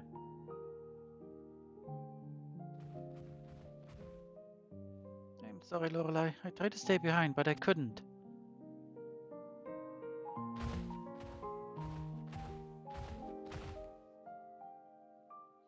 No, it cannot be. Is someone, anyone? My arms so heavy. My legs. I cannot feel my legs. My wife fled with her daughter. I need to find them. Need to be with them. I need... Oh no, don't do it. Karasaf, no, Karasaf, you must stay strong. What time I thought I had... I don't want to die.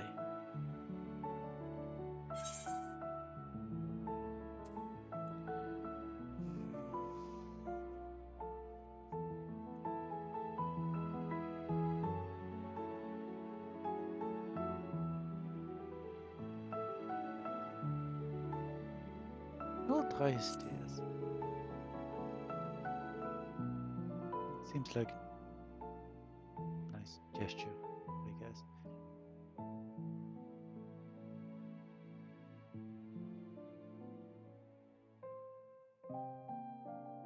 Thank you. Please find them.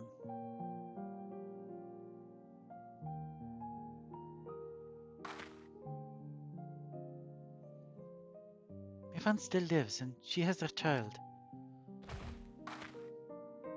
You must search the temple between here and Palaka Stand.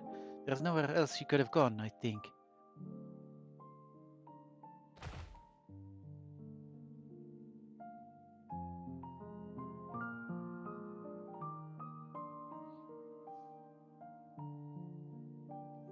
Forgive me, Karasaf. Once you have saved your wife and child, we will return and lay you to rest.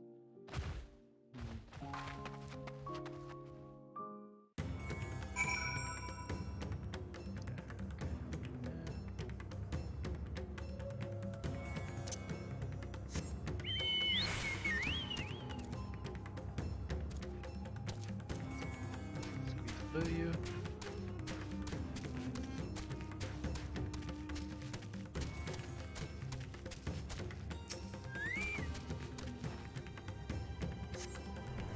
I see no tracks or other signs of recent travel.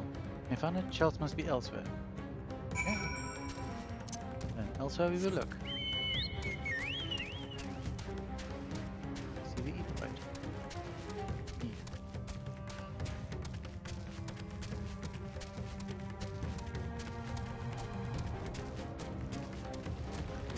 No.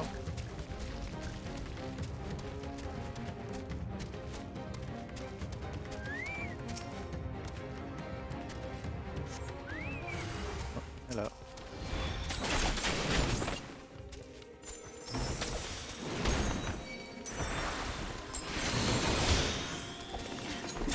Why are you not my dance partner anymore?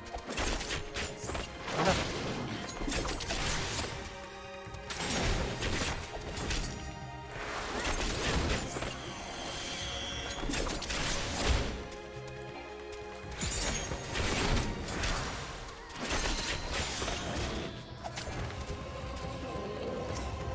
Be my dance partner.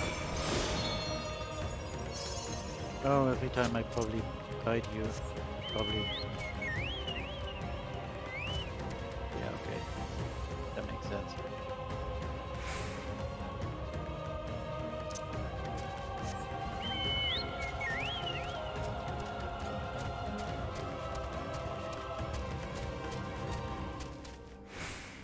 Okay. Another destination.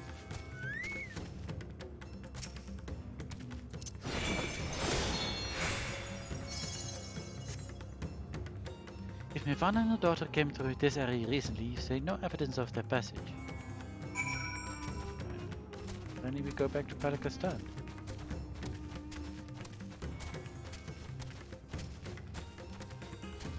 Matsya is.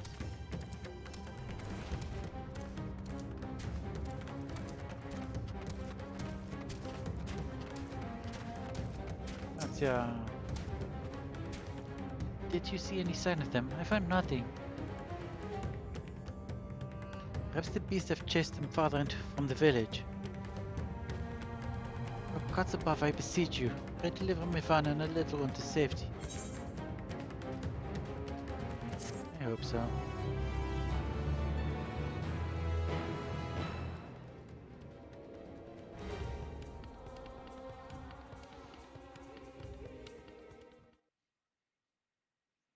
Meanwhile, in the skies above Devnir.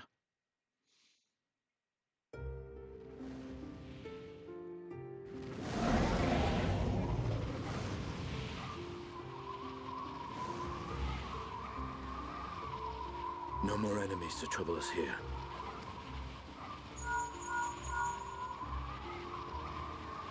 It's me. How fare you below?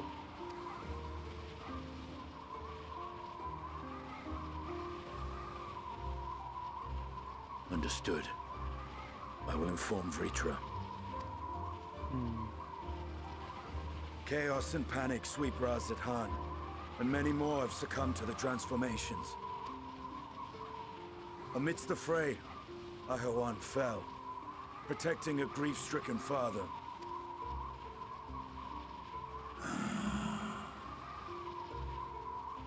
My friends fight alongside your radiant host to secure the capital. Beasts have been sighted in Palakistan as well. We have divided our forces in hopes of quelling the threat there. Dude, don't give in to despair, please. Of small solace is that we now know what triggers the transformation. As my companions tell it. No, no, no, no, no, no, no, no, no, no, no, no. So it is the very fear and despair in their hearts which inflicts this abhorrent punishment upon them. A nightmare from which my children will never awake. O capricious and cruel fate, they are undeserving of such condemnation. Will you wallow in sorrow or rise to the occasion? Razat Han is leaderless. Before he passed, Ahawan sought to reveal the truth to his people. honor his wishes. To what end? To breed a new conflict between dragon and man? These claws could reduce thee to shreds with a touch. These jaws crush thy bones to dust. Only through my proxy could I walk with my children. Without him, I am a bringer of fear, no different from the beasts which beleaguer them. Perhaps so. Only in death were Hraesvelgr and Shiva united. Indeed, whenever man and dragon have come together, death has ever been the inevitable result. It was our fear of your kind that sparked a nigh-endless war. Fear and hate of which Nidhogg drank deep as he laid waste to my homeland. And in turn, I took my revenge on his brood. Blood for blood, pain for pain. I thought nothing of theirs, only of mine.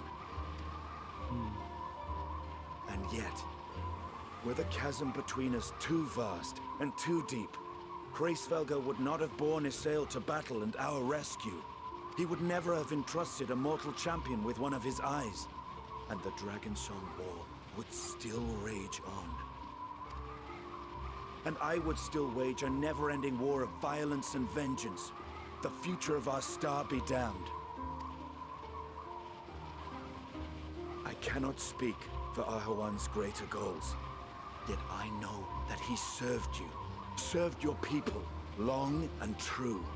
In this time of unprecedented crisis, he turned to you. You could do worse than to place your trust in him. It will not be easy, but the future of Radzed Han hangs in the balance.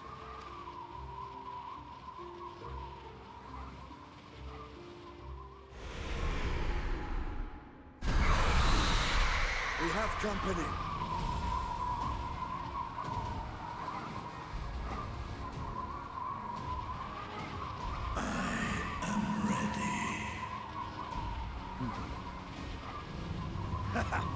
The hour has come, Vritra! It's all or nothing!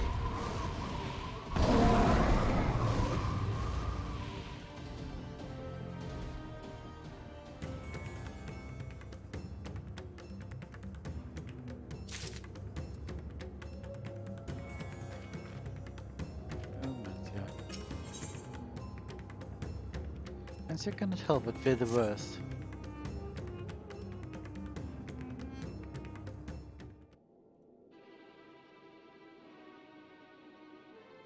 My fawn fled deeper into the jungle. She and her children are in grave danger. Whatever are we to do? Gods have mercy.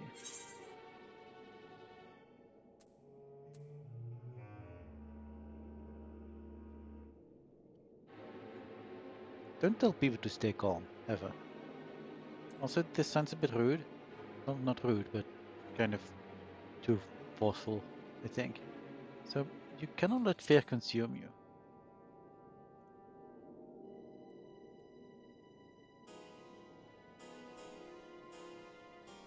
Fear consume me? What are you talking about?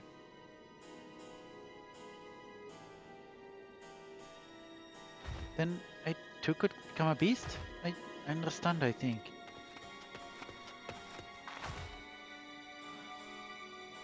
I've seen to the wounded. How did the two of you fare? Did you find your friends? I only found one of them. He's quite dead.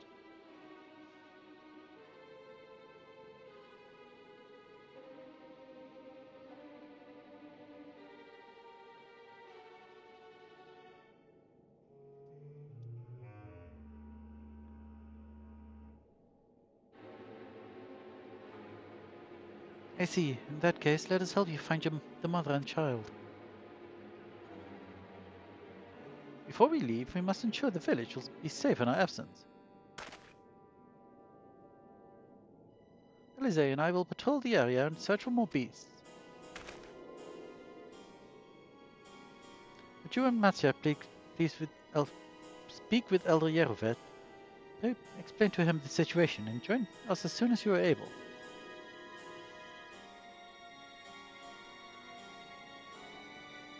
We will save Mivan and the child. We can do that much for Karasov.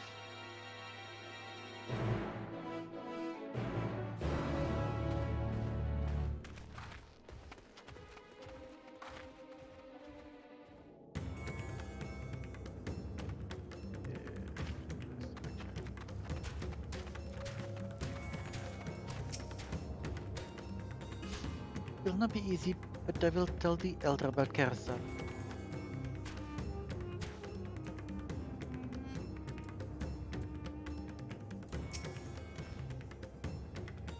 I am heartened to see you both safe, but what of the family? I found Karasov, but he... Say no more, I understand. You have lost another of our dear friends. Karasov might be gone, but there is still hope for Mivan and her child. Please find them, I beg of you. And if in your search you come across anyone else who escaped the slaughter, tell them what has happened. I will do my best to keep the villagers safe, and their spirits high. Come, let us rejoin your friends at once. Will do.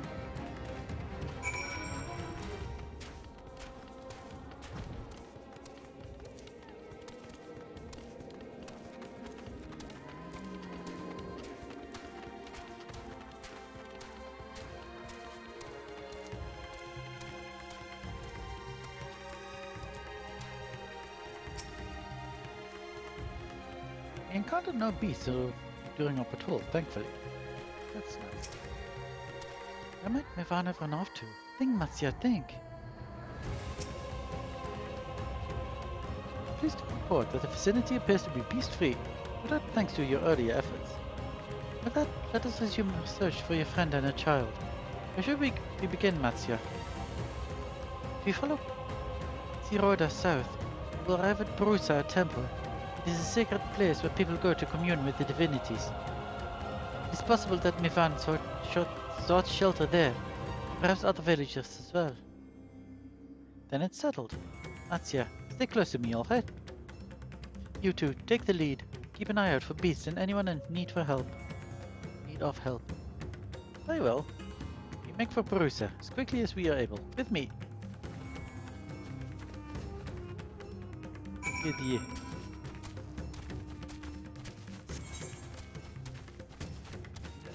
Nearby. Oh, 30 nearby enough. 30 meters is pretty nearby. Don't do it.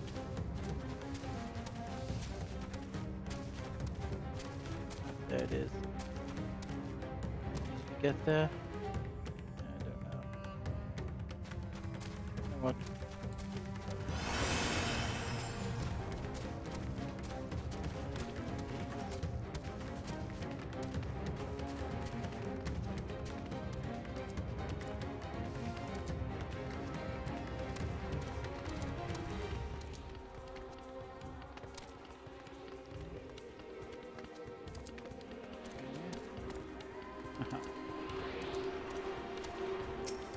Janked my way up the hill.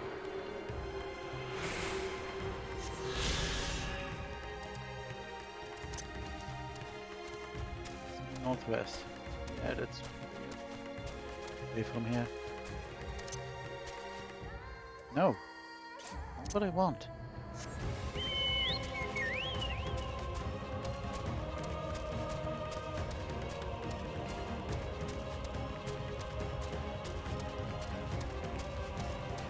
A villager woman. Hello. Oh, yeah.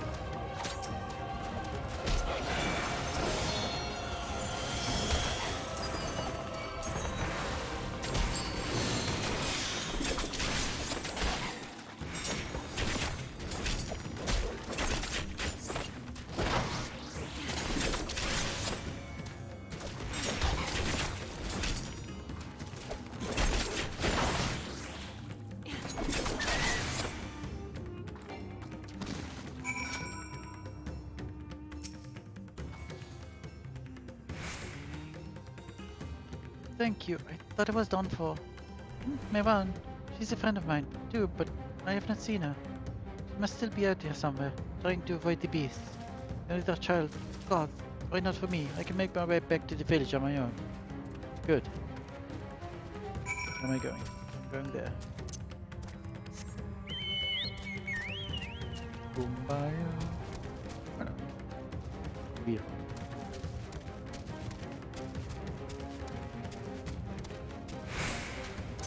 Go nearby here. Southwest.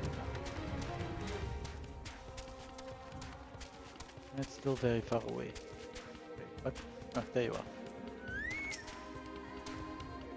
Carly, wait. Rosala is just up ahead, but something terrible has happened. Beasts have come. Many have already been killed. Ruffino and Alize have gone to do what they can. There are so many. More than I could count. You must be ready. Okay.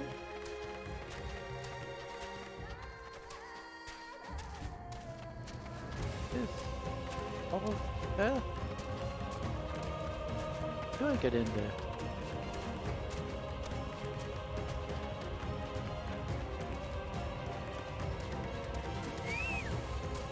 Loki, no.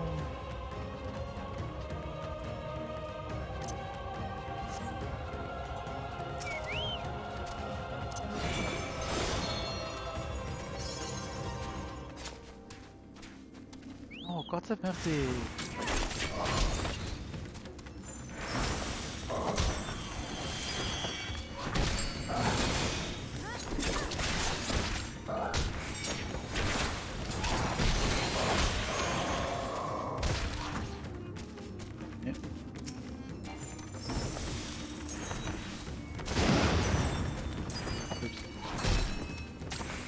The wrong button.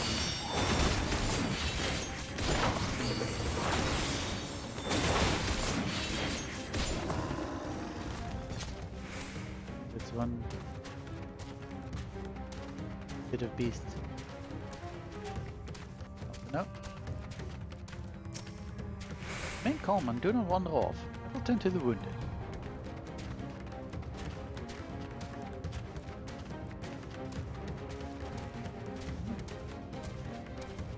Regular monster. Don't attack me.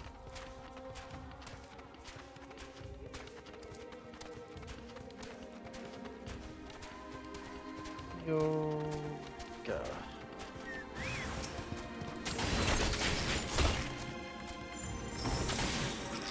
I'm doing something.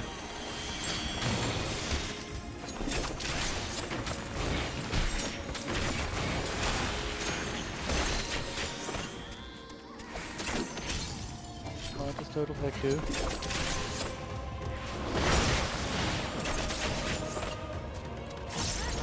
Do a lot of damage, it seems.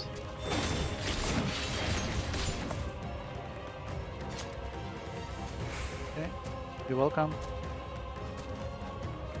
One more.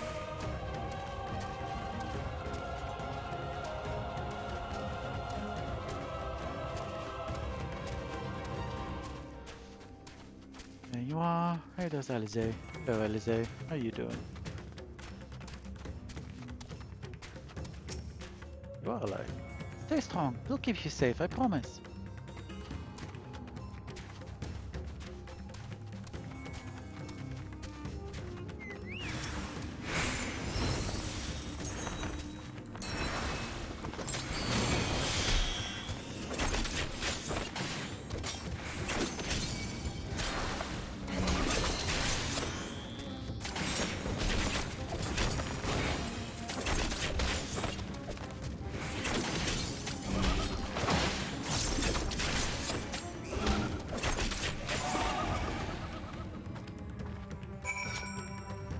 Okay, I've defeated beasts. Where do I go? Up. I need to go into the temple again.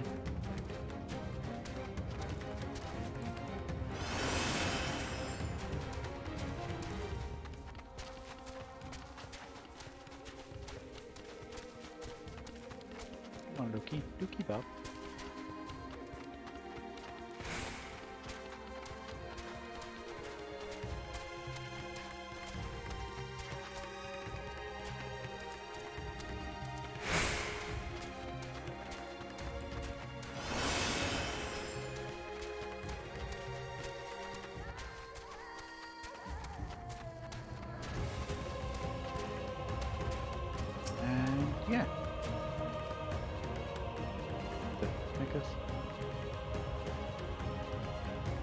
There's probably still Apocalypse. There you are. What fare the others? Yeah, fair enough. Fine enough, I think. Don't think I've seen Matsuya. I see. Seen to all the beats inside. In that case, let's have everyone gather in front of the temple. Sure. And yeah, this will be the last quest I did finish now. It's just about midnight for me. And I do need to be up early-ish Courage, tomorrow. friend. The pain will pass. Not at 6 a.m., but 8 Has a.m. anyone seen Mevan? Which is still pretty early for a Saturday. Where could she be?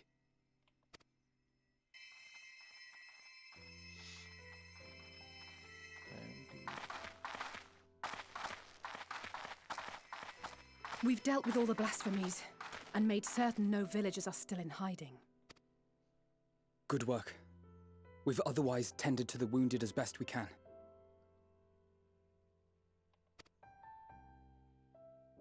What will become of us? Help is on the way, surely. We may have to abandon our homes now, but we will return someday. But where can we go? Is anywhere even safe? That I cannot say. Well, I can. Nowhere's safe. Run all you like, but there's no escaping these things. And even if I could, it's too late for my family.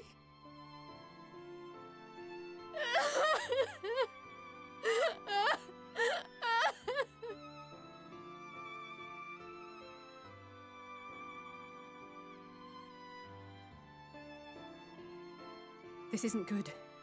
The more they dwell on the tragedy, the more likely we are to lose them too.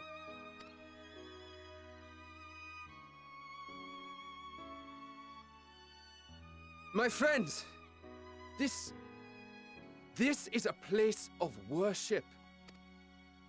Should your heart quake with sadness, cast your mind to the heavens and remember. Remember the teachings of the old gods. Did they not implore us to stand fast when waves of sorrow break against our shores?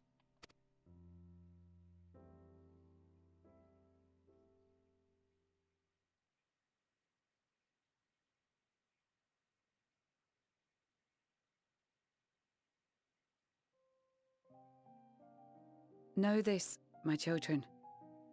There is more ugliness than beauty in this world. To live is to suffer, to drink of calamity and drown in anguish, to toil and be tested, always and ever. 'Tis a perilous path you walk. Death lurks in the dark, and is the sole promise that awaits at journey's end. You will tremble with terror. You will weep tears of anger and despair.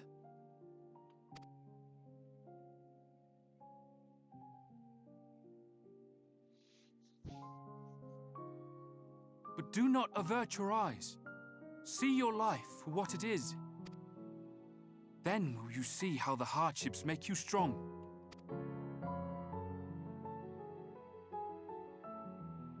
Every doubt reforged as scales for your armor.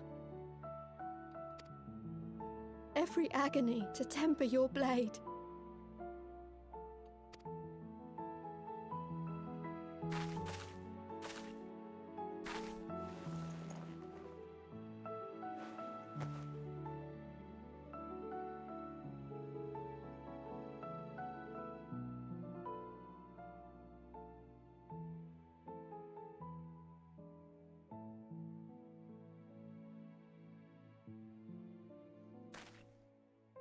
Thank you, lad. We'd almost forgotten who we are.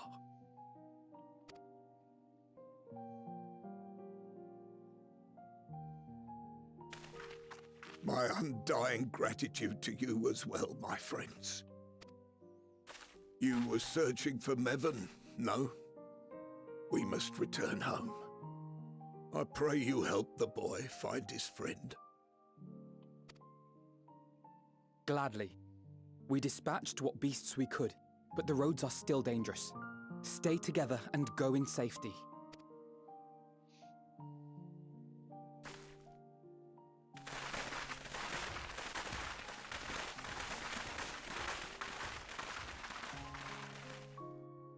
That was very impressive, what you did back there.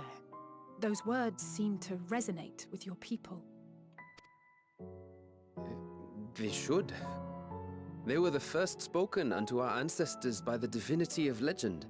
I'm easily upset, and fish are wont to flee a temperamental hand, so I recite the teachings over and over to calm myself.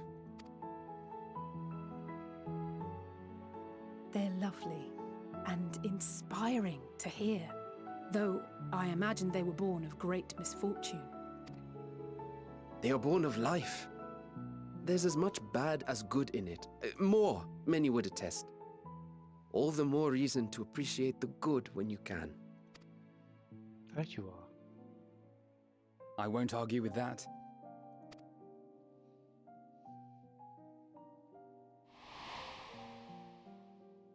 In darkness, seek joy. Surrender not to sadness, and see beyond despair. Walk free, and bear the light for others to follow.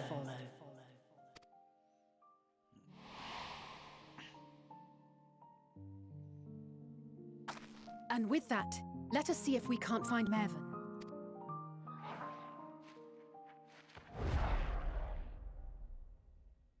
Did you see? That beast was chasing someone.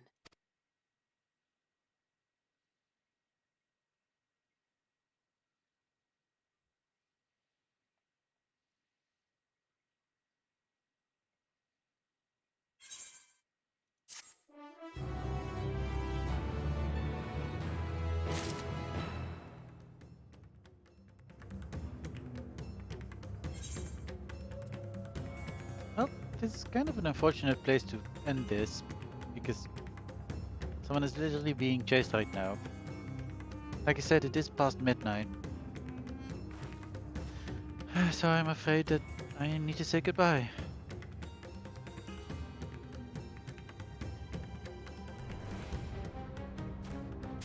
I do plan to stream again on Sunday. Tomorrow I've got an RP day with friends, which will probably last until pretty late. Then it will probably be pretty late to start streaming still. Also, there's usually RP on Saturday in Final Fantasy, so probably not. But Sunday, I should be able to stream. Don't have anything planned then as far as I know. And then we can actually try to save the person that is being chased for almost 2 days then.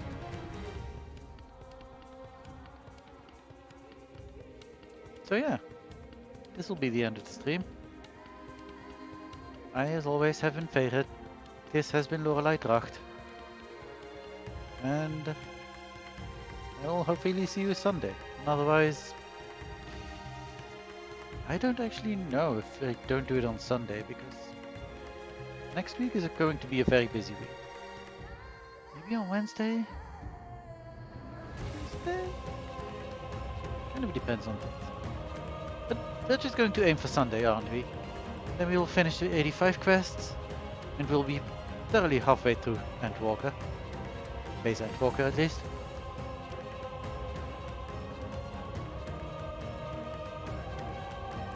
Yeah. Anyway, like I said, I was Fae'ret, and I will see you next time. Good night, everyone.